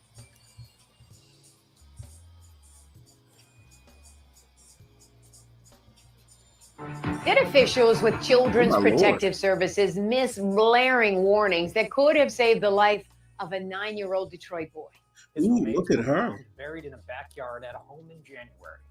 The boy's mother was charged with his murder on February 5th. 7 investigator Ross Jones is revealing internal CPS records, raising serious questions about what officials did and did not do when they heard alarming claims about the child's safety. We identified some human remains, someone small in stature. This is an amazing story right here. Very amazing story. Extremely sad day. The scene at Woodingham and St. Martin's in Detroit was enough to shake even Wonder if career we ever police do officers. happy, good, The body good of a news child stories. found buried in a shallow grave. This case was rather shocking. In my 27-year career, I don't remember seeing anything like this. It took days for officers to determine that the boy was 9-year-old Zamar King, murdered, prosecutors say, by his mother, Brandy Pierce. It's alleged that she purchased a shovel. She bound him by tying his hands and feet together. She then put him in this hole and covered him with dirt. But as unspeakable as the alleged crime was, it did not come out of nowhere. It's just a train wreck that's going to happen, right? You just see it coming, and they don't do anything about it. By law, records from Children's Protective Services are guarded closely even after a child dies. But we've obtained internal CPS records that show state employees were warned for years that Zamar was in danger. At least 4 times, records show, Brandy Pierce was the subject of CPS complaints. The first coming in 2015, after Pierce admitted to marijuana and alcohol use during her first trimester. It happened, she said, before she decided to keep Zamar. There were complaints in 2019 and 2021, both alleging that Zamar had been left alone. The first time in the lobby of a Southfield apartment building, with Zamar telling police he did not know where he belonged. Police later made contact with a relative and the complaint was denied. 2 years later, on a 78-degree day in May, Zamar was left alone in his mother's locked car for more than 90 minutes while she went to a doctor's appointment. She told police her son was a heavy sleeper and claimed doctors wouldn't let him into her appointment. It's the pattern, right? Here is a mom, again, where she's repeatedly reported by different people in the community. Frank Vandervoort is a law professor at the University of Michigan and a longtime child welfare advocate who said Pierce's pattern of behavior and the disclosure that she was receiving mental health services on an almost daily basis should have been a red flag to CPS. That suggests to me a very severe level of mental health need. So I'm troubled by that, and it raises more questions than it answers for us. The Macomb County prosecutor denied a warrant request for child abuse, saying there was insufficient evidence and CPS working with mom. CPS would close the case after performing a home visit, finding no safety hazards, enough food, and suitable sleeping arrangements. Then, last April, came the fourth complaint to CPS. This time, Pierce would come here to this Plymouth Hospital emergency room, reporting she was anxious and depressed. Pierce told CPS she had a breakdown and felt herself going into a panic attack. She was questioning whether she should give up custody of one of her children. She'd been evicted from a motel. She said her car was repossessed. She was completely out of funds. Once she left the hospital, she and her kids would be sleeping on the street. On its own. Damn. Yeah, I mean, this story gets worse. Let me see if we fast forward. How serious is that? Critical. This is a family with no place to live. She tells the caseworker, I can't sleep in my car, which suggests to me that she's been sleeping in her car at some points. But what Samar told CPS was most alarming of all. He had not been to school in over a year, he said, and doesn't always have food to eat. He said his mother beat him with a belt, that she's choked him with her hands, and that she wants to kill him. Any rational, normal person walking out on the street hearing this would be completely alarmed by what they're hearing.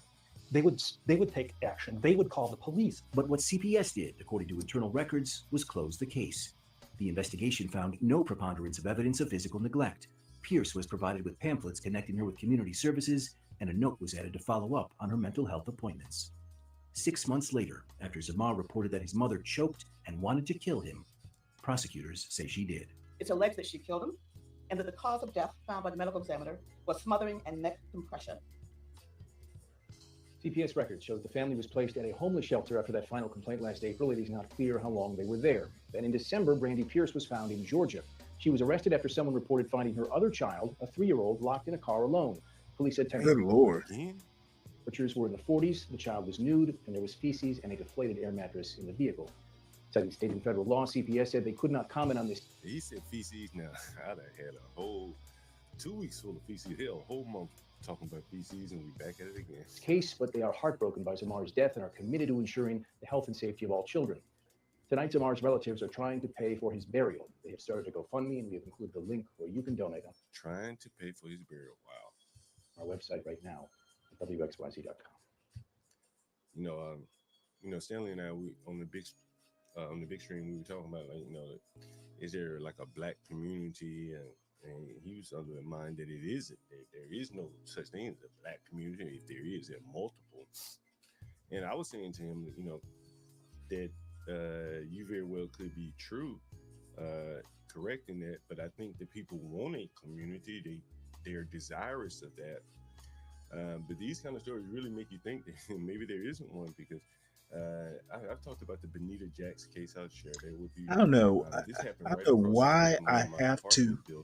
It just confuses me, and I think maybe what I need to do is start writing. Seemingly all of her names.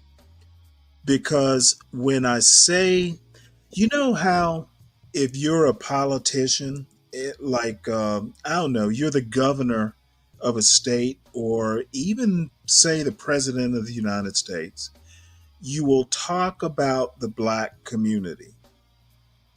When I say there is no black community, I mean from coast to coast, we are not all one community as black people. So the reason I bring that up is when someone like a B. Brave says, well, the blacks, or 70% of blacks do one thing or another, the argument is de facto single people, or 3% of, say 3% of the black community is the responsibility of 70% of the black community. That's just a ridiculous statement. It de facto means, if you believe that, it de facto means that the black community is a community because we're all responsible for each other's actions. It means that if someone, a single individual, goes out and does something really violent or just negative in general, it's a reflection on the rest of the community, because the community, individuals in the community, are responsible for other individuals in the community. That's why I'm saying that doesn't reflect the reality of America. Therefore, there is no Black community. It's a concept that maybe worked during Jim Crow or, farther back in American history. That's not how it works now. And Black people are hurting themselves if they keep thinking that, oh, hey, there's a big Black community out there and I have to do what that community requires, or I have to please that community. And it is not a positive to believe that there is a coast to coast Black community. Now, if in my town, in my neighborhood, yeah, that's a community. It's a manageable size of people, and negative actions may or may not reflect on that community. But because somebody in the hood in Chicago, does a violent crime, okay, it does not reflect what's happening here in Georgia. Black people, it doesn't reflect on Black people in Georgia. If the Black community has a very high violent crime rate, it is not the community's problem, or the quote community's problem, to fix the problem. That's the police's job. And individuals should not be held accountable or thought of, less of, because there's violence in the inner city in Chicago. And the other thing is, believing in a Black community to that extent just gives people like Be Brave fodder. 70% of the Black community makes excuses for the violence that happens, the violence that 3% of the community does. How the fuck, if we're excusing it, that means we're responsible for it. And I don't think we're responsible for it. And I certainly don't think anyone's excusing it. Stanley, is he getting that 70% from the news? Like the Black people that speak on the news? Like, where is he getting 70% from? He's making it up. And the premise, even if the number was true, even if it was researchable and proven, he's still not right, because 70% of the Black community is not responsible for 3% of the community that commits violence. I don't even think he's 3%. Because I sent you that video. You're missing my point. No, I get what you're saying. The percentages don't matter. It's the concept that anybody in the Black community, anybody Black who commits a murder, it affects other Black people. I'm gonna not give you a job because you got a Black sounding name. That's what it's the equivalent of. Yeah. You don't know whether that person can do the job well or not. You're just gonna say, oh, hey, you sound Black, you don't get the job. Be Brave is saying, oh, hey, Black people are committing all kinds of crime in the city. Y'all 70% out there, y'all are fucked up. How can he say 70% are fucked up? He doesn't know this 70%. He's just saying, because you're Black, I'm gonna think less of you because Blacks commit a lot of violent crime. It's ignorant and it's racist. He's judging people by the color of their skin, is what he's doing.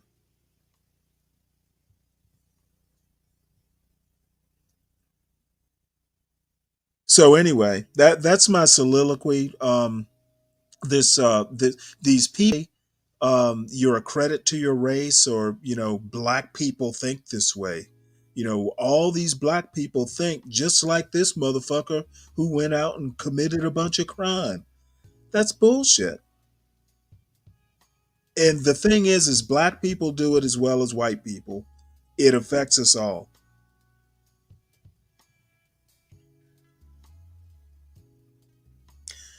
So we'll go back to what John's doing. I've had my say, but be brave. I've gotten to a point to where, yeah, I'm still fussing about that 70% and 3% thing, but he's just it's ignorance.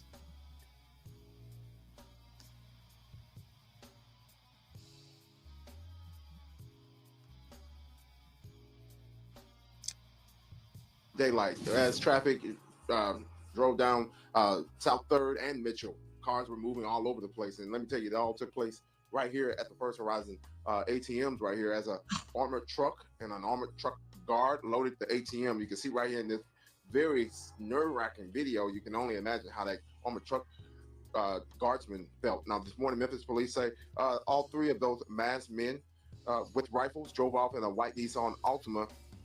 According to police, the men took a large amount of cash. You can see them taking those large black boxes. That's what the cash is. Investigators did manage to find the Altima shortly after the robbery. We did some digging and learned Friday's robbery is one of two from last week. The Memphis Police Department actually investigated in this area. Two robberies. Jeez.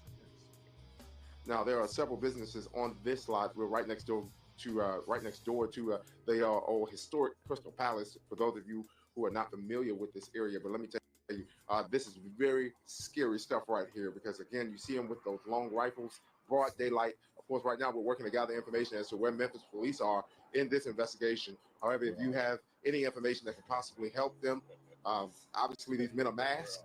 You're urged to call the Memphis Police Department at 901 or Crime Stoppers at 901-528-CASH. That's pretty bold. Jeremy Pierre, live for us there in Whitehead. Hey, Stanley. Good luck on that one, bro. Good luck on that one, bro. Man, shit. Heist, armed robbery, man. Right now, community in Southwest Can Detroit. you hear me? Yeah, I can hear you. I think John has a black crime scanner on his laptop. He just finds these videos, man. It wouldn't surprise me if there was a virtual scanner. I think he does, man. I think he must go to Twitter and just type in black crime. Oh yeah, he probably does.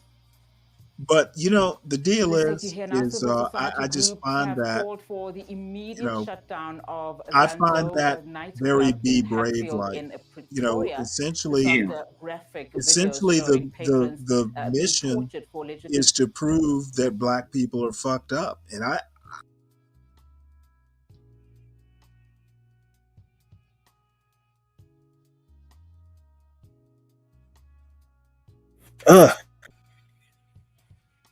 I really don't get what the point of doing that is, other than to have content. Yeah, I think that's what it's all about. It's just about content. That's it. Damn. I don't know. It couldn't be me. I'll put it that way.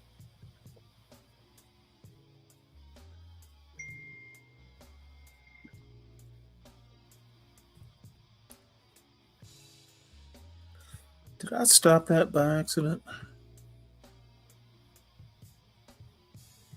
Yeah, I can't show this video, but apparently they're torturing people for not paying their fare. They go in these bars, they drink, and then they don't pay their fare, so they take them in the back and torture their ass. And some people have alleged sex trafficking. But there is a racial component to this as well. South Africa, ladies and gentlemen, the Zanzu. In DC, there used to be a club near me. DJ MFB may know about this club. What's the name of that club? What was it called? The Zanzibar in DC. You might remember that. The Zanzibar on the waterfront, but this is the Zanzu. So we're on the Zanzu here. Lost my tab here, Zanzu. Anyway, back to Zanzu.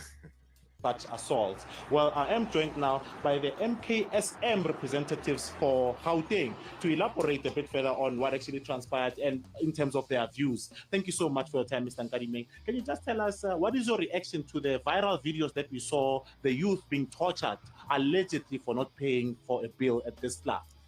Well, greetings to everyone at home watching and listening.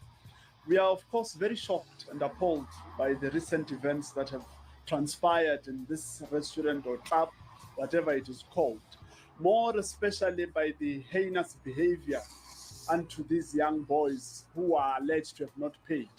We are not at all pleased. We have heard that a criminal case has been opened.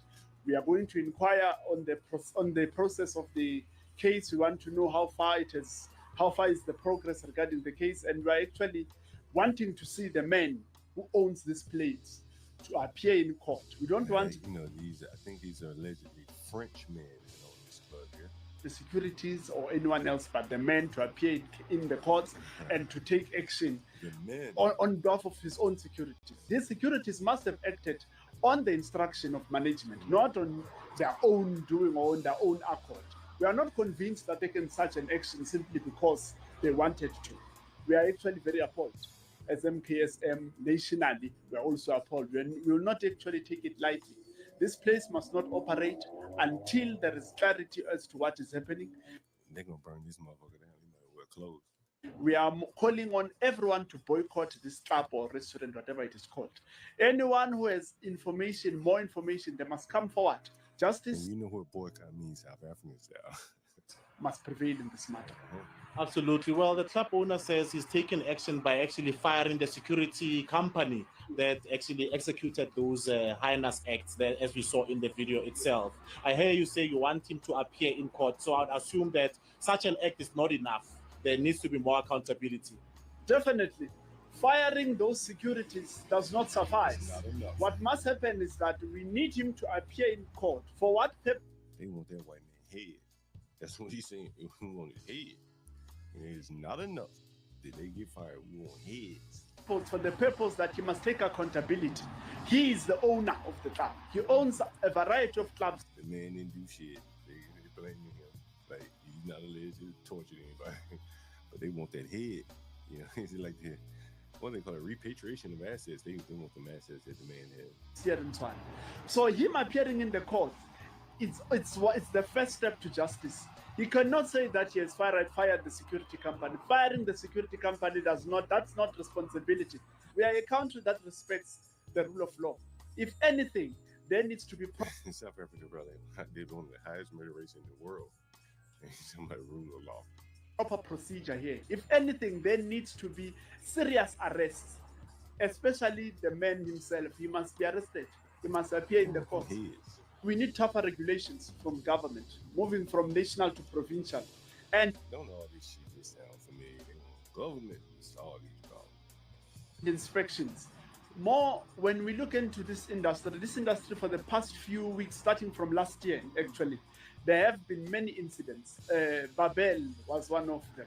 Many other hotels have come up with incidents of human rights violations, labor violations. So that tells you that we are not, as a country, aware of this industry that violates human rights, that abuses workers, that abuses its own customers. So imagine when securities violate customers as they do, or as they did previously. What has happened previously that we do not know? If they can do that to young boys, what have they done to females? You can imagine the horror. Now you're going into women. I mean, they just lumping everything on these white men. That young females have enjoyed. Did the men pay their bill or what? All I want to know, did they pay their bill or what? That's what I want. And they've kept quiet because they cannot speak out. So we are requesting investigations. We are requesting tougher regulations from government on this industry. It must be regulated. Owners who come from far, Middle East, Europe, they must have been investigated. They must have a history of having served. Did he just let the cat out the bag? What did he say? They must have been investigated who come like from government on this industry. When you say they not like us. It must be regulated. Owners who come from far, Middle East, Europe, they must have been investigated. They not like us. They must have a history of having served in such an industry. You cannot just come from elsewhere and then come and open a club, a restaurant, and so on, and then you don't even have experience of how it is managed. What we need is people who will be held accountable. Absolutely. Thank you very much. Well, as you can hear, that's Mkhonto Wesizwe, student movement convener here in Gauteng, actually saying that more investigations should be done to ascertain as to whether there are other incidents that have actually transpired. As you know, that the former bodyguard or the former bouncer who was actually filming those videos is saying he has over 75 other videos similar to the one that's actually gone viral, saying that he will definitely release them, even though at the moment he's in hiding as he's afraid that there are some alleged death threats that have been issued. The bodyguard is a black guy, by the way. We may play some of his videos against him. We will definitely follow this closely, and hopefully we could get you some of the people that were at the receiving end of the acts of violence from this club. And with that, it's back to you in studio. And here's that bodyguard. We'll play a little bit of what he's saying here. It's one about hopefully we can understand what he's saying. Well, I don't know. I get bored with the all black bad news.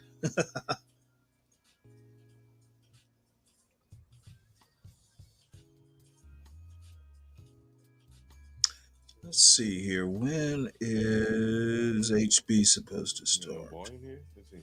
You have to be talking, right? No volume? What? No volume? Okay. Let's see if he's got volume here.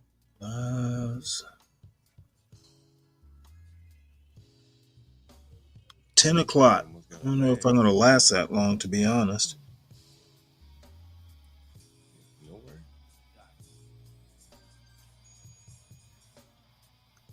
Oh boy.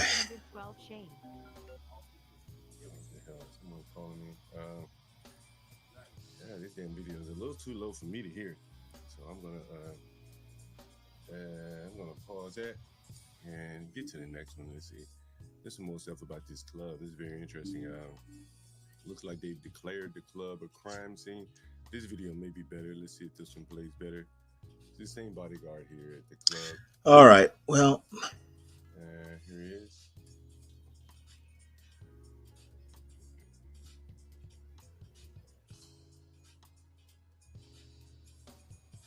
On the post or the video that they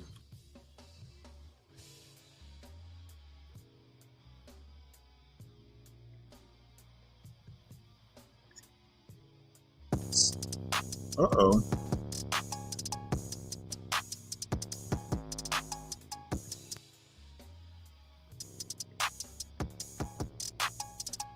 Yeah, we got to get back to Ratchet.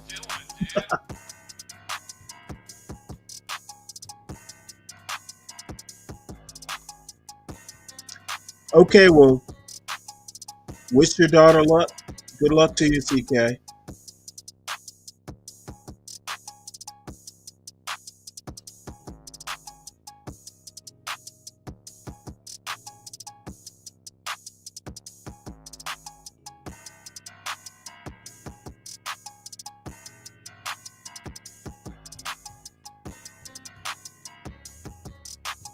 What the hell was that?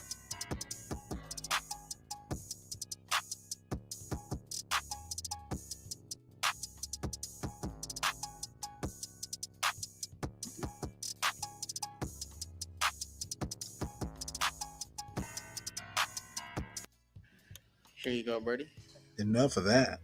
What's poppin' with you? Just how you stand right here. Can you take your glasses and hood off? You take your glasses off, man. Yeah. Okay. All right. Give your name and age and what you do for a living. Man, this bitch, man with the shit, man. Y'all call me. My real name Charles. I'm a rapper, entrepreneur. I got a day job too. I work as a forklift driver. Okay. All right then. All nice. Right. And what you looking for in a woman or a relationship? Man, somebody that's just loyal. You know what I mean, that know herself. She ain't out here trying to chase a trend. You know what I mean, just a happy person. No doubt, no doubt. And what's some deal breakers for you? Too much attitude, a lot of mouth. You know,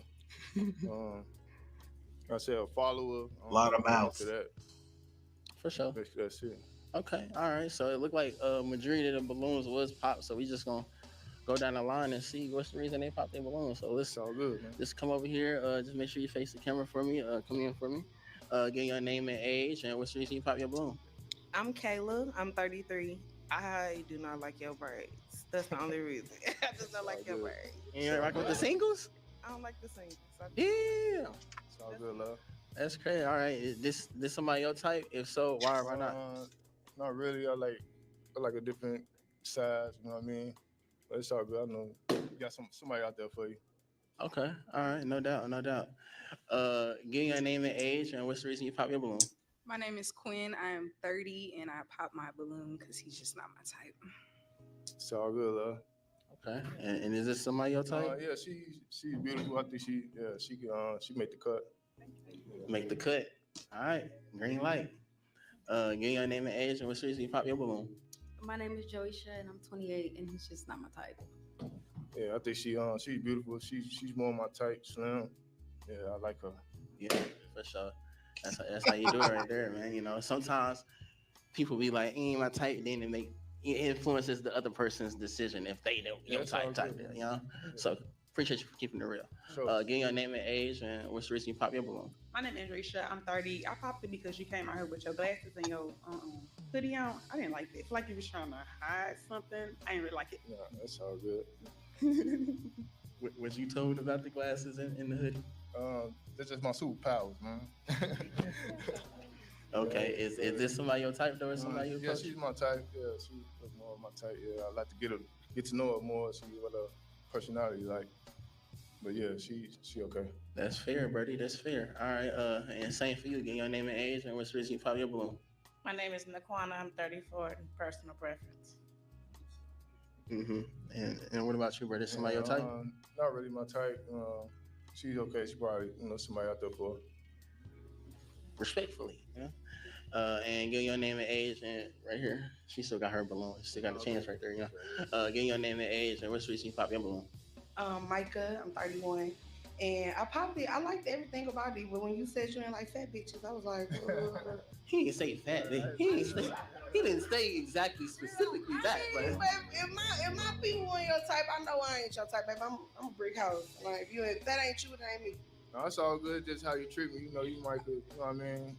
Can you pick me up? Because I heard you was a fuck. Can you pick me up? Yeah, I can pick you up. You just gotta introduce me. You can pick her up for her? Introduce me to something, man. That's all. It's a whole new world, baby. She ready. She was ready to hop in your arms real quick, right? No, I ain't. He said, "I'm not ready. Got to train for this." This somebody your type? Somebody? No, not really though. It's all good. Out the gate, brother. All right, let's take it back to the top, man. We did have one more pop balloon down here, so let's just get your name and age, and what's the reason you pop your balloon? Hi, I'm Kerrigan. I just popped due to personal preference. You It's have a all really good. Oh, nice smile, by the way. Appreciate you. Okay, all right. And this somebody your type? Yeah, she's my type, definitely. Yeah, like I said, I would like to get to know her a little more, see what her personality. No doubt, yeah, no doubt. She's my type, just looking at her. And then that was the last one down there that just got popped. So let's just go back down to the bottom and get your name and age, and what's the reason you pop your balloon? My name is Tamika. I'm 46. He said she was his type, so. You still could be his type, like. I'll let him just. Damn. He said a few people was his type. I felt the vibe that way. He's rapping about the Was forklift. it a vibe that way? I mean, I don't know none of y'all, so it ain't that much of a vibe, but it's all good though. All right. This somebody your type though, or somebody you get approached? If I get to know her, we hang out. You know what I mean? See what it's like. Yeah, she can make it. Yeah. She can make it. You make the cut. All right, say less, bro. All right, then let's take it back to the top, bro. Unfortunately, bro, we wasn't able to find you no love here today on Kicking With Too Cold, but we do wish you the best on your future endeavors, and we gonna holler at you at the end, man. Let me go ahead and get you. Sure, bro. And get your mic though. You can have that. Y'all make some noise for yourself, man. Make some noise for yourself, man. Hey, first gentleman down, man. 25K, man. Take us out. Struggling to find quality entertainment? Discover Blackwire TV, the ultimate streaming service. Enjoy over 11,000 live channels, more than they're 24,000 getting new and classic endorsements. movies, Nice. and 7,000 plus series at your fingertips. Comment if you're rocking with the show, man. I ain't gonna waste your time. Without further ado, let's bring out our second gentleman. Let's go.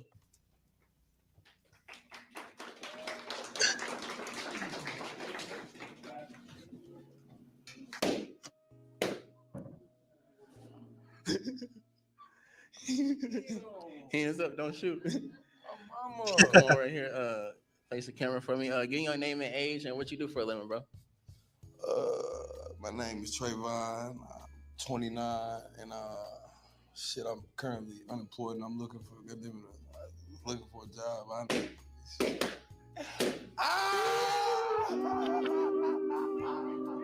Could have said entrepreneur or anything. I think this is the first time we had somebody say they unemployed on this. At least you give me the real. No, you give me the real. Give me the real. Yeah. I'm employed by IPS. You hear me? Okay. All right. And what you looking for in a woman or a relationship? Shit, I ain't gonna lie, brother. It's down there too. What you looking? What you looking for though in a relationship or a woman though? I'm just gonna let them do it for you, but I'm my daddy. Thank you. I'm my mama. What that mean? I'm my daddy. Hold on. Let me get them. You saying you? For you. Hold on. Damn, brother. I ain't gonna lie, brother. It's over with. You saying it's over with. Drop the mic, brother. You ain't want nothing. Nigga, I'll drop the. Come on, fuck him then, brother. I'm my daddy, nigga. Fuck him is great. Hey, hold on. I ain't gonna say that. Hey, listen, I'm a respectful person. You feel me? I ain't gonna lie, like, shit, I mean, you ain't even get to the. I would choose something like out of here, but like other than that, brother, I ain't. Out of here, you saying somebody popped their balloon that she was in? But either way, though, still, give me your spiel. What you looking for in a woman or a relationship? Okay. You done ran down there. You done shot down there. It might be somebody looking that might be interested. That's why you still got to get your whole spiel. For sure. I'm looking for a woman that's got her shit together. First and foremost, you know what I'm saying? I understand, you know, nigga ain't got his shit together yet right now. You feel me? But you know, a woman that got her shit together, that open-minded, you know what I'm saying, that really know how to think, ain't a narcissist, I guess, you know. No doubt. That's okay. What's some deal breakers for you? Deal breakers, shit. First and foremost, If she doesn't have a job, a bum ass bitch on my daddy. You clowning. He clown. Make sure you hold your mic up. We gonna make it make sense. You feel me? Like on my daddy. Like, but what if people be like, bro, you ain't got no job? I just got out of prison. Then we got lead with that, bro. Lead with that, then, brother. Lead with that, brother. You just got out of prison. Okay, tell us that. You know what I'm saying? Like, I mean, but you asked me what I do. Shit, I'm unemployed. You should have been like, shit, I just got out of prison. Shit, I'm looking for a job right now. You know what I'm saying? I'm unemployed. You might have had some balloon spare for you. I really ain't wanna. You know what I'm saying? Like, you know, it is what it is. For sure. All right, so we gonna go down the line and see what's the reason they popped their balloon. All right, okay. All right, let's come right here first and make sure you face the camera for us. Give your name and age and what's the reason you popped your balloon. My name is Kerrigan. I'm 29. You want someone with their things in line, and yours is not at all. You were a criminal.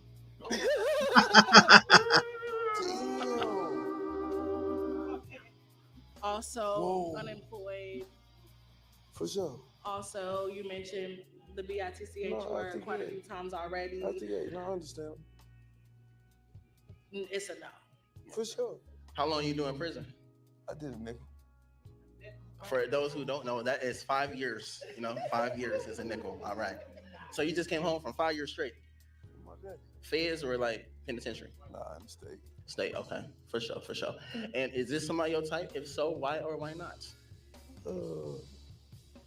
Ain't gonna lie, I would fuck her, but I ain't gonna lie. Gang. You wildin', gang. You definitely straight out of jail. You definitely straight out of prison. I ain't gonna lie to you. Shit, horny as fuck in this way. You ain't say make love or nothing. You just said, oh, fuck her. Like, I probably wouldn't make love to her, my daddy. Yeah, hey, he ain't seen another episode. Yeah, he knew. You know what I'm saying? Nah, Give your name and age and what's the reason you pop your balloon. I'm Kayla. I'm 33.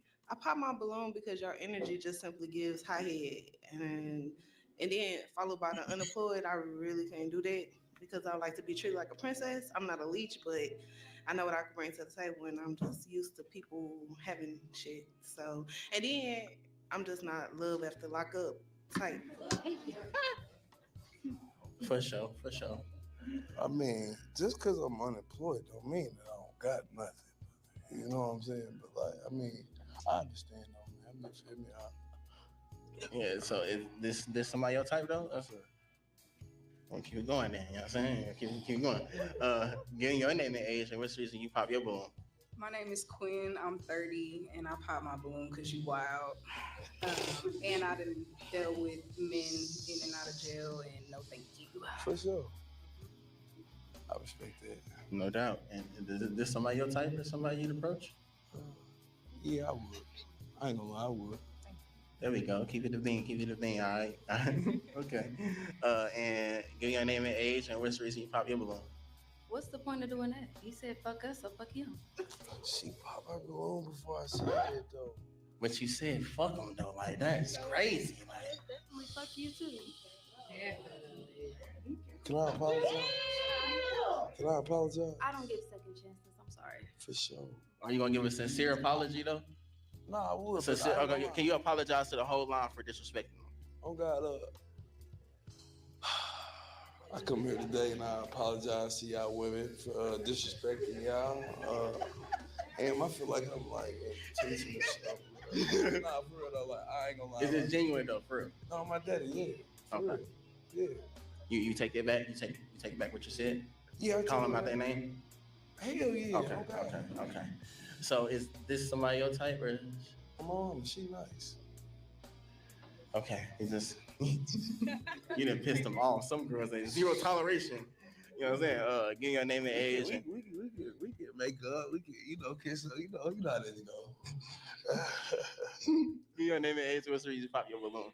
Andresha, I'm 30. I pop my balloon because I don't date light skinned men, and then you got them tattoos on your face that just kind of made it go down real bad. So it's not the jail or the unemployed, it's the light skin. Well, we're not talking about jail. Most men in Yeah, jail, he's they looking for jail, love, trying to fuck. doesn't have a job. Next. So I'm good. So he's let's not say he's unstable. Let's just say he's unsettled. She cool. Okay. I like her braces though. That's what I do. Okay, all right. All right, and give your name and age and what's the reason you pop your balloon? Naquana, 34. I have several. The way he came out, he kind of like staggered, so it gave me the impression that he was under influence.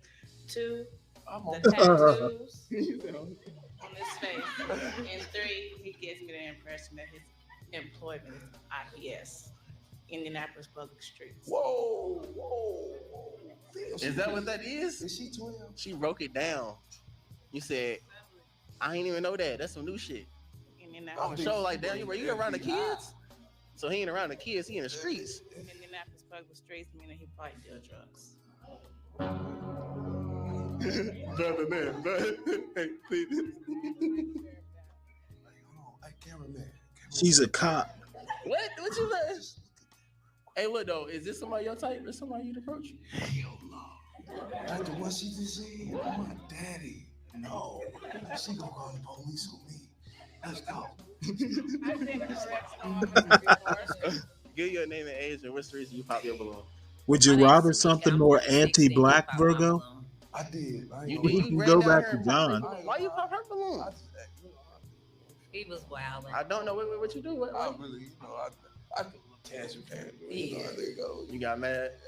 So you threw a tantrum. Damn, bro. So is this somebody your type? I ain't gonna lie, I like her. I didn't know she was 46. I ain't gonna lie, you put together very well to be 46. And she got them goals in her mouth. Wee. You want to get your balloon back for her? You want her to get her balloon back? Hold on, can I just go out and just go back and like just reset? Just let me get a reset. I know you're not deleting this. Like we not deleting it, and we just get a reset, brother. Next episode, maybe, possibly, slim chance. But So this is I'll somebody. meet you outside. Oh God. And this is somebody your type. Oh God. You want her to get her balloon back? You know, you want your balloon back? I don't really date light skin men. Damn, man, hold on. Hey, listen, I'm about to go, brother. I'm about to go jump in and get them paint. I don't give a fuck about this skin. God damn. You worried about what Yeah, but she does. Shit. Hello. Hey, let's go. You finished? She don't let you know. Wow. Hey, listen, OC. Hey. So you pop her balloon as well, though. She ain't even. Like, love, I ain't gonna lie. I really don't fuck with bigger women. That's what I respect it. I respect it. That's what's up. You know, just say. But yeah, I like a fellas. Shout out to all my fellas in the chain. Push on my mama, cause you know it's some pressure built up. Oh God. So some pressure that the God damn. Is this somebody your type though, or somebody you allowed to approach you? Yeah, I like a fella. Well, every man is her type. I can help you get the job, but you trip. I can help you find work. Still, I look though. Can you still help me find a job? You can't do that. See me. I need a job. I be on my ass. Oh my God. Let's go back to the top real quick, Brody. Unfortunately, bro, we weren't able to find you no love here today. Bro, but too cold. But we do wish you the best on your future endeavors. We gonna holler at you at the end, man. Let me go ahead and get that mic. For sure, you go ahead and make your way to the. Y'all make some noise for y'all, man. Hey. Scratch his head. Just go ahead and take us out, DJ 25K, man. Hey. Hey, man, y'all see what's going on, man. Make sure y'all smash that subscribe button, man, and turn those notifications on, man. You never know when I might shock drop. You feel me? I ain't gonna waste y'all time. Let's bring out our next gentleman. Let's go. Y'all make some noise for him. Oh Damn, boy. make some noise. What's wrong with these people, man?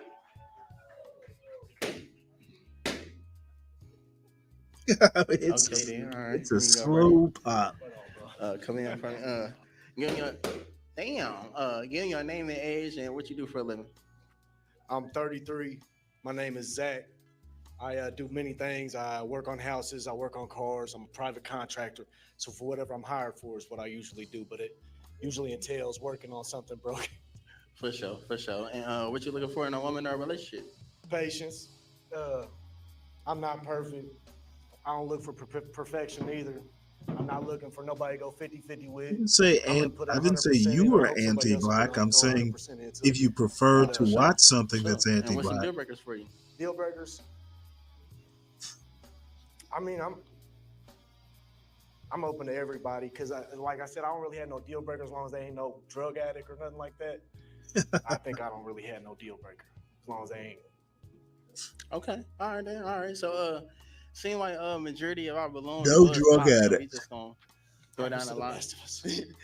Go down the line and see what's the reason they popped their balloon. Just come right here for me and make sure you face the camera. Get your name and age and what's the reason you pop. I'm Kerrigan. I'm 29, and it's Black History Month. Black History Month, crazy. Fair enough. It is Black History Month though. This somebody your type? If so, why not?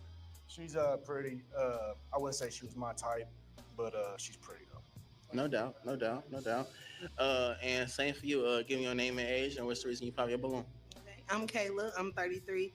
I pop my balloon, but just because I like taller men. You gotta balance out around her. So. What's your height requirement? Taller than me. I'm taller than you. You wearing 3 inches? Yeah, he. Like very taller than me. Oh. All right then, bro. Is this somebody your type? If so, why not? No. And we should probably leave it there. Okay. Let's go. Yeah. Give me your name and age and what's the reason you pop your balloon? My name is Quinn. I'm 30 and I don't date outside my race. Sounds racist. It is what it is. Hey, it's your opinion. That's fine. Yeah, I respect that. Mm-hmm. That's that. Is this somebody your type or somebody? She's pretty. She's pretty. Not my type. Yeah. Okay. All right then. All right. And right here, give me your name and age and what's the reason you pop your balloon? Joisha, I'm 28, and it's the hair, it's the outfit. It's not me. Sure. And I do date outside my race, but not no. Sure. The hair. The hair, the outfit, no. Yeah. Okay, casual. Yeah, no doubt, no doubt. And is this somebody your type or somebody? She's very beautiful. She's my type. Yeah. Okay, for sure, for sure. And saying right here, getting your name and age and which reason you pop your balloon. I'm Adrisha, I'm 30, and I don't like them beads on the end of your hair. They're not beads. It's a no for me. That's fine. What are they, bro? You care to explain what's on the end of your They're braids? rooms, and they just hold the end together. Yeah, it's not beads. Okay, all right, no doubt. And this somebody your type or They somebody- just look like work jeans. No, she's not my type. Are you talking about the That's one fair, this that's girl's wearing with All right, holes? same for you. That's a getting your name yes. and age and what's the reason you pop? My name is Naquan. I'm 34. You just look like a Trump supporter. I ain't hear it. What you say? She said something. A Trump supporter. I am. Yeah, he definitely. So basically, I'm a winner because I'm a Trump supporter. We won, you know. Oh, here we go. They look just like work jeans. It has some yellow paint on them, so I wouldn't say they're in style, but I don't know. Right here, she still got her balloon. Could be. So, getting your name and age and what's the reason you pop your balloon? I'm Micah. I'm 31. It was just the hair and the outfit for me. No, That was it. Do you like normally get like compliments about the hair or comments about the hair? I get a lot of comments about the hair, people that don't like it, but it's something for me personally, so I don't really care what anybody else's input or. Calvin, I'm beginning to think most Americans are No children. doubt, that's respectable. Did somebody your type though? No. All right. So we do got one balloon, and it's still like right here. So I don't think we made it to any questions this whole show. So question.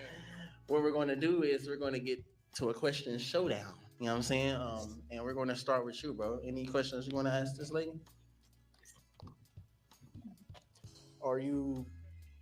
What's your expectations out of somebody? And make sure you get your name and age, and then. My name is Tamika. I'm 46, and I just expect the person to be real and who they are. I can appreciate that. Can't hurt to have a little bit of honesty. Yeah. Right? I think it's easier to rip the Band-Aid off sometimes than just keep lying and lying up. Yep. I agree with that. Okay. And any questions you want to ask this man? What did you eat for dinner, or what did you cook before you came here? What did I eat for dinner? Last night. What did I have for dinner last night I went out to eat. So I went and got something quick. Like this morning I made cannolis. That's what I ate this morning. That's what I cooked myself. Cannolis? What is that? It's a pastry. Pastry? Oh, Yeah, it's okay. kind of like an Italian pastry. Oh, okay. They're really popular. They're not popular here. It's hard to find here, but. Oh, okay. Okay. All right, then. So, any last questions y'all want to ask each other, or anything you want to? You're very beautiful. You're very pretty. Thank you for not popping your balloon. I don't have any more questions. What? And you got any more for him? I didn't hear how old you were. I'm 33. 33. You got any children? I got two. 2 children? Same mother. Same mother? Okay. When was your, how long ago was your last relationship? About 2 years ago. 2 years. Yeah. How are you and that person? We're friends. Like my baby mama's a great person. You know what I'm saying? She's married, so it's like, you know, I support everything she does, but she's never been bad to me.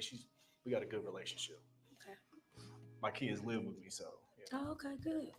And how old are they? Tell me again. How old are 5 they? and 2. 5 and 2. Okay. Nice little deep sigh right there. Deep sigh. You about to pop it? You look like you clutching it, like you nervous. You about to pop it? Let it go. Yeah. 5 and 2 are kind of young for me where I am. I'm 46, so I'm kind of living my life, traveling. My kids are older. 5 and 2 is kind of young. That's fine. Yeah. It was nice talking. It was nice talking to you. I feel like I got shot. No, that was a loud one, but she gave you a chance. You almost had it there. Hey, that's fine. But all right, then let's take it back to the top, then, Brody. She. Unfortunately, we weren't able to find you no love here today on Kicking With Too Cold, but we do wish you the best on your future endeavors, bro. We gonna holla at you at the end, man. Appreciate you sliding. Love, bro. Let me get that mic. Y'all make some noise for yourself, man. Come on now. Hey, look, man, we halfway through the show, man. If you made it this far, man, make sure you smash that subscribe button, man. 25K, man. What we on, man? Not your kind of white boy. Hey, look, man, we made it to the halfway mark, man. We got 3 gentlemen left. So I'm going to get right to It's it, man. hard Let's to bring believe. out our next gentleman. Y'all make some noise for him.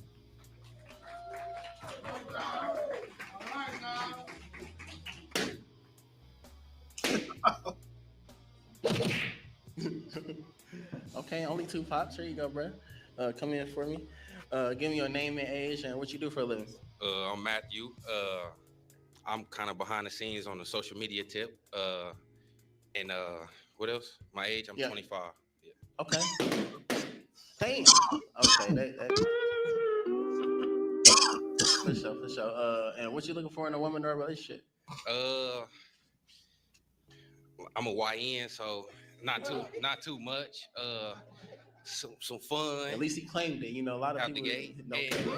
And I'm like, you know what I mean? The social media thing is real big for me. So everybody ain't really used to it. So if you can handle that, we good. I understand, brother. Trust me. I understand. And what's some deal breakers for you? Deal breakers. I don't really know them yet. I'm still young, I guess.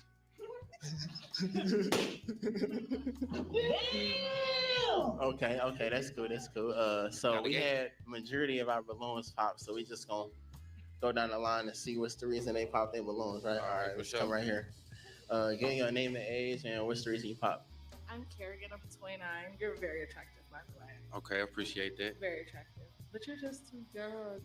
I need a little bit more experience, and you'll get there. But other than that, yeah. Out the gate, okay. Yeah, if she toned up, she would actually be okay. Out the gate, I'm listen. They call me Mr. Do It All, so out the gate. Out the gate. Hey, look, they gonna say in the comments, hey, we finally found somebody to say out the gate more than 2 cold, man. All right, then let's do it then. Give me your name and age and what's the reason you pop your balloon. I'm Kayla. I'm 33. I pop my balloon because I can't do a YN. So Can't do it all YN? Oh, dang, okay. And for the ones that don't know, we just did a YN episode, so I kind of said it, but if they don't know what a YN is, can you do tell? It's a young nigga. Okay, and is this somebody your type or somebody you approach? Probably, yeah. I wouldn't approach, but okay. You know, those kind of nights or something. Okay, all right. And we gonna go right here. Give me your name and age and what's the reason you pop your balloon? My name is Quinn. I'm 30. I also popped my balloon because of the YN thing. I'm in my 30s now, so I'm trying to settle down a little bit. Out the gate, understandable. Okay, and is this somebody your type or somebody? Yeah, she for sure. I'll be scared. I'll probably be nervous to approach her still, but yeah, for sure. I don't know. I don't know. It's okay. Just be nervous. You be nervous? Yeah. Out the gate, I'll be nervous. I got a song called Nervous. How that one go? I like how she twerking. I like how she working.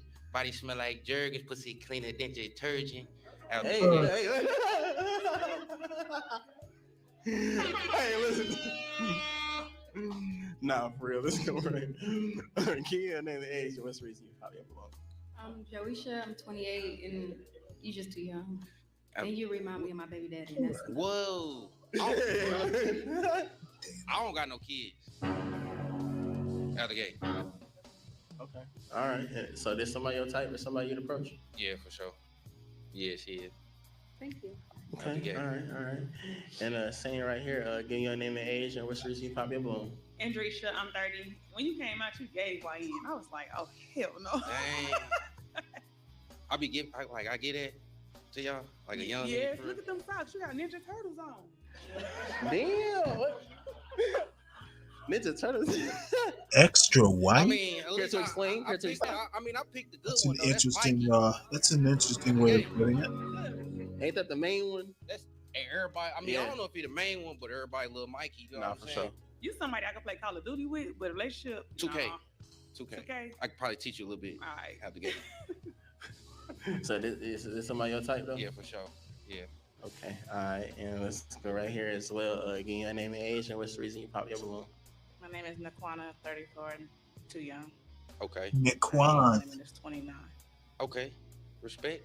Okay. All right. And this somebody your type or somebody? She like yeah, she cool. She like auntie or whatever, you know. TT vibes. Okay. Yeah, like auntie now. Yeah, she is For pretty sure, good for sure. looking, B. All right, and let's come right here to I didn't get her name. Your name and age, and what's the More reason than you pop? likely, I'm Tamika. I'm I'll look for her 46. next time. She's a little on the skinny Ooh, side. and that She kind of hair looks like a remind me little of my boy, son. Okay. but Yes, no. she's pretty nice. For sure. Too You got a young. nice smile though. Nice Appreciate smile. that. Thank you. For sure. And this somebody your type or somebody? Yeah, I be liking older women and stuff. And then somebody said the goals, they got me too. It might be a Indianapolis thing or something, but I like women with goals and stuff. So The whole yeah. mouth or just like pieces? Couple of them. Yeah, If couple it of look them. good enough with the whole grill over there. No doubt. But if you take them out, you know what I'm saying, it gotta be right, cause yeah. Cause yeah. These ain't coming out. Out the gate, that's real nice. The permanents. Yeah. Out the gate. Hey, out the gate, nasty for real. All right, then. So you got one balloon left, Brody. So we just gonna get to a question showdown. Then you know what I'm saying. Any questions y'all want to ask each other, man? Start with you. You want to ask her any question? Can she ask me a question first? Ladies first. Go ahead. So you say you do behind the scene with social media. What do you do behind the scene? I'm kind of a marketing genius. Yeah, I've kind of learned how to control the narrative of what the internet is. You know what I'm saying? Instead of being the consumer, I give y'all what y'all want to look for out the gate. Okay. Out the gate in so many words. Are you a rapper? Yeah, I'm an artist. I'm an artist. You're okay. I think y'all actually like my music too. If you, tap in. Well, you ain't gotta be nervous with me. Damn, what the fucking hard? Yeah, come on, DJ, with this shit. I love me a YN. She like a YN. Okay. Hey, listen. Okay. Look, hey. Any questions you wanna ask her?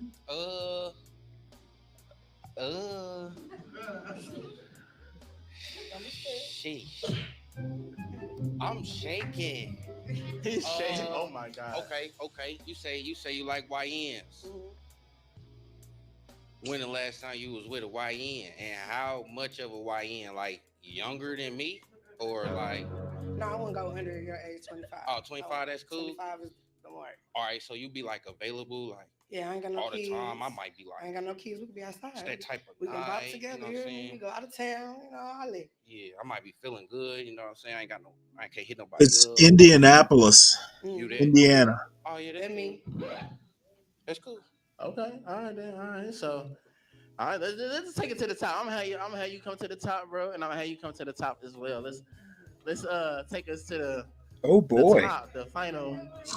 What prize has he landed? All right, scoot over this one a little bit. All right, come in for me a little bit. All right, look though. Is there any last questions I want to ask each other, man? Start with you. Go ahead. Oh, it's realer than real, J-Dub. It is real. Nah, I'm good. It seems like a success to me. First one of the day, baby. First one of the day. Listen, okay then. So I mean, any last question you want to ask him? Would I be somebody you would approach if we was outside? Be truthful. Probably not. It's okay, because I'll come up to you. Hey, listen, she said, hey, it's okay, I'll come to you. Okay. Hey, I like look, the confidence. she wants you, man. That's gangster. Okay, then. So is it a yes for you? Yes, yes. Is it a yes for you? It's a yes. Yeah, you know what I'm saying? You thought I wasn't gonna have one? Come on, man. You know what I'm saying? Let me get that balloon. Let me get your mic. Go ahead and take your match and go ahead and hit it up. Uh-oh.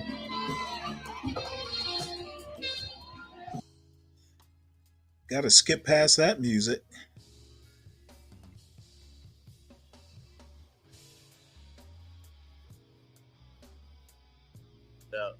And what's some deal breakers for you? I ain't really got much. You feel me? Like, I just let them beat up. Okay, all right. No deal breakers at all. Let me go back a little bit. Some deal breakers. Peace. Hey, then, and My name McCoy, and I'm a welder, and I'm 29. A Okay, welder. all right then. And what you looking for in a woman or a relationship? Peace. No doubt, no doubt. And what's some deal breakers for you? I ain't really got much. You feel me? Like, I just let them be them. Okay, all right. No deal breakers at all. No long feet or hygiene or no. All right, okay. They should All know right. that already. You feel me? Okay, all right then. All right. So we had what was that? A couple pop balloons. So we just gonna go down the line and see what's the reason they popped their balloon. Let's come right here first. Give me your name and age, and what's the reason you pop your balloon? I'm Kayla. I'm 33. I pop my balloon simply because by me being a big girl, I need somebody that's taller than me. Like, not just like a little bit, but like tall. So, Why does she think she has those choices? And this somebody your type or somebody you'd approach? I get them coming. Not a yes or no? No. No. Okay. All right. Right here, give me your name and age, and what's the reason you pop your balloon? Naquana, 34, just a facial tattoo. Understandable. Face tattoos. Okay. All right. This somebody your type or? No. All right then. All right. So it look like we still got 5 balloons left, brother. So what we're gonna do is we're gonna allow you come in from it to ask them all one question. You wanna ask them the same or you wanna ask them different ones? I'm gonna ask them the same. What you wanna ask them? Go ahead. Do they cook? Okay. All right. Do they cook? All right. Somebody asked that question once, and all the balloons popped. I'm 29, and yes, I cook. Okay, all right. I'm sure everybody probably gonna say, yeah. Give me your name and age, and do you cook? My name is Quinn. I'm 30, and yes, I do cook. I actually work in catering, so. Okay, all right. You like that? Give me your name and age, and do you cook? Joisha, 28, and yes, I do cook. Joisha is her name, Same and for she you. cooks. My name's Risha. I'm 30. I cook soul food meals every day, but I'm finna pop my balloon because I did not see that tattoo on Every his day. face. What? She said tattoo. She said tattoo. I heard it, but I wanted to wait till he got to me and tell him why I'm popping it. Okay. It's respectful. Tattoos on the face. So no. Any significant, anything you resemble or anything? No, she's straight. Good. Okay, all right. So is this somebody your type though? No. Okay, all right. Let's go right here. Your name and age, and do you cook? My name is Tamika. I'm 46. And yes, I cook, but not all the time. Whenever I feel like it. All right, then. Whenever she feel like it. All right, then, bro. Whenever Looks she like you got feels 4 like it. balloons Well, I left, hope man. So it's since she whenever popped you her feel balloon, hungry. I ain't gonna have you pop one for this round.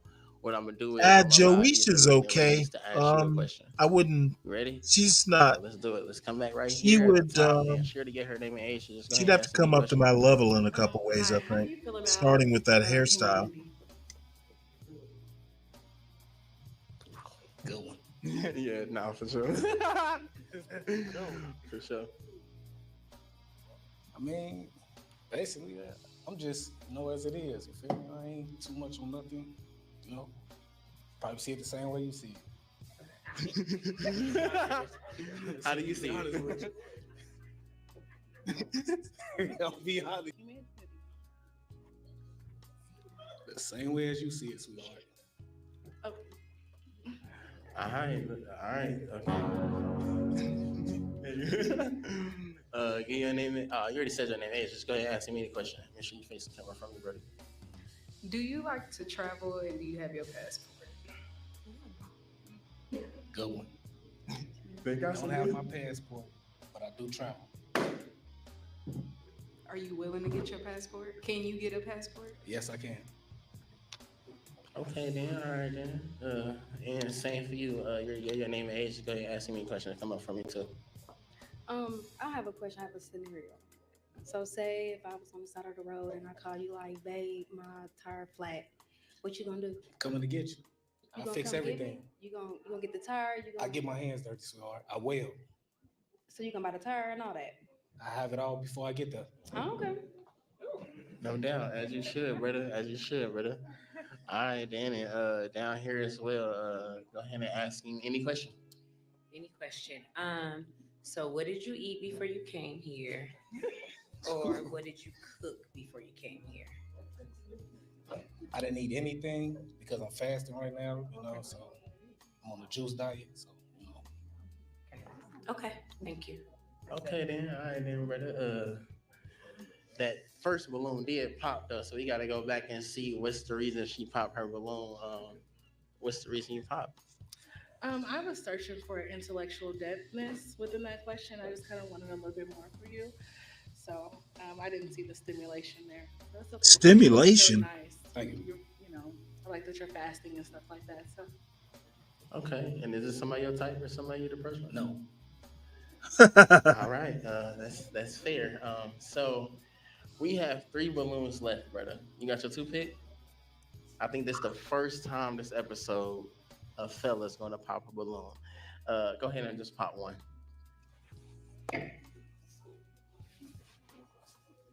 Dang. What? What's the reason you pop a balloon? What in the hell?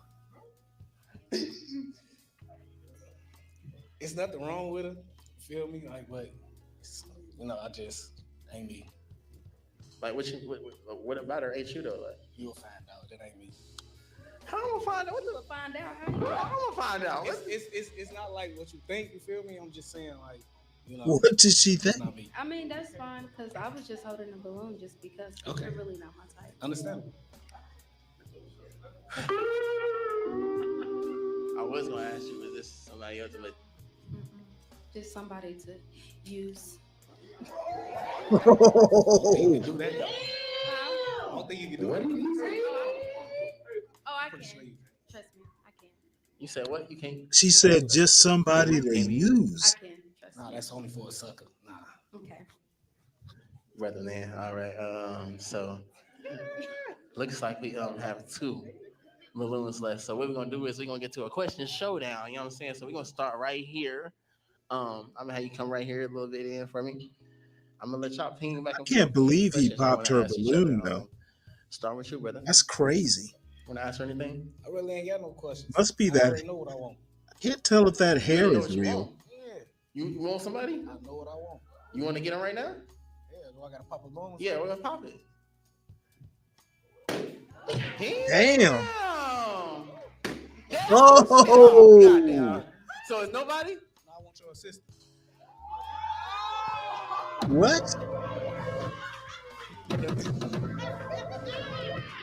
Did you not hear me say? What did you say? The 2 cold team is off limits. God damn, bruh. Come in from him. You feel me? Damn, he just went. Hey, He listen, went off hey, the I had to make a menu. whole status about my sister because everybody, hundreds of men trying to come after her because she's in the middle of this dating show, but she's off limits because we can't fraternize with the contestants. You know what I'm Yeah, saying? sure you can. But what's the reason you pop her balloon though? There wasn't no reason. I told you what I want.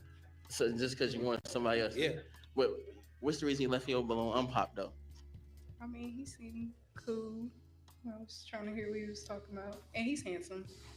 No doubt, for sure. And let's come down here and see what's the reason she had her balloon unpopped. What's the reason you had your balloon unpopped? I wanted to hear more. He is handsome, so that's it. Okay, so this none of this lineup is you want my assistant. Damn. Your assistant. I love beautiful. Don't get me wrong. You feel me? But Brother man, I'm a man. I know what I want. Brother man, okay. Unfortunately, we wasn't able to find you no love here today on Kicking with Too Cold, but we do wish you the best on your future endeavors, bro. We gonna holler at you at the end, bro. Let me go ahead and get you. Hey, y'all make some In noise some for y'all. ways, man. I Hey, admire listen, this hey. dude. He was willing to go without because he couldn't get They what he either want my wanted. assistant or my DJ. I'm just not so sure that's a bad thing. My cameraman or listen, it's in a contract. No fraternizing with the contestants, man. We can't do that. It's a conflict of interest, you know. DJ 25K, yeah. Not even after, because it's a distraction. It's a conflict of interest. DJ 25K, check us out, man.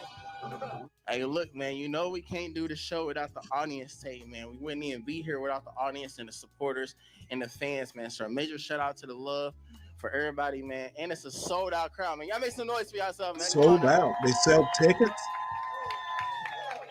Sheesh. Hey, look, man, you know, I'm coming right. Hey, look, y'all, one of y'all been outbursting the whole show. Which one it been? It's been him. And then, look, Mr. Outburster. How you what, man? How you feeling, man? Hey, man, you doing your thing, man. Hey, they watching you everywhere, bro. Keep doing you. Stay positive.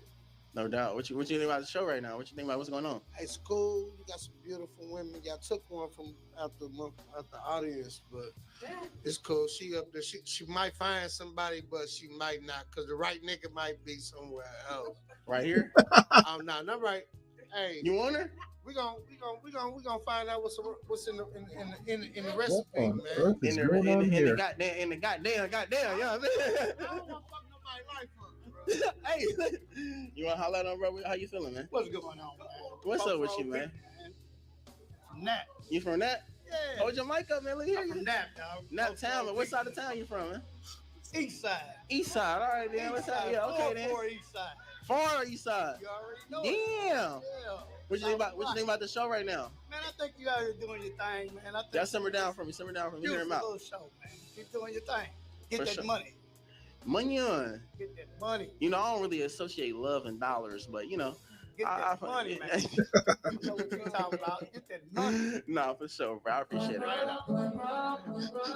That's not my problem. You're right. You're correct. She said, "Sure." How you feeling? What you thinking about what's going on right now? I'm good. I'm really just here to support my cousin that's up there. That's all. Who? Joeycia. Okay, Joeycia. All right, My you got little some cousin. support in this. Yeah, I'm here to support her. That's it. Y'all here to support somebody? Yeah, I know he will. Yeah, I know he won't. Hey, listen, that's why your ass shit came in the show, man. You know what I'm saying? You might have had a chance. You know what I'm saying? But, how you feeling? Hey, what's up? It's Quan, all the way from Kansas City. Kansas, hey, make some noise in Kansas City. Shee. I watch you all the time. Yeah, I love the show. The women, everything good. Yeah. You flew in from Kansas? I did. That's what's up. I appreciate you. And not from Kansas, Missouri though. But yeah. Missouri, yeah, for sure. How you watched all the episodes? I did. What's your favorite one? Probably with the other one with girl back there, big girl. She my favorite. So yeah. What big girl? Big girl on the tutu. So this one? No, she was on another show before. She was never on the show before. She was. You was on the show before? What show you was on? The what? You don't even remember? Oh, you was on St. Louis though, not this one though. But yeah, she's my favorite though. I follow her, so yeah. But I watch this all the time though too. Yeah. But you're my favorite. That's right. I'm your favorite. Okay. Yeah. Period. All right, then. All right. You know how No. How y'all wait? Y'all came in from somewhere too, right? Yeah, we came from Kentucky. Kentucky in the building, man. Make some noise for Kentucky, man. For real, hey, by show of hands, real quick, if it's your first time, can you raise your hand if it's your first? Damn! Make some noise for the first timers, man. God damn! Man, this host is First-timers in the goofy as building. hell. That's crazy, man. That's crazy. Okay. All right. What you think about what's going on with the show, bro? How you man, feeling? My name's Anthony. Man, it's a good show, man. I like what you got going on here, man. It's nice. It's good for the crowd, you know, for your viewers. And I just hope you keep growing, man. You know, they want me to come down to Louisville bad. Yeah. Come down there. I'm rocking with that's 2 hours away. Come down, man. Louisville. It's an hour and a half if you drive it, right? What we on? Come down there. Hour and a half, yeah. If you're going 80, 85, 90. Yeah. Drive it right, Sure. you'll get there. Nah, I'm gonna fuck with y'all down there. I'm gonna rock with y'all. I'm sorry, because it's a lot of older people that be talking about, hey, can we get some non-profanity? I got you. I'm gonna stop cussing. Damn. Here you go. How you feeling, bro? What you think about what's going on? Good. Came here from He is a personable young man. Hey, Maryland, Kentucky, Kansas City. Who do y'all? Hey, turn this TV off. No, I'm just not. Nah. How you feeling about what's going on with the show, though? Oh, cool. We want to come check you out in person. We're watching the show, and we want to see how it was live. So, you know, it's. What you think about how you feeling about this live? That's a man thing. It hits different live. It do hit different. Yeah, Don't it, bro? Don't it? It does, but it's good. It's good. I try to tell everybody. I'm telling y'all. Call the number right here, man. If y'all want to join the live audience, man, I'm telling y'all, it's a way different experience, man. I'm telling y'all. It's good to be here. For sure. What's your favorite episode? I'm putting you on the spot, man. You put me on the spot. Y'all drive down here. I gotta ask y'all. Drive or fly? Sorry. I'm sorry. We flew. Huh? We flew down here. Flew. Yeah, I'm saying. But what's your favorite episode though? I'm proud of. What's favorite one? Yeah, maybe she can take it over. I like all of them. What's your like? I don't really know. I like. They're all alike. Nah, for sure. That's why we're here. We like all of them. That's fair. That's fair. I appreciate that. You want to say something? She said, "Nah, I'm cool. Are we in the back with it? We in the back? How you what? What's happening? With two codes. Goddamn, you know what I'm saying? I just have to say that. How you feel? What you think about what's going on with the show? It's a good show. It's beautiful women. It's a good time. The DJ's nice. It's a good vibe. Everybody love the DJ. Yeah. You want the DJ? You want the DJ? Are you saying nice, like music wise? Okay. If be a lot of comments, I'm just saying my assistant, my DJ, my security, my cameraman. Goddamn. Okay, all right. You want to holler at him? I wasn't even trying to be on TV. Like That's great. You on here now? How you feeling? I'm feeling good. It's really nice to be here in person. My favorite episode is the one where my best friend was on, Jono. I think it was on 4. 2. Yeah. Jono crazy. That's my best friend. But yeah. Shout out Jono. We had to set him out for the reunion. I know. He was a little lit, you know what I'm saying? I was in Texas. I live in Dallas now. Okay, Dallas. You drove down here? I flew. Oh, you flew? Yeah, I'm here. Dallas in the building, man. Make some noise for Dallas, man. Come on now. That's crazy. I ain't gonna lie. That's hard. But I was raised here, so Okay. I'm from Chicago. I was raised here, and well, dang, Chicago was my favorite episode. I ain't even gonna lie to you. Chicago did crazy. That was real elegant. You know what I'm saying? Like the setting was, premium. You know. I had to come and check it out in person because I may come up here. I may. Okay, all right. Hey, no, they ain't no. Hey, listen, hey. What you think it's a one-on-one experience though? Like, have you ever, been in something like this live? No, this is my first time, so it's really good though. I like it. Ooh. The atmosphere, the vibe, the women. Just had a all that. new Pop the I love the Balloon transparency come out. with the men. I'm glad In everybody our interested be real. stuff like that. Like in the beginning, everybody was up here. What I would they say? think. Personal Personal preference. I'll be like, Trying to tell- What you think about personal preference? You think they should not say that? You think they should explain more? yeah. The women be I like, think when it's I tell the women YouTube. that, they be like, "You want me to be rude?" I said, "No, you can say it Right. respectfully." It's about having boundaries and standards. That's the whole thing about dating. So you gotta let people know what your boundaries and your standards are. So if you see something that you don't like, say it. That you Say ain't it. here. Just Talk say that it. talk. Talk that talk. All right, then. You know what I'm saying? I gotta go on this side real quick. I gotta go on this side, man. I gotta show some love to this side too. You know what I'm saying? And you in the room by yourself, so I'm coming to you first. How you feeling? I'm good. How are you? I'm good. I can't complain. I'm blessed. What you think about the show that's going on right now? I think the show is incredible. We came to be spectators, but my cousin got pulled up there. She got put. Yeah. She got pulled up there. It be like that. Sometimes you in the audience, you might get in the show. You know what I'm saying? Shout out to Quinn. For sure. But for sure. she watches your show more than I do. She put me on. So that's why we're here to come watch it live. But I'm having a great time. For sure. I appreciate that. I appreciate y'all support. For real. All right, and we're right here too. You know what I'm saying? Yeah. I'm trying to- Damn, how long is he How going you to feeling? stay How in you the feeling? audience? Okay. What you think about what's going on right now? Oh, I think the show is real great. I came here to support my daughter, Naquana. Yeah, okay then. All right. Mommy Yada in the audience. Yeah. Okay then. You think she doing good? Yes, I do. She's standing on all 10 toes, ain't she? She's speaking. She ain't holding back, is she? She get that from you? Yep. Can only imagine. What about you? How you feeling? I never knew about the show until my sister called me and told me Friday and said she was going to be on the show. This Friday? So you ain't never watched none of the 30 episodes. So you about to go back and you gonna watch some? I've been watching before I came. What, you been binge watching? You been binge watching? But this is a nice show, so Yeah, I love it. no doubt. What's your favorite episode so far that you don't watch? I was watching like little pieces of it from like different like places, states. Okay. Okay. I didn't watch the whole thing. Hey, listen, transparency, like they say, you know what I'm saying? Keeping it real. All right, I appreciate you. You know what I'm saying? Yeah. All right, right here. Right now. Don't be shy now. Hey, listen, don't be shy now. Come on now. How you feeling? Good.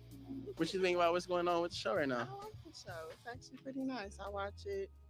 You nervous? Yeah. You ain't just nervous back then. I'm like, oh my god. You ain't just nervous just now. Don't be nervous now. You know what I'm saying? Come on, yeah, come on now. No, Where the energy? Keep doing your thing. You know, you're doing a good job.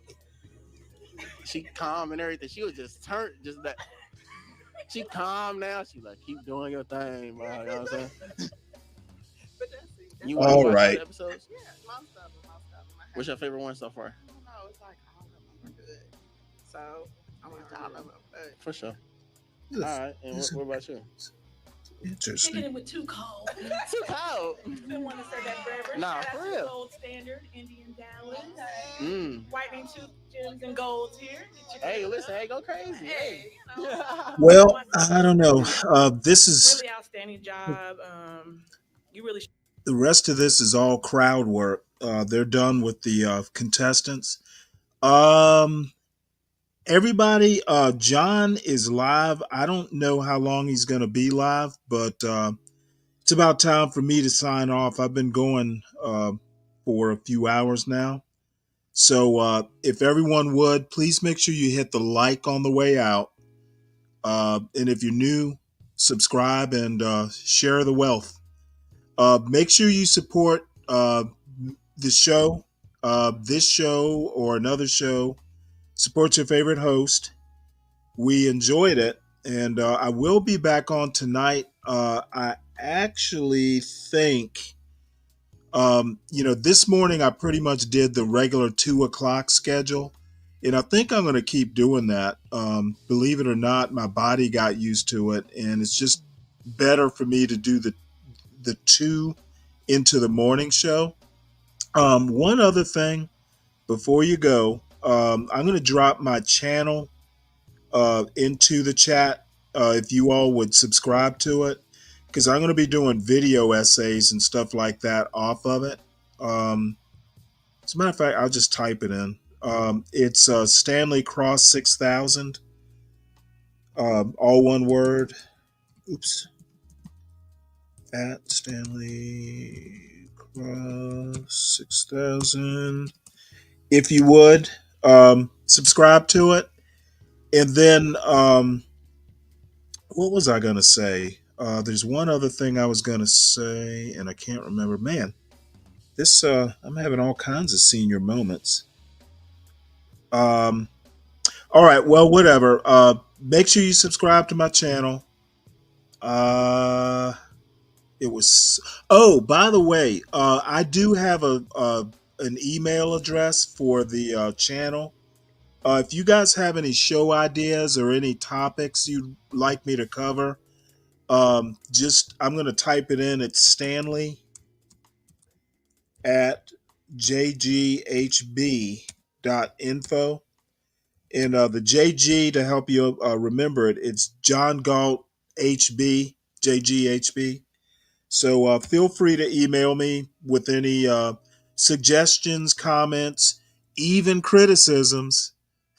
And if you, if you email me, I might respond to your criticisms, and definitely show topics, because I am interested to do stuff, not just that I'm interested in, but CKJ3 had a couple things he wanted me to talk about with Universal.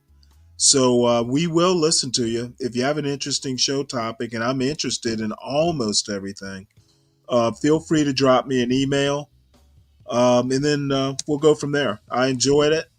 We'll see you at 2:00, maybe earlier, but probably 2:00 tomorrow morning, with a whole new set of news and shows and stuff like that to talk about. So y'all have a good day, and I will get rest. Talk to y'all later. Feel like I should, feel like I should, feel like I should, feel like I should go. Go. Feel like I should go. Feel like I should, feel like I should, feel like I should, feel like I should go. Feel like I should go. Feel like I should, feel like I should, feel like I should, feel like I should.